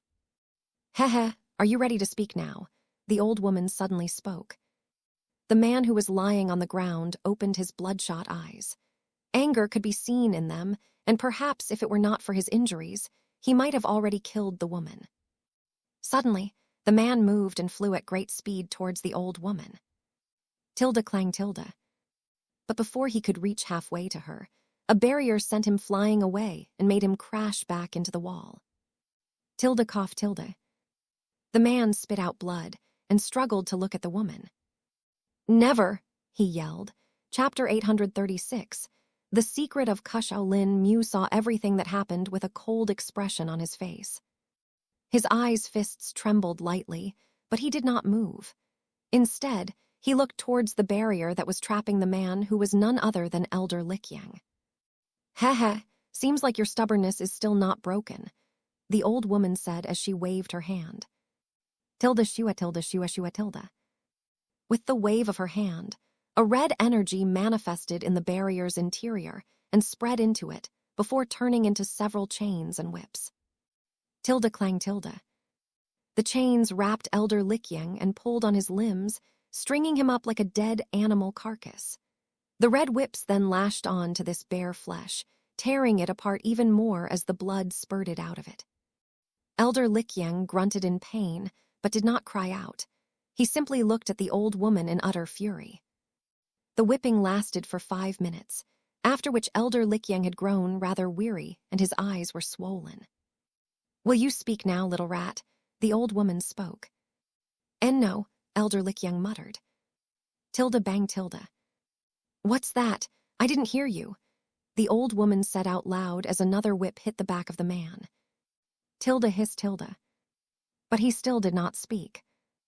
"You know, the earlier you tell us where the Noon Grass sect is located, the earlier you will be able to face death. If not, I'll simply show you terrors you've never heard of," the old woman said in a cold tone. But seeing that Elder Likyang did not answer even now, the old woman simply harumphed and turned to face the other men that were in the room. "Hold him for the time being. Perhaps we might use him as the perfect sacrifice. His cultivation and soul should be enough to open up the 5th level of the ruins," the old woman ordered. "Yes, Chiefess," the men replied. Also keep an eye out for the others. Our little carps are already here, ready to be caught. Make sure they don't get a whiff of anything," the old woman stated. "We'll ensure nothing happens, Chiefess," one of the men replied.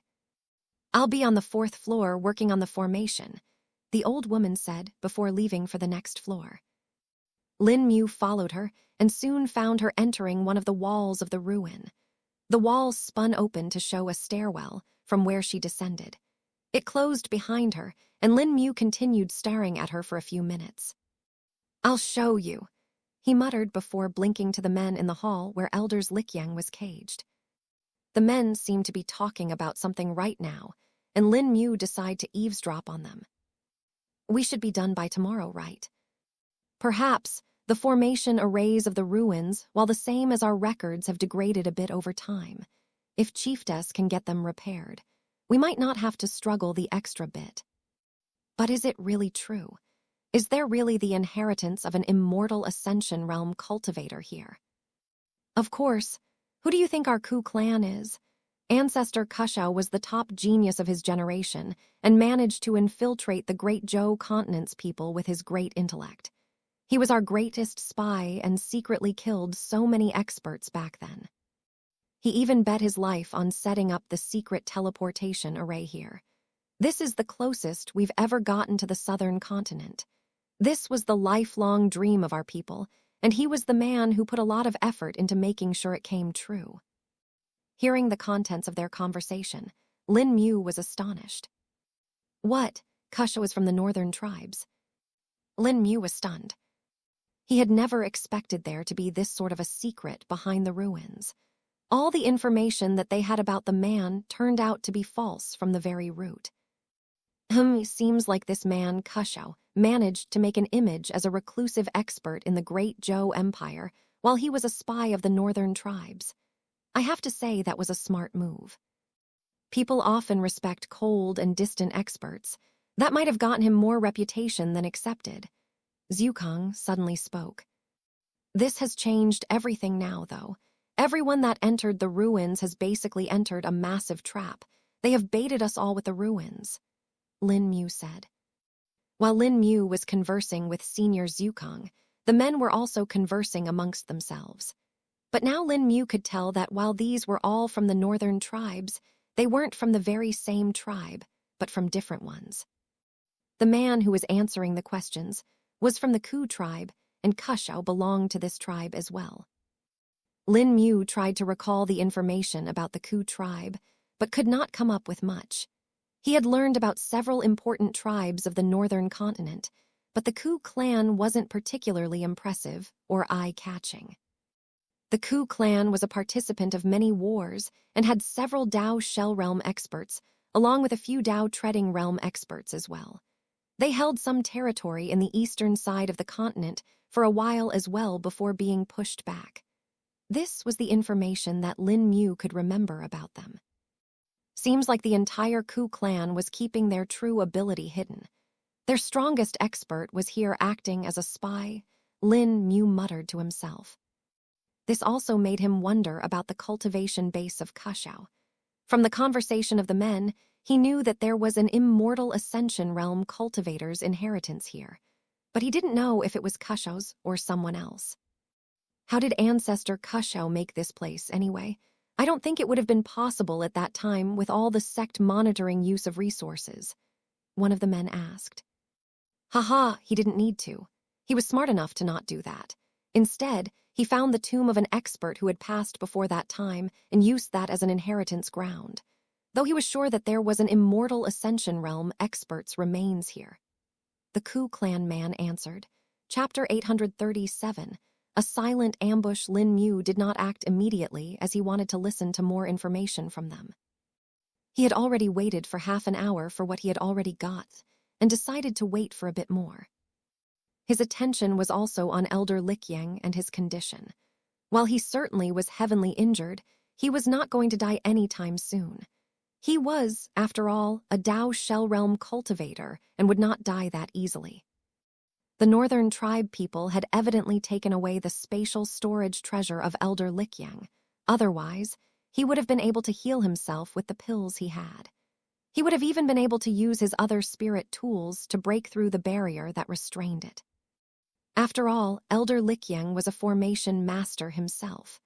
While he might have been able to dismantle a normal barrier formation without the use of any supportive spirit tools, the barrier that blocked him right now was nothing like that.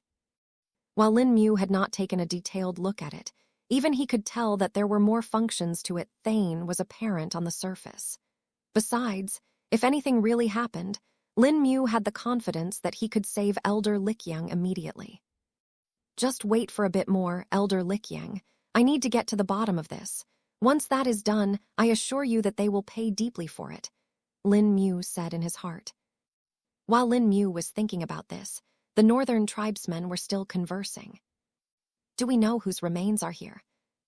No, that's why Chiefess has come here herself. She's going to open the seal that contains it all, and it will allow us to get it. And perhaps this noon grass sect rat will serve as the fuel for it too. I see, but what about these weird beasts? I've never seen anything like them before nor read about them. We don't really know either. What we know is that they are mad for the most part and cannot be controlled directly. At most, we can control the formation arrays of this place and redirect them towards others. Oh, haha, it will be fun when we get to see the Southerners squirm and die. The tribesmen laughed out loud. Lin Mu listened to them silently and decided their fate at that moment. Time to finish this, Lin Mu muttered and disappeared once again. In the previous room, the 20 nascent soul realm experts were doing their duty and keeping a guard on everything. 5 of them were on each side of the wall and would patrol it, making sure that nothing approached the area. Their gazes were sharp and alert, as if ready for everything. But all of a sudden, their gazes went dull and their faces blank.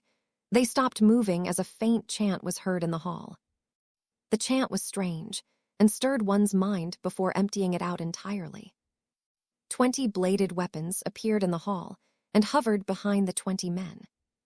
Tilde shing tilde. Then in one swift motion, 20 heads were lopped off. All of them fell to the ground at the same time and made a slightly higher noise than normal. Huh, did you hear that? Someone in the next room said. Did something fall? Go check it out, the leader ordered. Yes, one of the men said and started to move towards it. You fool, don't go alone, take more people with you. Do you want to be ambushed? The leader scolded. His men looked at him apologetically for their mistake, but their expressions flipped entirely the next second. What? The leader questioned, seeing the weird looks his men were giving him. That, but before his men could say anything, he felt some grip his neck. His breath was halted in that very second, and he felt himself being lifted off the ground. His eyes bulged out, and he felt like his neck was put in a vice. You were correct about an ambush, but it was not them getting ambushed, Lin Mu said in a low voice. Lead. Tilde shing tilde. The men were about to shout, but could not as their heads suddenly rolled to the ground. The leader watched on in utter shock, and his bulging eyes bulged out even more, making him look like a squished frog. A faint glimmer of light could be seen rising from the headless bodies of the men that Lin Mu had just killed. But before the glimmer could increase any more, the spirit weapons acted again. Spirit chi fluctuations emanated from the weapons, showing their power. Each and every one of them was a high-grade spirit weapon, which was a bit surprising to the leader. He watched as the spirit weapons destroyed the nascent souls of his men that were trying to escape. No, you kill can't do away. The man struggled to speak, but it was all in vain. His tongue tried to move, but the pressure on his neck only increased more. You don't need to move your tongue now. You will do it when I order you to do it later. For now, shut your mouth, Lin Mu said, his voice cold like the cellar of a tyrant's castle. Tilde swish tilde. Lin Mu's hand moved like the wind and struck the man in multiple places. Crack crack tilde. In just a second, the man's bones were split apart and his limbs were broken. His spine was shattered from the waist as well, leaving him crippled. The sudden pain was enough to knock him out, and Lin Mu let go of him. His body fell down like a rag doll, and his legs were bent at some awkward angles. Lin Mu looked at it coldly before he disappeared. A minute later, he returned with the rest of his companions. All of them had tense expressions on their face due to the aura that Lin Mu was emanating right now.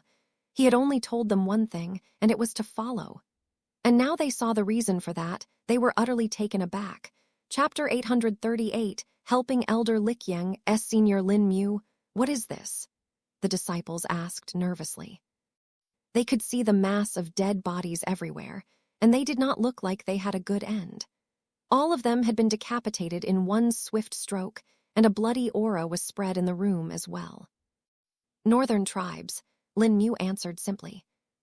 The answer was like cold water pouring over their heads, and they understood the gravity of the situation. Jiang Luo and Elder Wyman were quick to assess it and recognized the outfits that the men were wearing to be similar to the traditional outfits of the northern tribes. They're all from the northern tribes, but how? Elder Wyman was confused. Come. Instead of answering that, though, Lin Mu simply ordered them to follow them. They went a little ahead and saw Lin Mu walking towards an empty area. A flame appeared on Lin Mu's hand and illuminated the area and the last injured person that was lying there. The moment the people of the noon grass sect saw him, their eyes went wide. Elder Likyang, they all shouted out in unison and rushed towards him. But their lunge was brought to a halt as Lin Mu raised his hand. Wait, he ordered. Lin Mu extended his hand and touched the barrier that had faded away. It reappeared and showed its form, along with the chains that were trapping Elder Likyang in place. I'll deal with. Jiang Luo was just about to offer some help, but was interrupted by a loud noise. A gust of wind blew the hair off everyone in the room as Lin Mu destroyed the barrier in front of him. A single punch was all it took to absolutely break a barrier that had managed to hold a Dao Shell Realm cultivator. Such power, one of the disciples muttered. Even Elder Wyman could tell from the appearance of the barrier that it was nothing simple. And Jiang Luo, who was the expert in this, knew exactly how complex the barrier was. But then Lin Mu destroyed it easily. Step, tilde. Lin Mu walked towards the injured man, who was held by the chains, and gripped his hands around the chain. His biceps bulged as a massive power was exerted. The chains snapped like they were made out of twigs, and Lin Mu caught the injured elder in his hands. He quickly took out a pill bottle from his ring and opened its cap.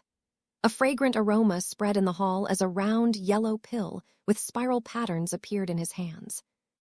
The 4 vessels restoration pill. One of the disciples recognized it. Lin Mu fed the pill to the injured man first before laying him down on the ground and checking his condition. Elder Wyman and Jiang Luo also arrived by his side during this time and did their own checks. Elder Wyman took a breath of relief after having figured out Elder Likyang's condition. His cultivation base is fine, it's just his body that is injured. We can fix that in some time, Elder Wyman spoke. Even though Elder Likyang had multiple broken bones and open wounds, the 4 vessels restoration pill was already starting to fix him. Take care of him, Lin Mu said as he handed a box of pills to a disciple standing beside him. He stood up and walked to the leader of the northern tribesmen that was lying unconscious on the ground. The man had been ignored at the start, but then Lin Mu brought attention back to him. Picking him up like a bag of trash, Lin Mu threw him towards Jiang Luo. You know what to do, Lin Mu spoke. Jiang Luo's expression turned serious and nodded his head. He kicked the man and turned him over to see his face. I'll get everything out of him, every little thing, Jiang Luo said with an ice-cold glint in his eyes. Elder Wyman and the disciples also looked towards the man, and only anger could be seen in their eyes. They did this to Elder Likyang, someone asked. Not just them, there is one more, Lin Mu said before explaining the situation in short to them. He knew that the old woman might find out that her people had died here, or that something had happened. Thus Lin Mu needed to act quickly. You get the woman, we'll take care of the rest here, Jiang Luo replied. I'll come too, Elder Wyman hurriedly said. No, Lin Mu interrupted. We don't know if they have more people here or if they are hiding somewhere. You should protect them, I'll deal with the old woman, he stated. Elder Wyman pursed his lips, but then nodded his head. All right, be careful, he said in a concerned tone. Then without responding, Lin Mu blinked away and disappeared. Everyone got to helping Elder Likyang while Jiang Luo pulled the one surveying northern tribesmen away. You will sing today, the final song of your life, Jiang Luo muttered as a few ideas appeared in his mind, and a grin pulled on his lips. Lin Mu's body phased through the wall, and he entered the stairwell that the old woman had taken. Making his way down, he realized just how deep it went. Skipping the stairs, he directly sank into the stairs. In 5 seconds, he had reached the bottom of the spiral stairwell and saw a wide open hall in front of him. This hall was vastly different from the ones he had seen before. It was smaller and was also a bit more circular in shape. His spirit chi was not restrained here, thus he let it wander freely, not caring that the old woman could probably do the same. The interior of the hall formed in his mind as his spirit sense observed everything. And at the same time, it came in contact with some powerful spirit chi waves. The moment Lin Mu's spirit chi touched it, it was struck back. Chapter 839, Ku Weowen had come from a long line of chieftains and had become the chiefess of her clan after her grandfather died. She was the first person from her clan who was ever acknowledged from the tribal alliance and had thus been chosen for the mission. The mission was something she herself had been looking forward to a long item. Kushao was an ancestor of her Ku clan and was considered to be a legend in the northern tribes. Yet even then, His existence was kept a secret from the younger and weaker members. This was to keep the information spreading to the Great Zhou Empire. After all, Kushou had sacrificed a lot to infiltrate it and make the ruins, along with the teleportation formation array. He had made it with a long-term goal. The one thing all sects liked was to get more resources and allow their disciples to gain experience from inheritance grounds. Thus, making the tomb of an old expert into his own and turning it into a trial ground was the best way he could have taken. Of course, the cost to make it was really great, but in the face of his goals, it was nothing. The northern tribes had used the ruins multiple times in the past to get the sects to sacrifice their disciples. They would only think that they died in the ruins of natural consequences and would never find out what happened. All that happened with no suspicion for a long time until 500 years ago, when the sects have had enough of it. They mounted a secret mission to get to the bottom of it. Of course, the northern tribes were already aware of it and decided to make use of it while turning it in their favor. They were already prepared at the ruins and managed to kill all those that had entered the tombs secretly. And just as they had expected, the sects kept this loss a secret for the fear of losing face. But it came at a cost, and the formation arrays of the ruins ended up getting damaged. Ku Weiaowen looked at the complex formation array in front of her and sighed. All these years we've waited to gain the secrets, and it's finally here. Ancestors sealed the teleportation array along with the main inheritance of the tomb to protect it from the sects. We've waited such long, and we finally have the opportunity, Ku Weiaowen muttered to herself. She stared into the formation array and saw the hollow bottom. The hall was circular in shape and had a hole in the center of it. From this hole, one could look down into the 5th level of the ruins. It was now that she felt something she had never expected. Her spirit sense was spread around in the hall and felt another spirit sense appearing. Her face turned stern, and she immediately intercepted it. Did they have some problem? Ku Weiaowen thought. But then she looked in the direction and saw a young man standing near the staircase. She furrowed her brows and questioned herself if she was seeing correctly. But no matter how much she wanted to believe that this was one of their people, she could not. Who are you and how did you get in here? Ku Weiaowen questioned. She already had a guess about what had happened up there, but she needed to buy some time to manage some things on her end. Her spirit sense secretly split and changed certain parts on the formation. Lin Mu, who knew he had already been detected, calmly approached the woman. You don't need to know that. As for how I got here, you should already know, Lin Mu said in a cold tone. I see. Looks like your head will have to pay the price for this. Now die. Ku Weiaowen shouted and waved her hand. Xing Xing Tilda. 3 small black spikes shot out of her fingers. They moved at a great speed and were almost invisible to the naked eye. Lin Mu, though, simply blinked to the right 10 meters away and dodged it with ease. Ku Weiaowen kept a still face, but internally she was a bit surprised. Speed? No, even a Dao-treading realm expert might not be able to do that. Then what? She wondered. Her mind worked at great speed. While Lin Mu continued to approach, she responded by sending out more spikes, but Lin Mu dodged them with ease too. You done? Lin Mu asked. My turn then. The short sword and several more spirit weapons appeared around Lin Mu. He clasped his hand around the short sword's handle and blinked ahead. In less than 2 seconds, he was already next to Ku Weiaowen. She widened her eyes and pushed her palm out, creating a shield that looked like a bowl. Defense of the chant bowl, she recited. Tilde clang tilde. Lin Mu's short sword hit the bowl and created a loud noise. Ku Weiaowen felt the power exuding from him and finally understood what she was facing. Dao Shell realm, she muttered.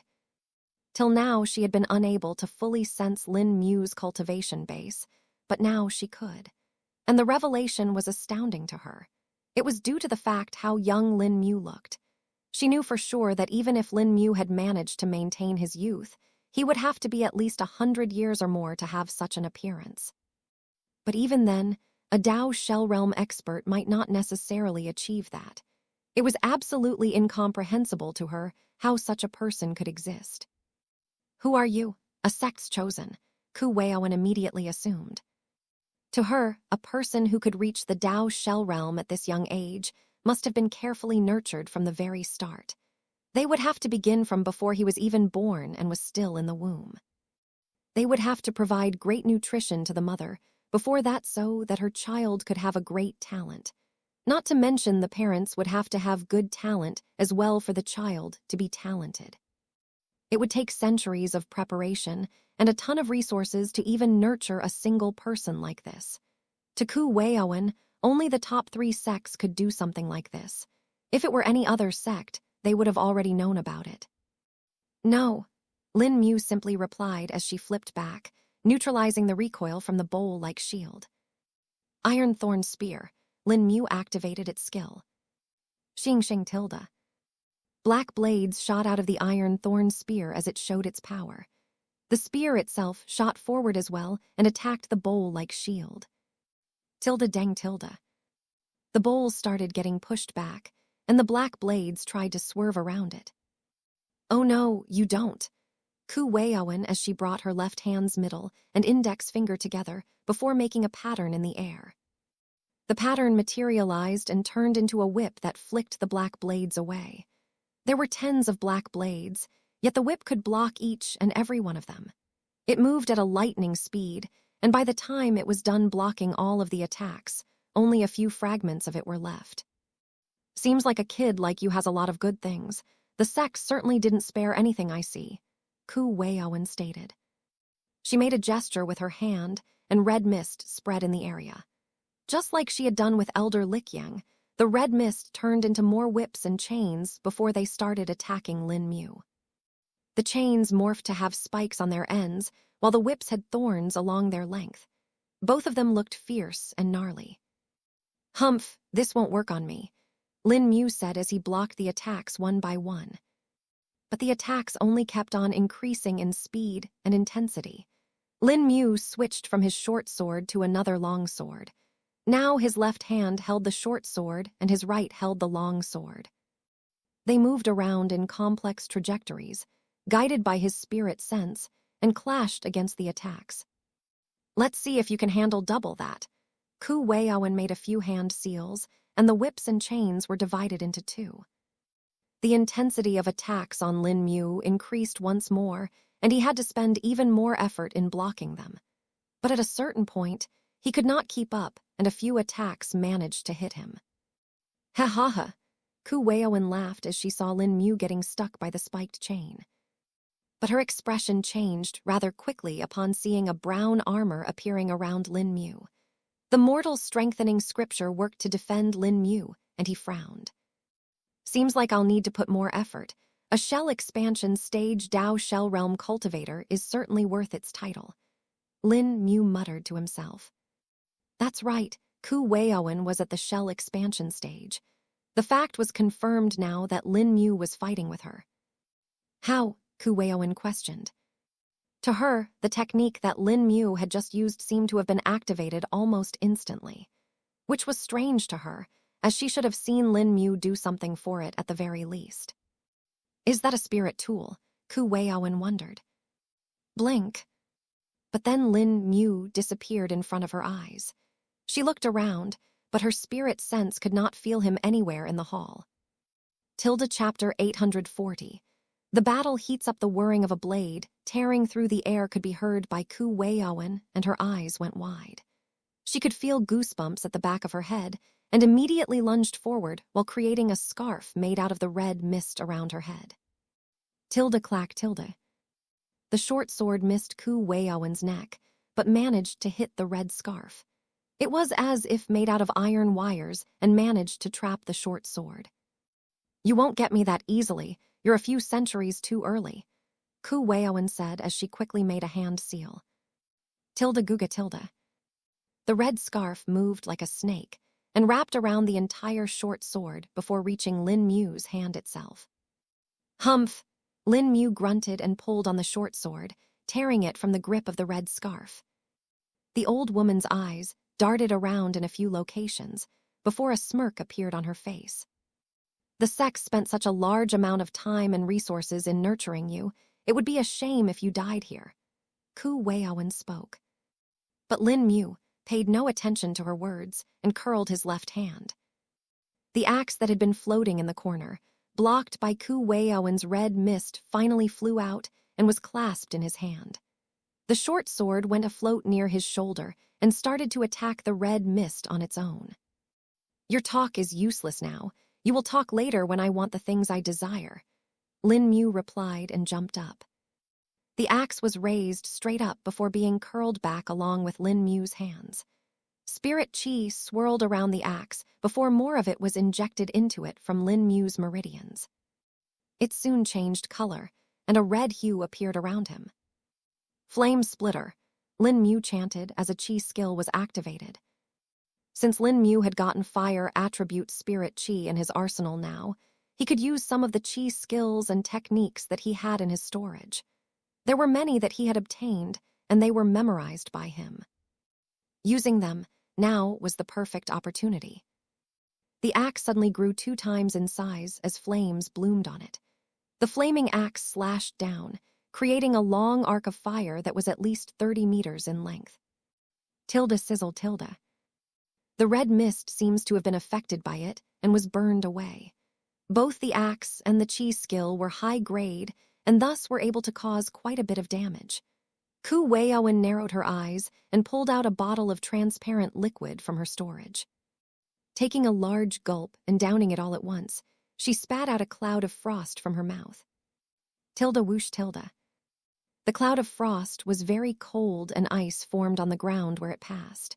The flames made by the axe were suppressed by it easily, while the red mist quickly retreated behind it. Then something surprising happened that Lin Mu had not expected. The frost actually climbed over the axe and reached the wooden handle. Lin Mu hurriedly let go of the axe as he could still feel the chill from it despite the mortal strengthening scripture's armor. What is this? Lin Mu wondered. The axe was fully covered in ice and fell to the ground lifelessly.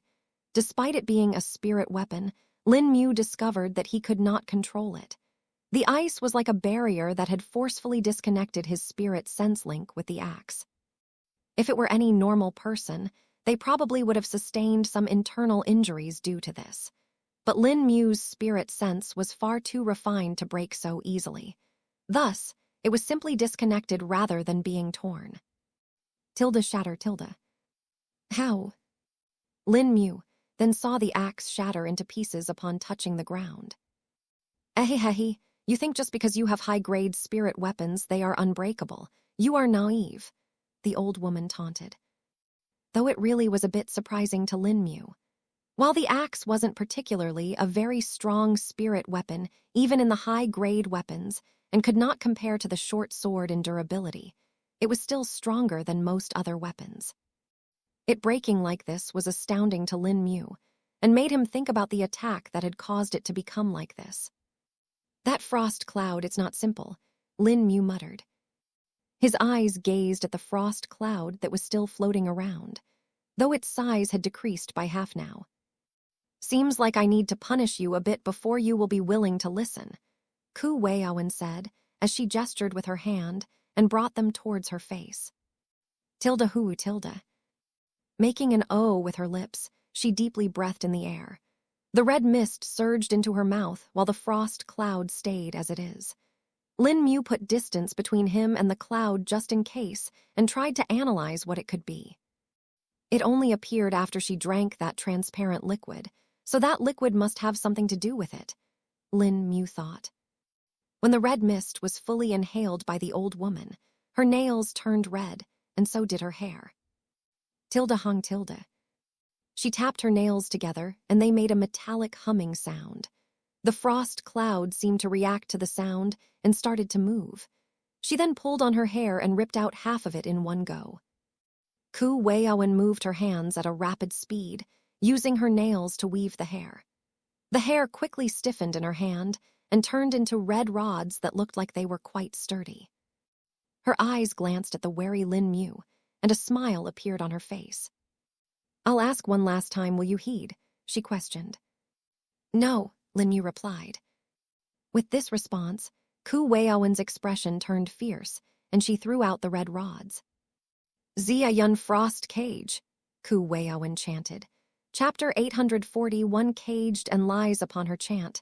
The red rods moved like rockets towards Lin Mu. He weaved through them and successfully dodged them, but that was not Ku Weiowen's goal at all.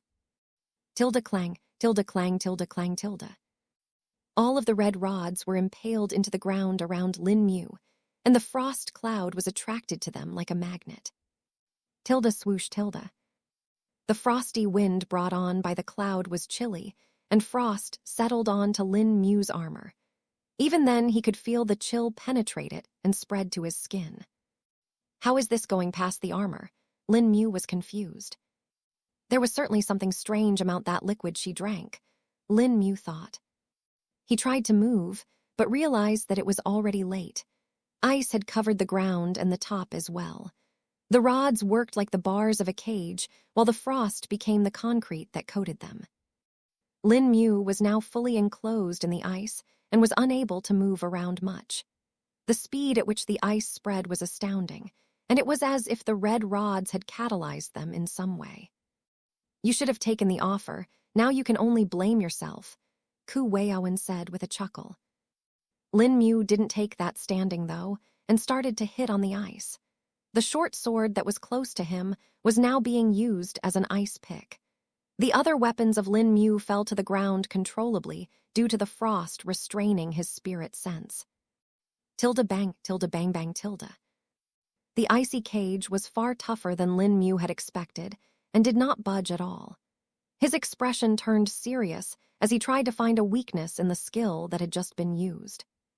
It's definitely not a formation, thus I can't use the normal method. I'll have to find some other way. Lin Mu muttered to himself and used his spirit sense to test out the cage. But no matter how much he tried, his spirit sense could not penetrate the walls of the cage. They were similar to the repelling effect that was shown by the walls of the ruins that could restrain spirit chi, but these went a step further and could even inflict damage.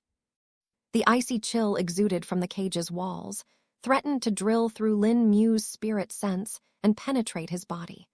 It was a scary feeling that made Lin Mu quickly withdraw his spirit sense, knowing this might not be the way. Gritting his teeth, Lin Mu clenched his fist and hammered them down onto the walls. Tilde bang, tilde bang bang tilde. The entire cage shook like a bull was raging within it, but even then, there were no signs of damage that could be seen on it. Ha ha ha, my Zia Yun Frost cage isn't something the likes of you can break. It has the true frost essence of our tribe, which has been refined for over 1,000 years. Even if you were at the shell expansion stage of the Dao shell realm, it still won't be affected. Ku Weiowen laughed. Hearing the name of the liquid that she had drank, Lin Mu's mind quickly worked. He felt like he had heard something similar to that before. It should be similar to the Arctic essence. Zhukong suddenly spoke. Lin Mu nodded his head as the memory appeared in his mind. Indeed, the lost immortal once traded a large amount of fortune to obtain the Arctic essence. It is said to be one of the coldest materials one can buy and is very useful for those with ice physiques. But it is also used in restrictive poisons and meridian freezing pills. No wonder it can prevent my spirit sense from passing through, Lin Mu replied.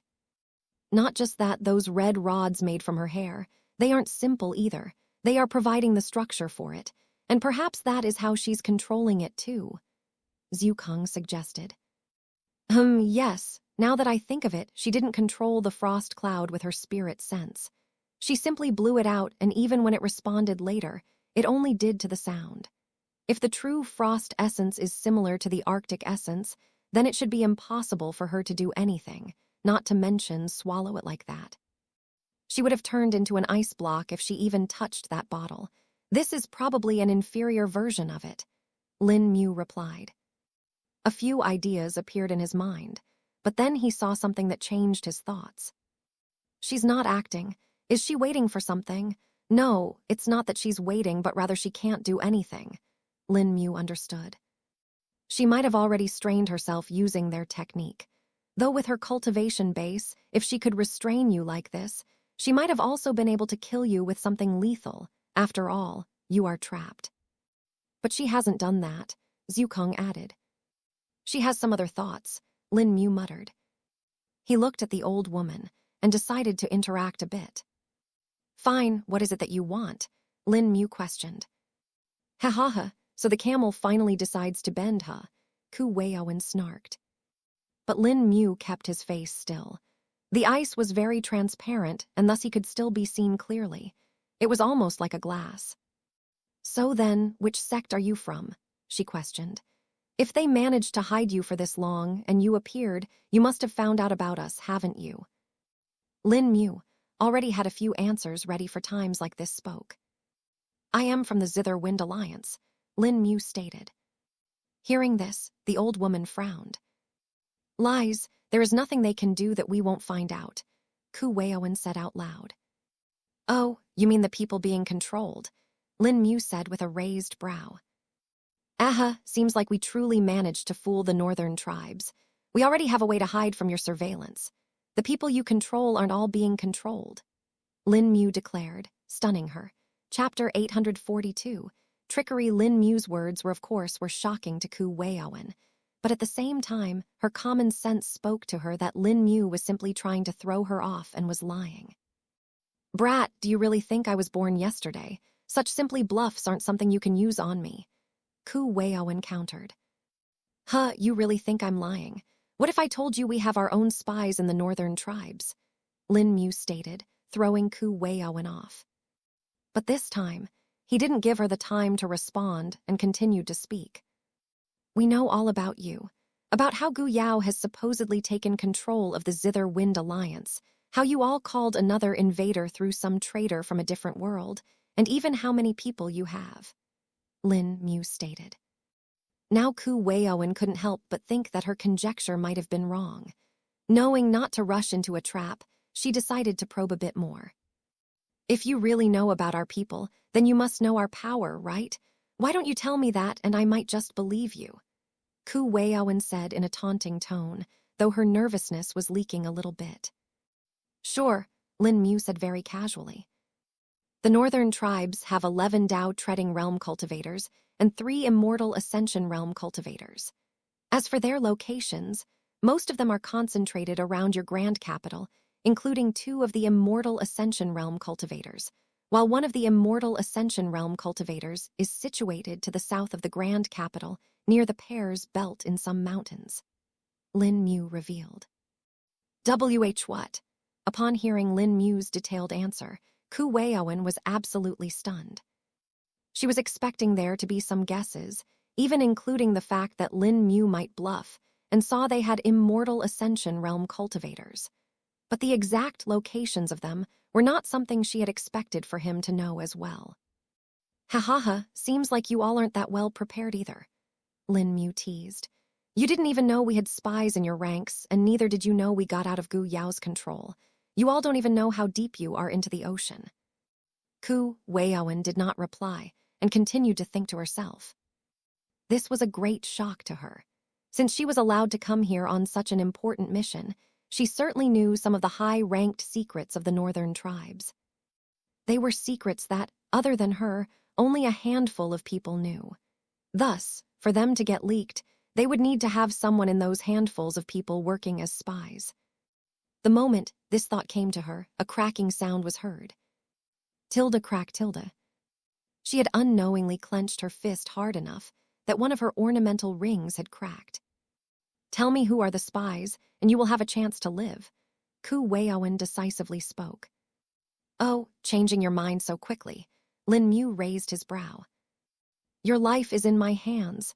Even if you don't speak, our ancestors have methods to extract memories from unwilling people. You don't need to be fully alive for that either, Ku Weiowen said, her voice dripping with venom. Coming to threats now, are we? Well, sure, I'll throw you a bone. 2 of the spies are in your Tao-treading realm cultivators. Ha-ha, Lin Mu chuckled. Ku Weiowen's mind immediately got to working on who could be behind it. She didn't even question the fact if Lin Mu was lying, since he had stated far too much information for him to even bother doing something like this. To Ku Weiowen, The most important thing right now, even more important than Lin Mu, was to send word to the northern tribes. But that was an immensely difficult task as of now. While they did have ways to quickly transmit information to the northern tribes, that information was sent by relaying it to multiple people. But with the information Lin Mu had just revealed, she couldn't trust that relay setup they had either. To her, it meant that it would just end up alerting Lin Mu's allies and telling them that he was in danger and had been found out. After all, she couldn't guess on the fact if they didn't have spies in the people that had already entered the Great Zhou Empire either. Will ancestors even respond to my call? It will be a great disrespect to use that, but this is now a grave emergency, Ku Weiowen decided. She looked at Lin Mu, that was still standing and smugly looking at him, and gritted her teeth. I swear I'll rip out your lungs once I'm done with this, she muttered to herself. While Ku Weiowen was doing this, Lin Mu was doing something else. His mind was split in two and was doing different tasks. On one hand, he was keeping an eye on the old woman's every move, and on the other hand, it was trying to find some other solution. Lin Mu had to maintain a staunch attitude, as the more he did that, the more Ku Weiowen got nervous, and the better chances for her to make mistakes. She finally moves, Lin Mu thought to himself, and saw Ku Weiowen turn around. She started to walk towards the formation array in the center and work on something. Time to test it, Lin Mu thought to himself, and pretended to contact someone using a jade slip. Seeing that she had not noticed him or had looked at him, Lin Mu decided to be a bit more daring. He directly took out a pile of peak-grade spirit stones and looked at Ku Weiowen. So she really can't sense anything inside either. Perfect. Lin Mu smiled upon discovering this. Seems like not only is my spirit sense restricted by this cage, the same applies to hers as well. This will work in our favor. Lin Mu muttered to himself and enacted his new plan. Chapter 843, Escape and Counterattack. Ku Weiowen was quickly working on a different thing than what she had come here for originally. Her plans had seemingly been flipped on its end due to Lin Mu's appearance. And in addition to that, the revelation about the spies was far too much for her to bear alone. Her clingers flitted across the formation array as she made one change after the other. There were some runes being added, and some removed, though she didn't change any layers of it. Lin Mu observed this and guessed what she was doing. She's trying to draw spirit chi from it. Lin Mu furrowed his brows. He was a bit confused, as this was a complex thing to do, as a formation array would hide sensitive functions like this deeper into its middle layers. This would prevent anyone from accessing it. And what Ku Weiowen was doing was certainly that. But it was stranger since she was not altering any layers at all and was only working on the surface. How is this possible? Lin Mu muttered. She may have a key to the formation array. Since it was set by their ancestor, they likely have something that allows her to control it, Zhu Keng suggested. Seems like it, but I can't sense what that is from here, not without my spirit sense, Lin Mu replied. But Lin Mu couldn't wait for something to happen on its own. He needed to take the initiative. I can't let her do as she feels. She's probably trying to make contact with the northern tribes. Even if she does make it, she can't reveal who caught her. The information reaching them might be a good option and will throw them off, though, Lin Mu thought to himself. With a plan ready, Lin Mu decided to be even more daring. Taking a deep breath, Lin Mu looked around him and tried to memorize everything he could. Then the very next moment, he disappointed into thin air. Fade!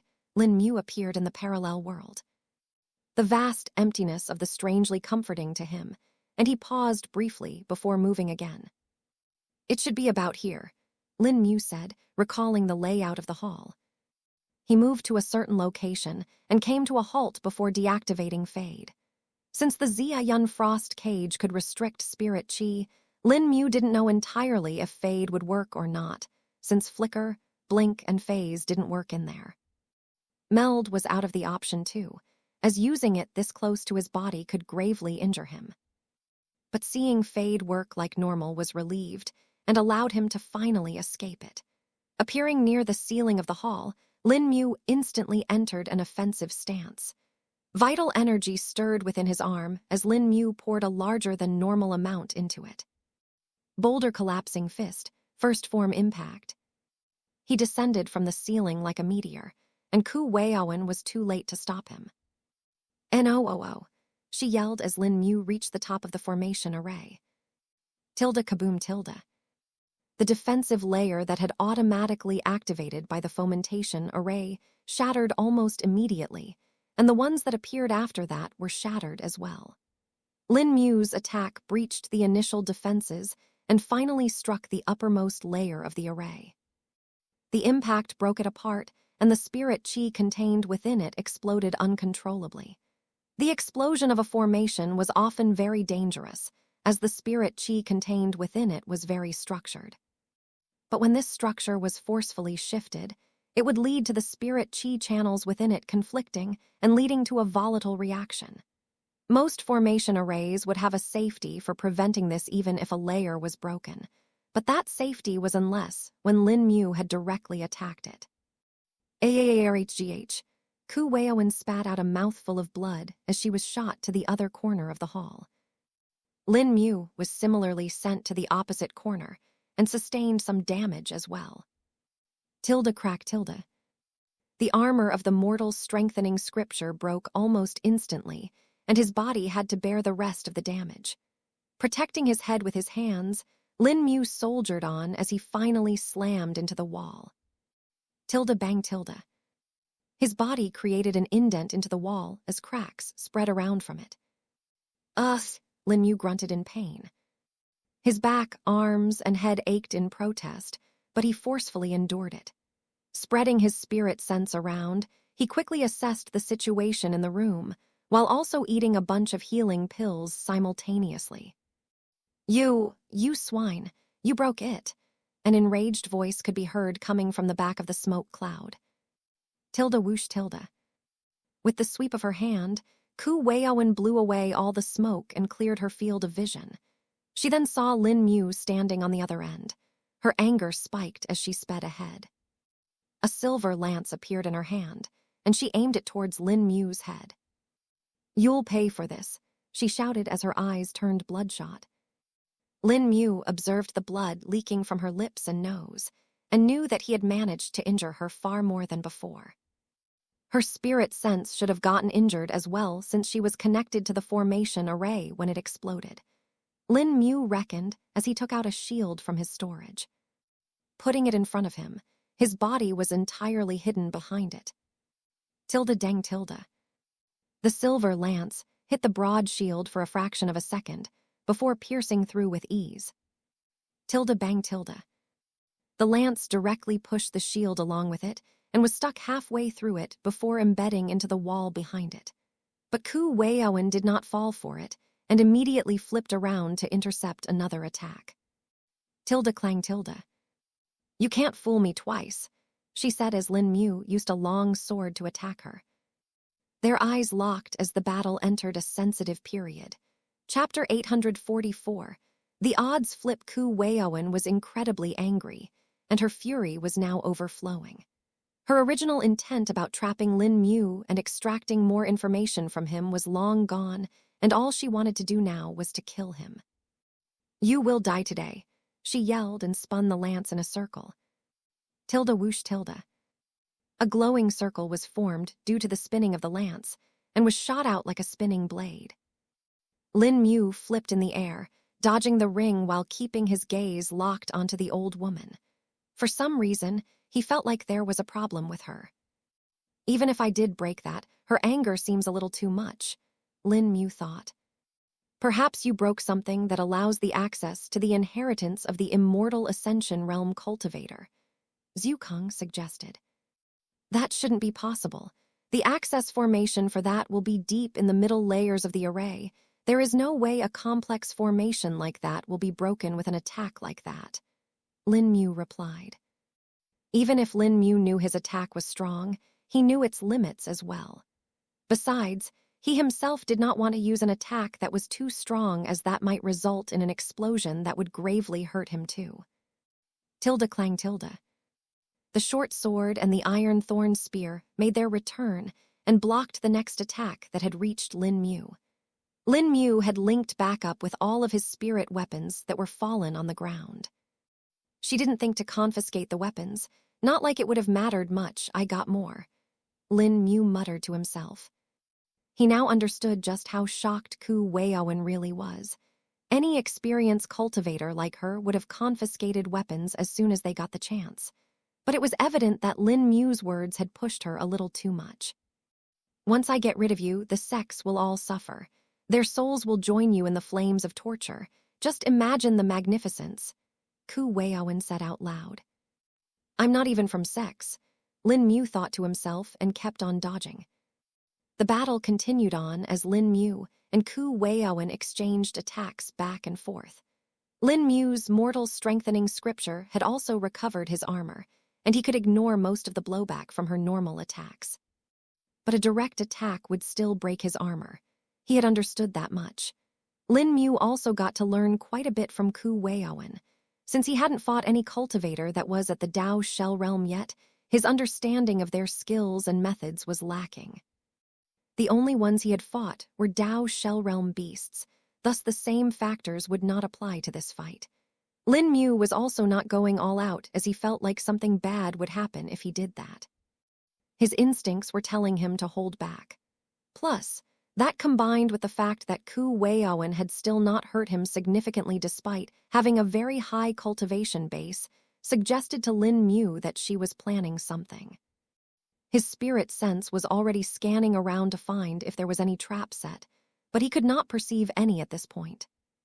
Is it really just her being unable to catch up with me, or is there really something else? Lin Mu wondered to himself. After about 15 minutes, both Lin Mu and the old woman had sustained some injuries on their bodies. In this time, Lin Mu's armor had been broken at least 3 times from attacks he could not dodge. Ku Weiowen had a skill that allowed her to accelerate her normal attacks and techniques by 10 times, and it would be done randomly. This caught Lin Mu off guard, and it ended with his mortal strengthening scripture's armor breaking. Thankfully, at his level, only the part that was struck would break, and not the entire armor. Thus repairing it was just a matter of time and earth elemental spirit chi, which he had a sufficient amount of. Tilde clang tilde. Suddenly, Ku Weiowen tapped her lance on the ground and spun midway through her attack. Huh, what? Lin Mu said in confusion. Ku Weiowen had made a strange move that didn't make sense. If she had continued onwards, she would have been able to block his attack or at least parry it, but turning around midway had caused her to get injured by Lin Mu's short sword instead. A deep gash had been cut out onto her waist, and the flesh within it could now be seen. Ha ha! The old woman laughed instead of wincing in pain. Lin Mu furrowed his brows and knew that something was wrong. A surge of spirit chi was felt by him, and his pupils became pinpoint. Fade! Lin Mu tried to use the skill, but was interrupted before that. Ahahaha, ahhha. Ku Weiowen laughed again, seeing Lin Mu fail. How's this possible? Lin Mu was puzzled. Taking the chance, while Lin Mu was a bit distracted, Ku Weiowen made a few hand seals. Tilde shua tilde shua shua tilde. Her fingers moved like a blur and created various runes in the air. Then the very next second, she joined her palms and spun them like a blooming lotus. With the ancestors' blood, with the ancestors' bloodline, calling the will, Ku Weiowen chanted. Tilde ripple tilde. The blood that had spilled out from the old woman's body started to gather together. Globs and spheres of blood rushed up from the ground and turned into hundreds of streams that split in the air and rushed back towards the ground. But this time, they entered very specific places. Lin Mu's spirit sense had stopped working, and he could only look around to see what was happening. The streams of blood entered the crevices and indents that had been made during the battle. Lin Mu's anxiety increased while Ku Weiowen smiled widely, showing her missing teeth. Chapter 845, Humiliation and Anger in the Hall. Not all of the indents and scratches were filled with blood. Only very specific ones were filled with the blood, and once Lin Mu saw all of them, he could make out a very specific shape. It was not like any character or letter he had seen, and neither was it any pattern he was familiar with. Tilde Wiang Tilde. The pattern lit up and glowed in a blood-red light. A very strange energy erupted from the pattern and snuffed out all of the spirit qi in the air. The energy rushed towards Lin Mu and coated his body. Lin Mu could not dodge it and found his control over spirit qi falling rapidly. "How is this possible?" Lin Mu exclaimed. He could understand if the spirit qi in the air was restrained, but even the spirit qi in his own body was not in his control anymore. His danshan was soon covered in the same strange energy, and he was unable to use any spirit qi at this point. Do you like that? Do you feel that?" Ku Weiowen said out loud. A deep frown appeared on Lin Mu's face, and knew that he had been fooled. "She was making this thing the entire time. She never wanted to kill me from the start. She was just making it seem like it." Lin Mu understood. "She used the same method that you used earlier," Zukong spoke. His voice, though, was eerily calm. Lin Mu didn't particularly notice it, as he was more focused on the situation at hand. He felt both humiliated and lost at this. "I thought I had everything under control." Lin Mu realized he had done the very thing he had long decided not to do, underestimating his opponent. Gritting his teeth, Lin Mu slammed his foot, creating spiderweb-like cracks in the floor, and shot towards Ku Weiowen. "I don't need spirit qi to defeat you," Lin Mu said staunchly. Ku Weiowen was taken aback by Lin Mu's action. "This kid, how is he doing this?" Ku Weiowen thought. While she had understood that Lin Mu was strong, she didn't know that his strength didn't just come from spirit qi. Lin Mu was a body cultivator as well, and had the same strength as that of an adult soul stage nascent soul realm cultivator that was at the very peak just with his body. A casual punch of his could break apart boulders and turn them to dust, which was something that normal cultivators would need to use spirit qi to do. They would have to first amplify their body with spirit qi and reinforce it, or they would end up injuring themselves. But this effect was temporary and would only last as long as they maintained that state. It also consumed their spirit qi continually as long as they kept it active. But Lin Mu was not like that. Even if he had no spirit qi, he would still stay like that. Not only that, if he ever lost his spirit qi cultivation base, his body cultivation would always be there. Crippling that was not a simple thing. Tilde bang tilde. Lin Mu's fist buried into the ground where Ku Weiowen was standing and missed her. "Damn it!" Lin Mu cursed and looked around to find her again.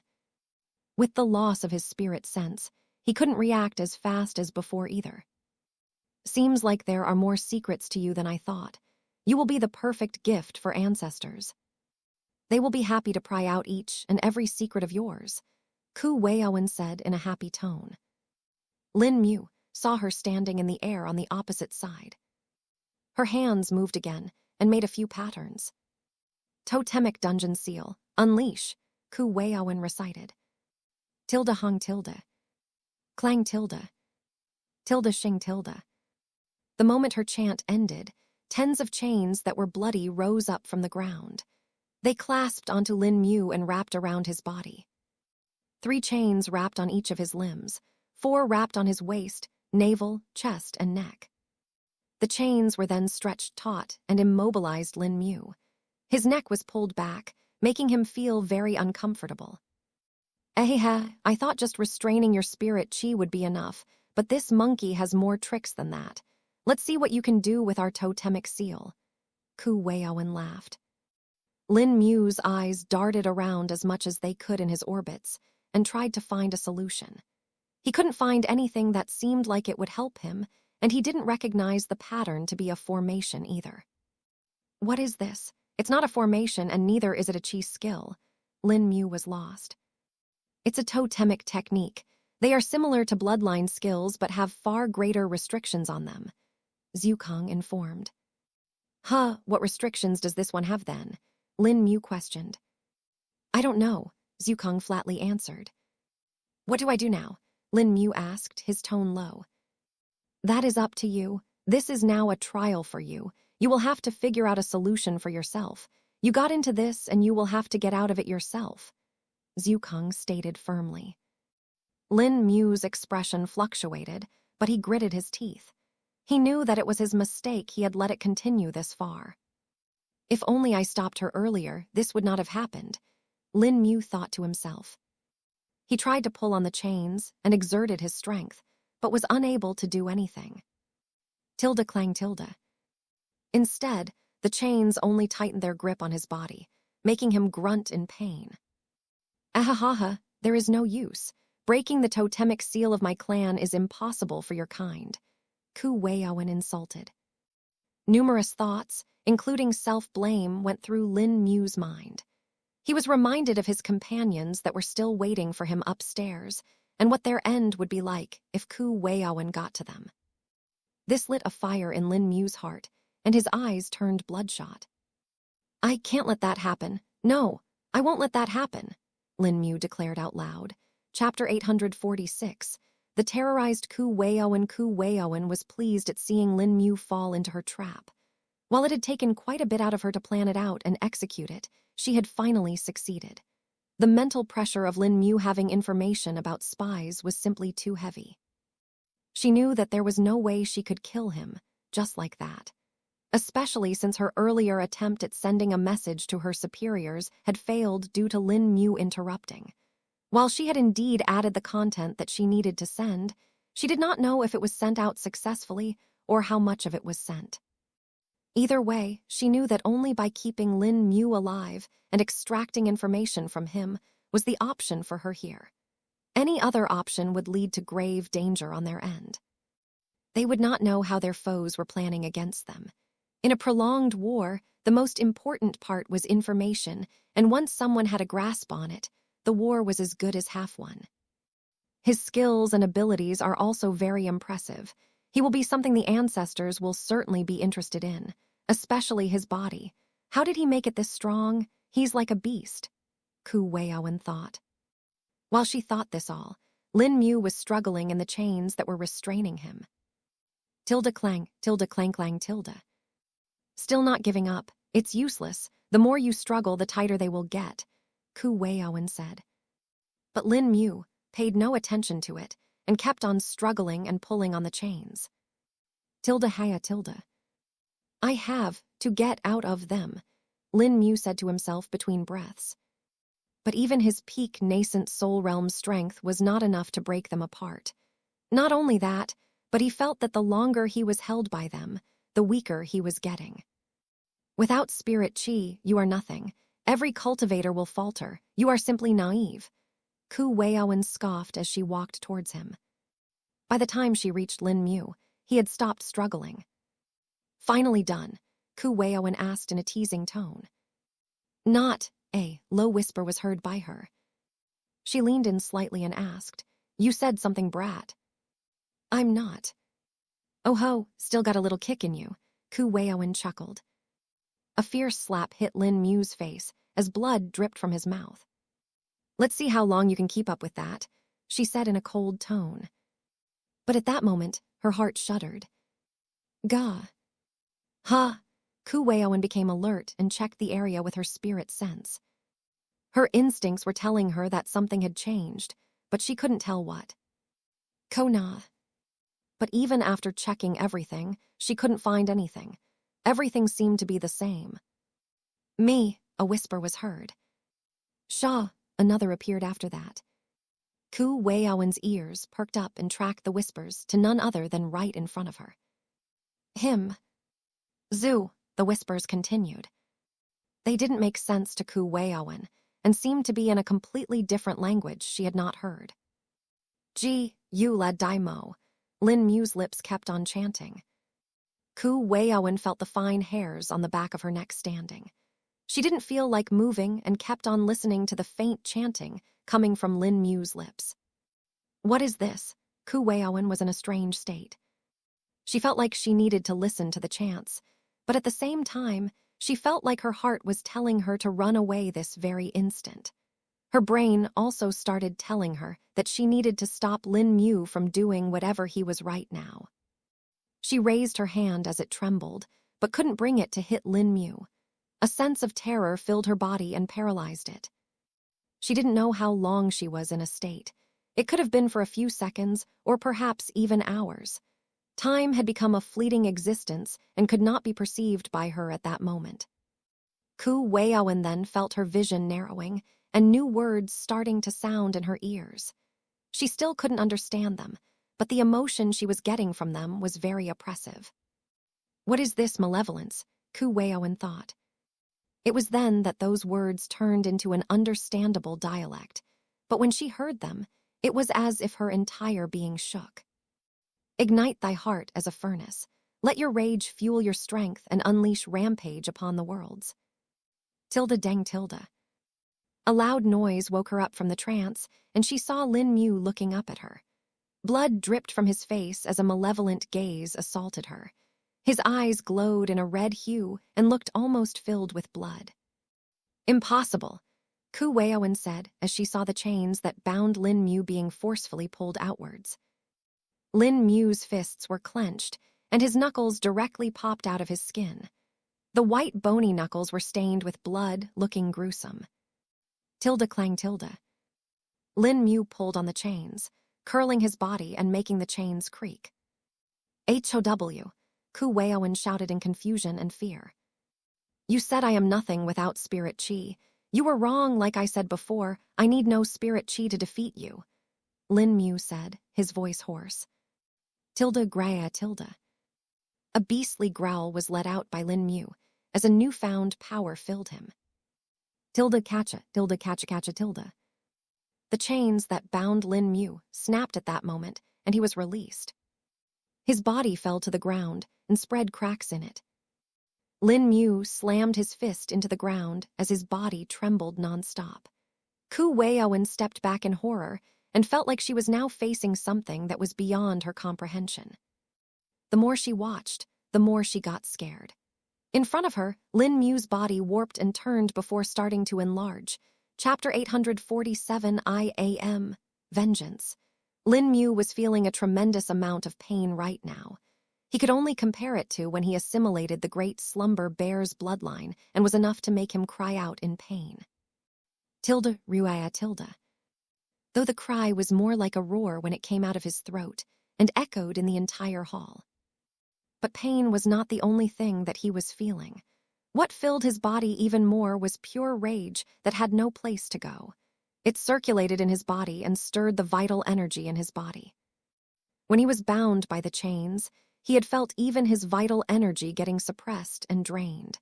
But now, he felt like he had a volcano inside of him that was ready to explode. Tilde dub dub tilde. His heartbeats thundered like a war drum and could be heard very clearly. They joined his roar and created a soul-chilling symphony.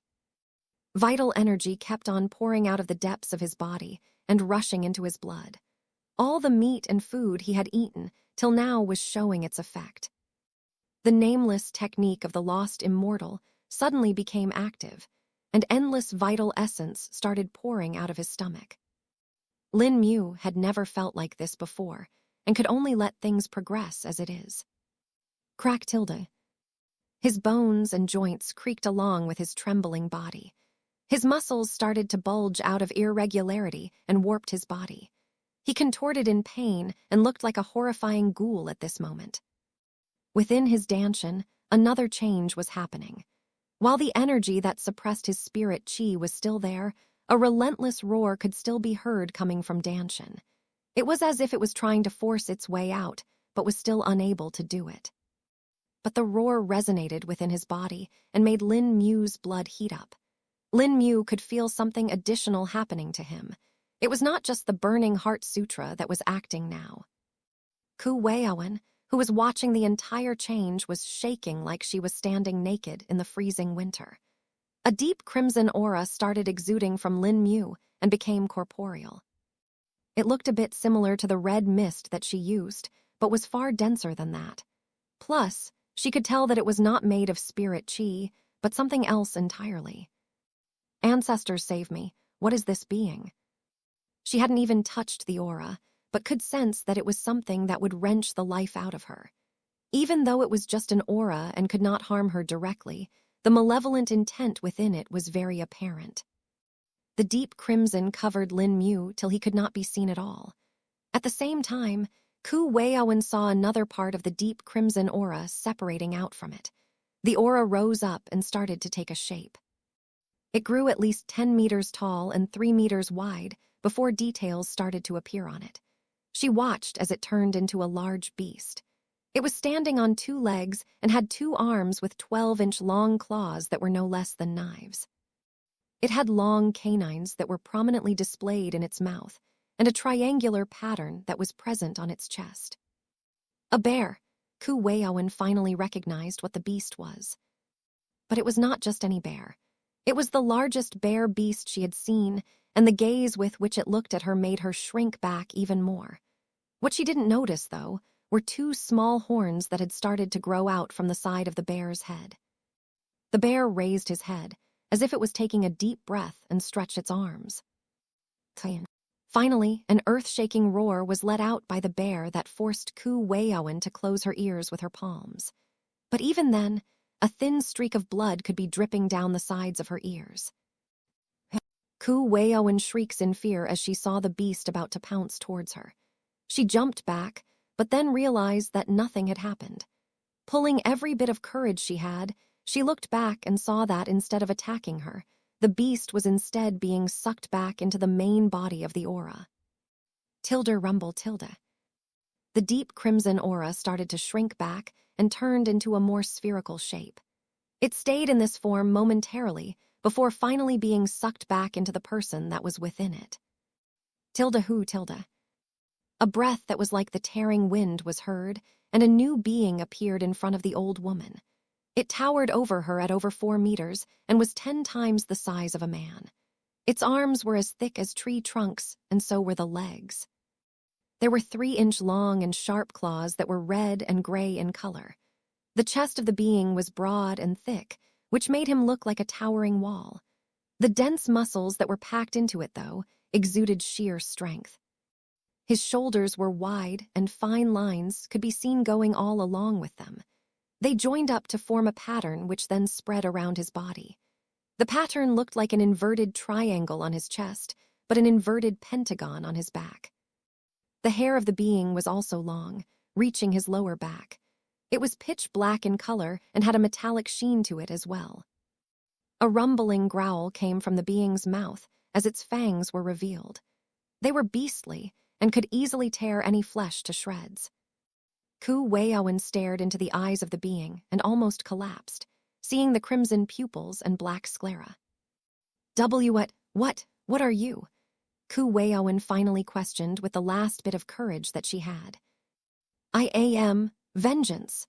Chapter 848, Tough Battle. Lin Mu's words rumbled in Ku Weiowen's ears and scared her to no end. But at the same time, her flight and fight instincts activated and she started to fly back. But before she even went a meter away, Lin Mu appeared to block her path. So fast, Ku Weiowen was stunned.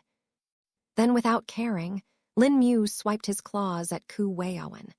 The old woman's pupils shrank in fear, and she immediately threw out a small ornament that looked like a stick figure of a man. The stick figure changed its form rapidly and turned into Ku Weiowen. Tilde bang tilde. The transformed stick figure exploded instantly the moment Lin Mu's claws stuck it, showing just how much power was contained in that attack. Ku Weiowen's heart ached at the loss of the stick figure, but she was also grateful for escaping. That stick figure was a high-grade spirit tool that was a consumable. It could only be used once, but it could protect one from even a Tao-treading realm cultivator's attack. Normally, it should be activated beforehand so that it was ready. But Ku Weiowen ended up doing it midway through the fight. If it was done beforehand, the enemy would not be able to tell that the figure in front of them was not a real person. It was a treasure that Ku Weiowen had obtained after a lot of work. That was given to me by ancestor, but now I had to use it here, Ku Weiowen threw while gritting her teeth. She continued to fly back, but at the same time, she knew that this fight was not something she could avoid. Tilde clang tilde. Lin Mu shot out of the smoke made by the explosion and attacked Ku Weiowen again.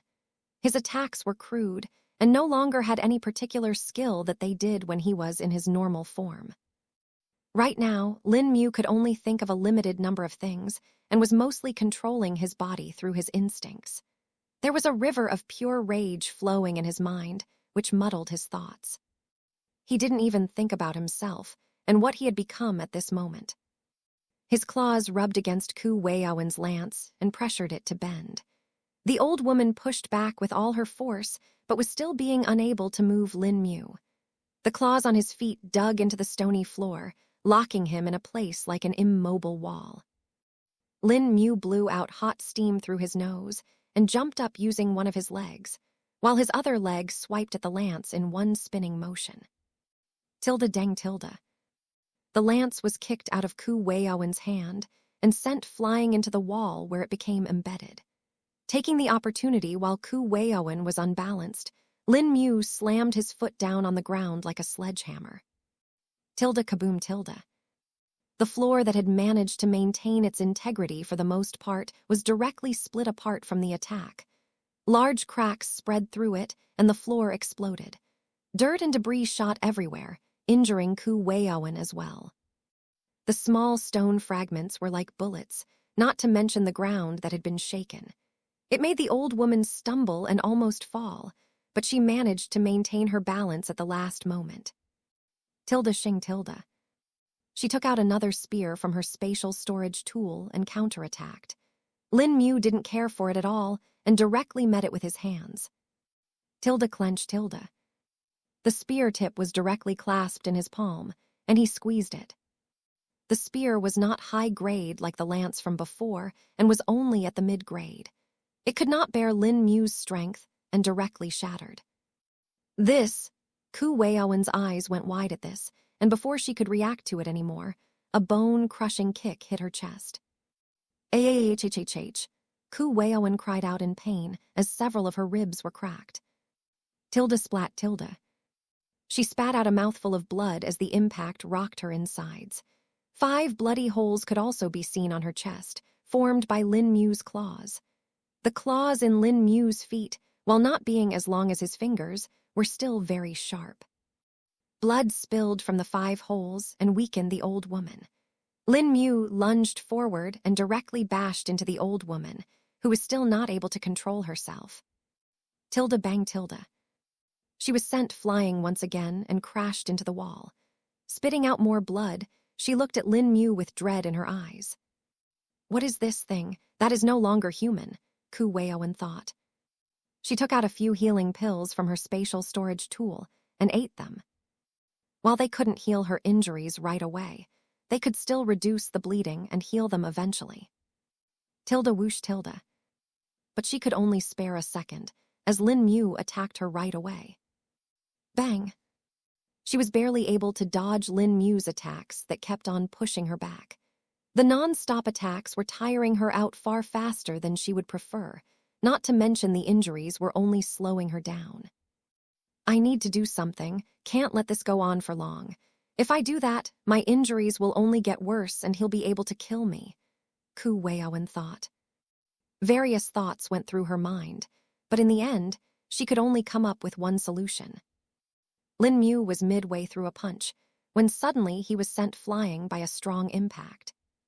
His body created a deep imprint on the wall, and he could not even be seen clearly. When the dust faded away, one could see a large sphere in front of Ku Weiowen. The sphere was nearly 4 meters wide in size and was a pale white color. "Enough!" Ku Weiowen yelled as she wiped the blood from her lips. "This ends now," Ku Weiowen shouted as she threw out her Dao shell again. Chapter 849 Dao Shell. Break. Summoning her Dao shell was the final gambit that Ku Weiowen could use. All of her techniques and skills had already been used, and none of them were effective against Lin Mu. His strength was certainly superior to hers, and their speeds were almost the same. But the more she fought, the more Lin Mu was gaining an advantage. The only thing she could not rely on was something that was far more powerful than everything that she had used until now. And that thing was her Dao shell. One must know that she was at the shell expansion stage of the Dao shell realm, and thus the full power of her Dao shell could be used. This was significantly different from when Lin Mu had faced the Dao shell of the troll demon beast. That was incomplete, and this one was completed as well as expanded. Ku Weiowen raised her hand and gestured for the Dao shell to rise as well. Then, pointing forwards with her index and middle finger, she shot the Dao shell straight towards where Lin Mu had been located. Tilde bang tilde. The Dao shell slammed into the same place where Lin Mu's had been embedded and further pushed him into the wall. Despite being 5 meters thick, the walls of the ruins were unable to bear it, and Lin Mu was pushed deeper into the soil outside. An unwilling roar could be heard coming from the wall, and a second later a blurry figure shot out of it. "Oh no, you don't." Ku Weiowen sent the Dao shell to hit Lin Mu. Tilde bang tilde. Lin Mu bashed into the Dao shell and shook the air. Visible tremors could be seen going through the ground as the clash of two powers spread. Thud tilde.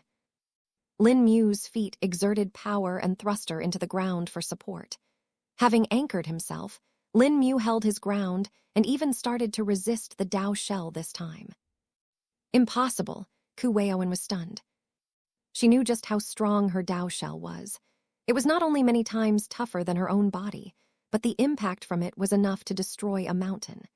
She had killed a Shell Genesis stage Dao Shell Realm beast with a single hit of the Dao shell before. Its force was enough to crush the beast into a pancake. And yet, Lin Mu barely seemed to be injured. It was both confusing and terrifying to her. Such offense and defense, no normal technique can offer this. Is he using a sacrificial technique? Ku Weiowen wondered. Lin Mu, who was still resisting the Dao shell, increased his power and halted the Dao shell in its place. No longer was he being pushed back, and was like a sturdy peak instead. A ferocious expression appeared on Lin Mu's face as he extended his claws and gripped onto the Dao shell. Hugging it like a large ball, Lin Mu let his vitality burst forth. "Break for me." A demonic voice was let out by Lin Mu's lips as a stunning power exuded from his body. Ku Weiowen anxiously tried to pull the Dao shell back, but was unable to. "He can't just hold on to the Dao shell like that. Return," Ku Weiowen ordered. The Dao shell tried to heed her call and move back, but couldn't escape Lin Mu's clutches. Lin Mu and the Dao shell were almost the same size, with Lin Mu being a head taller. He could grasp the Dao shell in its entirety and hold it in place like an anchor. No matter how much Ku Weiowen tried, the Dao shell was stuck. Lin Mu gazed at her maliciously, and a chill spread through the old woman's body. A premonition appeared in her heart, and her fear grew. Graa. Lin Mu let out a demonic cry and used as much of his power as he could. The vitality overflowed and nourished his body, letting his muscles exert more strength than they normally could. His body glowed in a crimson light and made him appear like a demon that had stepped out of a bloody sea. "Demonic might," Lin Mu uttered. Tilde badam tilde. In that moment, it was as if time had frozen and everything stood still. Ku Weiowen watched on unwillingly as cracks started to cover her Dao shell. With each fraction of a second, the cracks spread more and more until finally, the Dao shell was reduced to fragments. Ku Weiowen let out a blood-curdling cry as a deathly pain spread all over her body. The loss of a Dao shell was not something that a cultivator could bear easily. While there was still the possibility of them being able to remake it, there was a higher chance for them to simply run out of longevity before that. A Dao shell realm cultivator could live for about 2,000 years on an average, and even if one became one at the age of 800 years, which was still an early estimate, they would only have 1,200 years left to live. But for Ku Weiowen, that number was far less. After all, she had spent many years in cultivating her Dao shell and expanding it. Her current appearance was actually natural, and she possibly had less than 100 years left to live. This number would have been higher if not for the skills that used up her lifespan in exchange for power. The Zia Yun Frost Cage was once such a skill, and had taken at least 50 years of her longevity to be used. It was a gamble she had taken, but now it had only proved to become her bane. Plus now that she had lost her Dao shell, she couldn't do much. Tilda hoo, tilda hoo, tilda. Lin Mu took deep breath as he looked at Ku Weiowen. He seemed to be quite tired than before, and it was evident breaking the Dao shell had taken him a lot to do. Time for my vengeance, Lin Mu muttered as he walked towards Ku Weiowen. Chapter 850. Interrogating Ku Weiowen could barely move at this moment. The backlash from the destruction of her Dao shell had sent a surge of pain that all but paralyzed her meridians. Moving even an inch made her body cry out in pain. But the pain didn't bother her as much as the deadly gaze that Lin Mu was giving her. It was now that she realized she didn't even know the name of her foe. Who are you? She asked with difficulty, feeling lost at this moment. But Lin Mu could not care for that. All he wanted was for his own questions to be answered. Ku Weiowen yelled in pain as tears streamed down her face. Her left arm had just been ripped out as copious amounts of blood flew out. Lin Mu's claws were no less than knives right now and could sever anything from flesh to metal. Speak, Lin Mu stated. But Ku Weiowen was far too busy writhing in pain to answer that. Seeing it, Lin Mu simply frowned and stepped onto her foot, crushing it entirely. Argh. The old woman directly fell to the ground and rolled in pain, unable to bear so much all at once. Normally, a cultivator of her level would be able to bear such pain with relative ease and won't show such a reaction. But with the destruction of the Dao shell and the backlash she received, the pain right now was amplified much more than normal. Not to mention, spirit qi served a big role in suppressing the pain and healing the damage caused.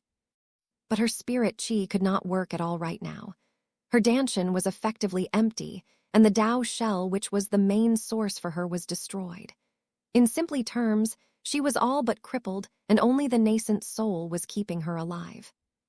Even the nascent soul could not do much for her, since the danshan was more like a jail for it right now. And she didn't dare release it either, as it would be her last saving grace if she died here today. Her nascent soul would at least allow her to escape, even if that chance was minuscule. Speak, who are you and what was your goal here? Lin Mu shouted in a hoarse voice. Seeing that he received no answer even now, he raised his leg and was just about to stomp it down on the leg again. No, wait, Ku Weiowen hurriedly said, snot and tears streaming down her face. I'll speak. Just give me a moment, she requested. Lin Mu simply stayed silent and stared at her with a killer gaze that stirred the fear in her heart again. I'm Ku Weiowen, the chiefess of the Ku clan of the northern tribes and one of the outer members of the great tribal council. The old woman spoke with difficulty. She tried to regulate her breathing so that she could suppress the pain somewhat and focus on answering. I'm here to repeat what we did 500 years ago and also obtain the inheritance of an immortal ascension realm expert that was hidden here by my ancestor Kushao. She continued. More, tell me everything in detail, Lin Mu said as he stepped on her shin, crushing the bone into fragments. This time Ku Weiowen didn't cry out and simply gritted her teeth to bear the pain. Her breath got labored and her chest started to heave. She took a deep breath and used whatever vital energy there was within her body to try and reduce the pain. After that, she started to speak. She knew there was no use bargaining with Lin Mu. She had seen a lot in the years that she had lived and knew which people could be bargained with. And Lin Mu in front of her was certainly not one of them. To her, he was no less than a monster and even looked like one, though she didn't know how this was all possible. Just what skill is this? Even the berserker totem ancestor Lugan doesn't allow this kind of a transformation, she wondered. Lin Mu simply stood there and continued to listen to all that Ku Weiowen had to say. She started from the past and how the northern tribes had lured all the sects and their people into the ruins before trapping and killing them. They had done this for over thousands of years, and only in the last 500 years did the sects decide to do an in-depth operation. Seeing so many of their disciples die had made them understand that there should be something sentient controlling it all. They thought that if this thing could be controlled, the danger would be eliminated, and they would obtain all the fortune that was in the tomb. Unfortunately for them, it was not some sentient formation or anything like that, but rather the northern tribes themselves. And thus when they found out about this, they only got happy. In this operation, a lot of strong members of the sect would be taking part, and thus, if they could kill them all, it would help weaken them even more. Their plan even went as they had decided, but at the very last moment, a problem happened.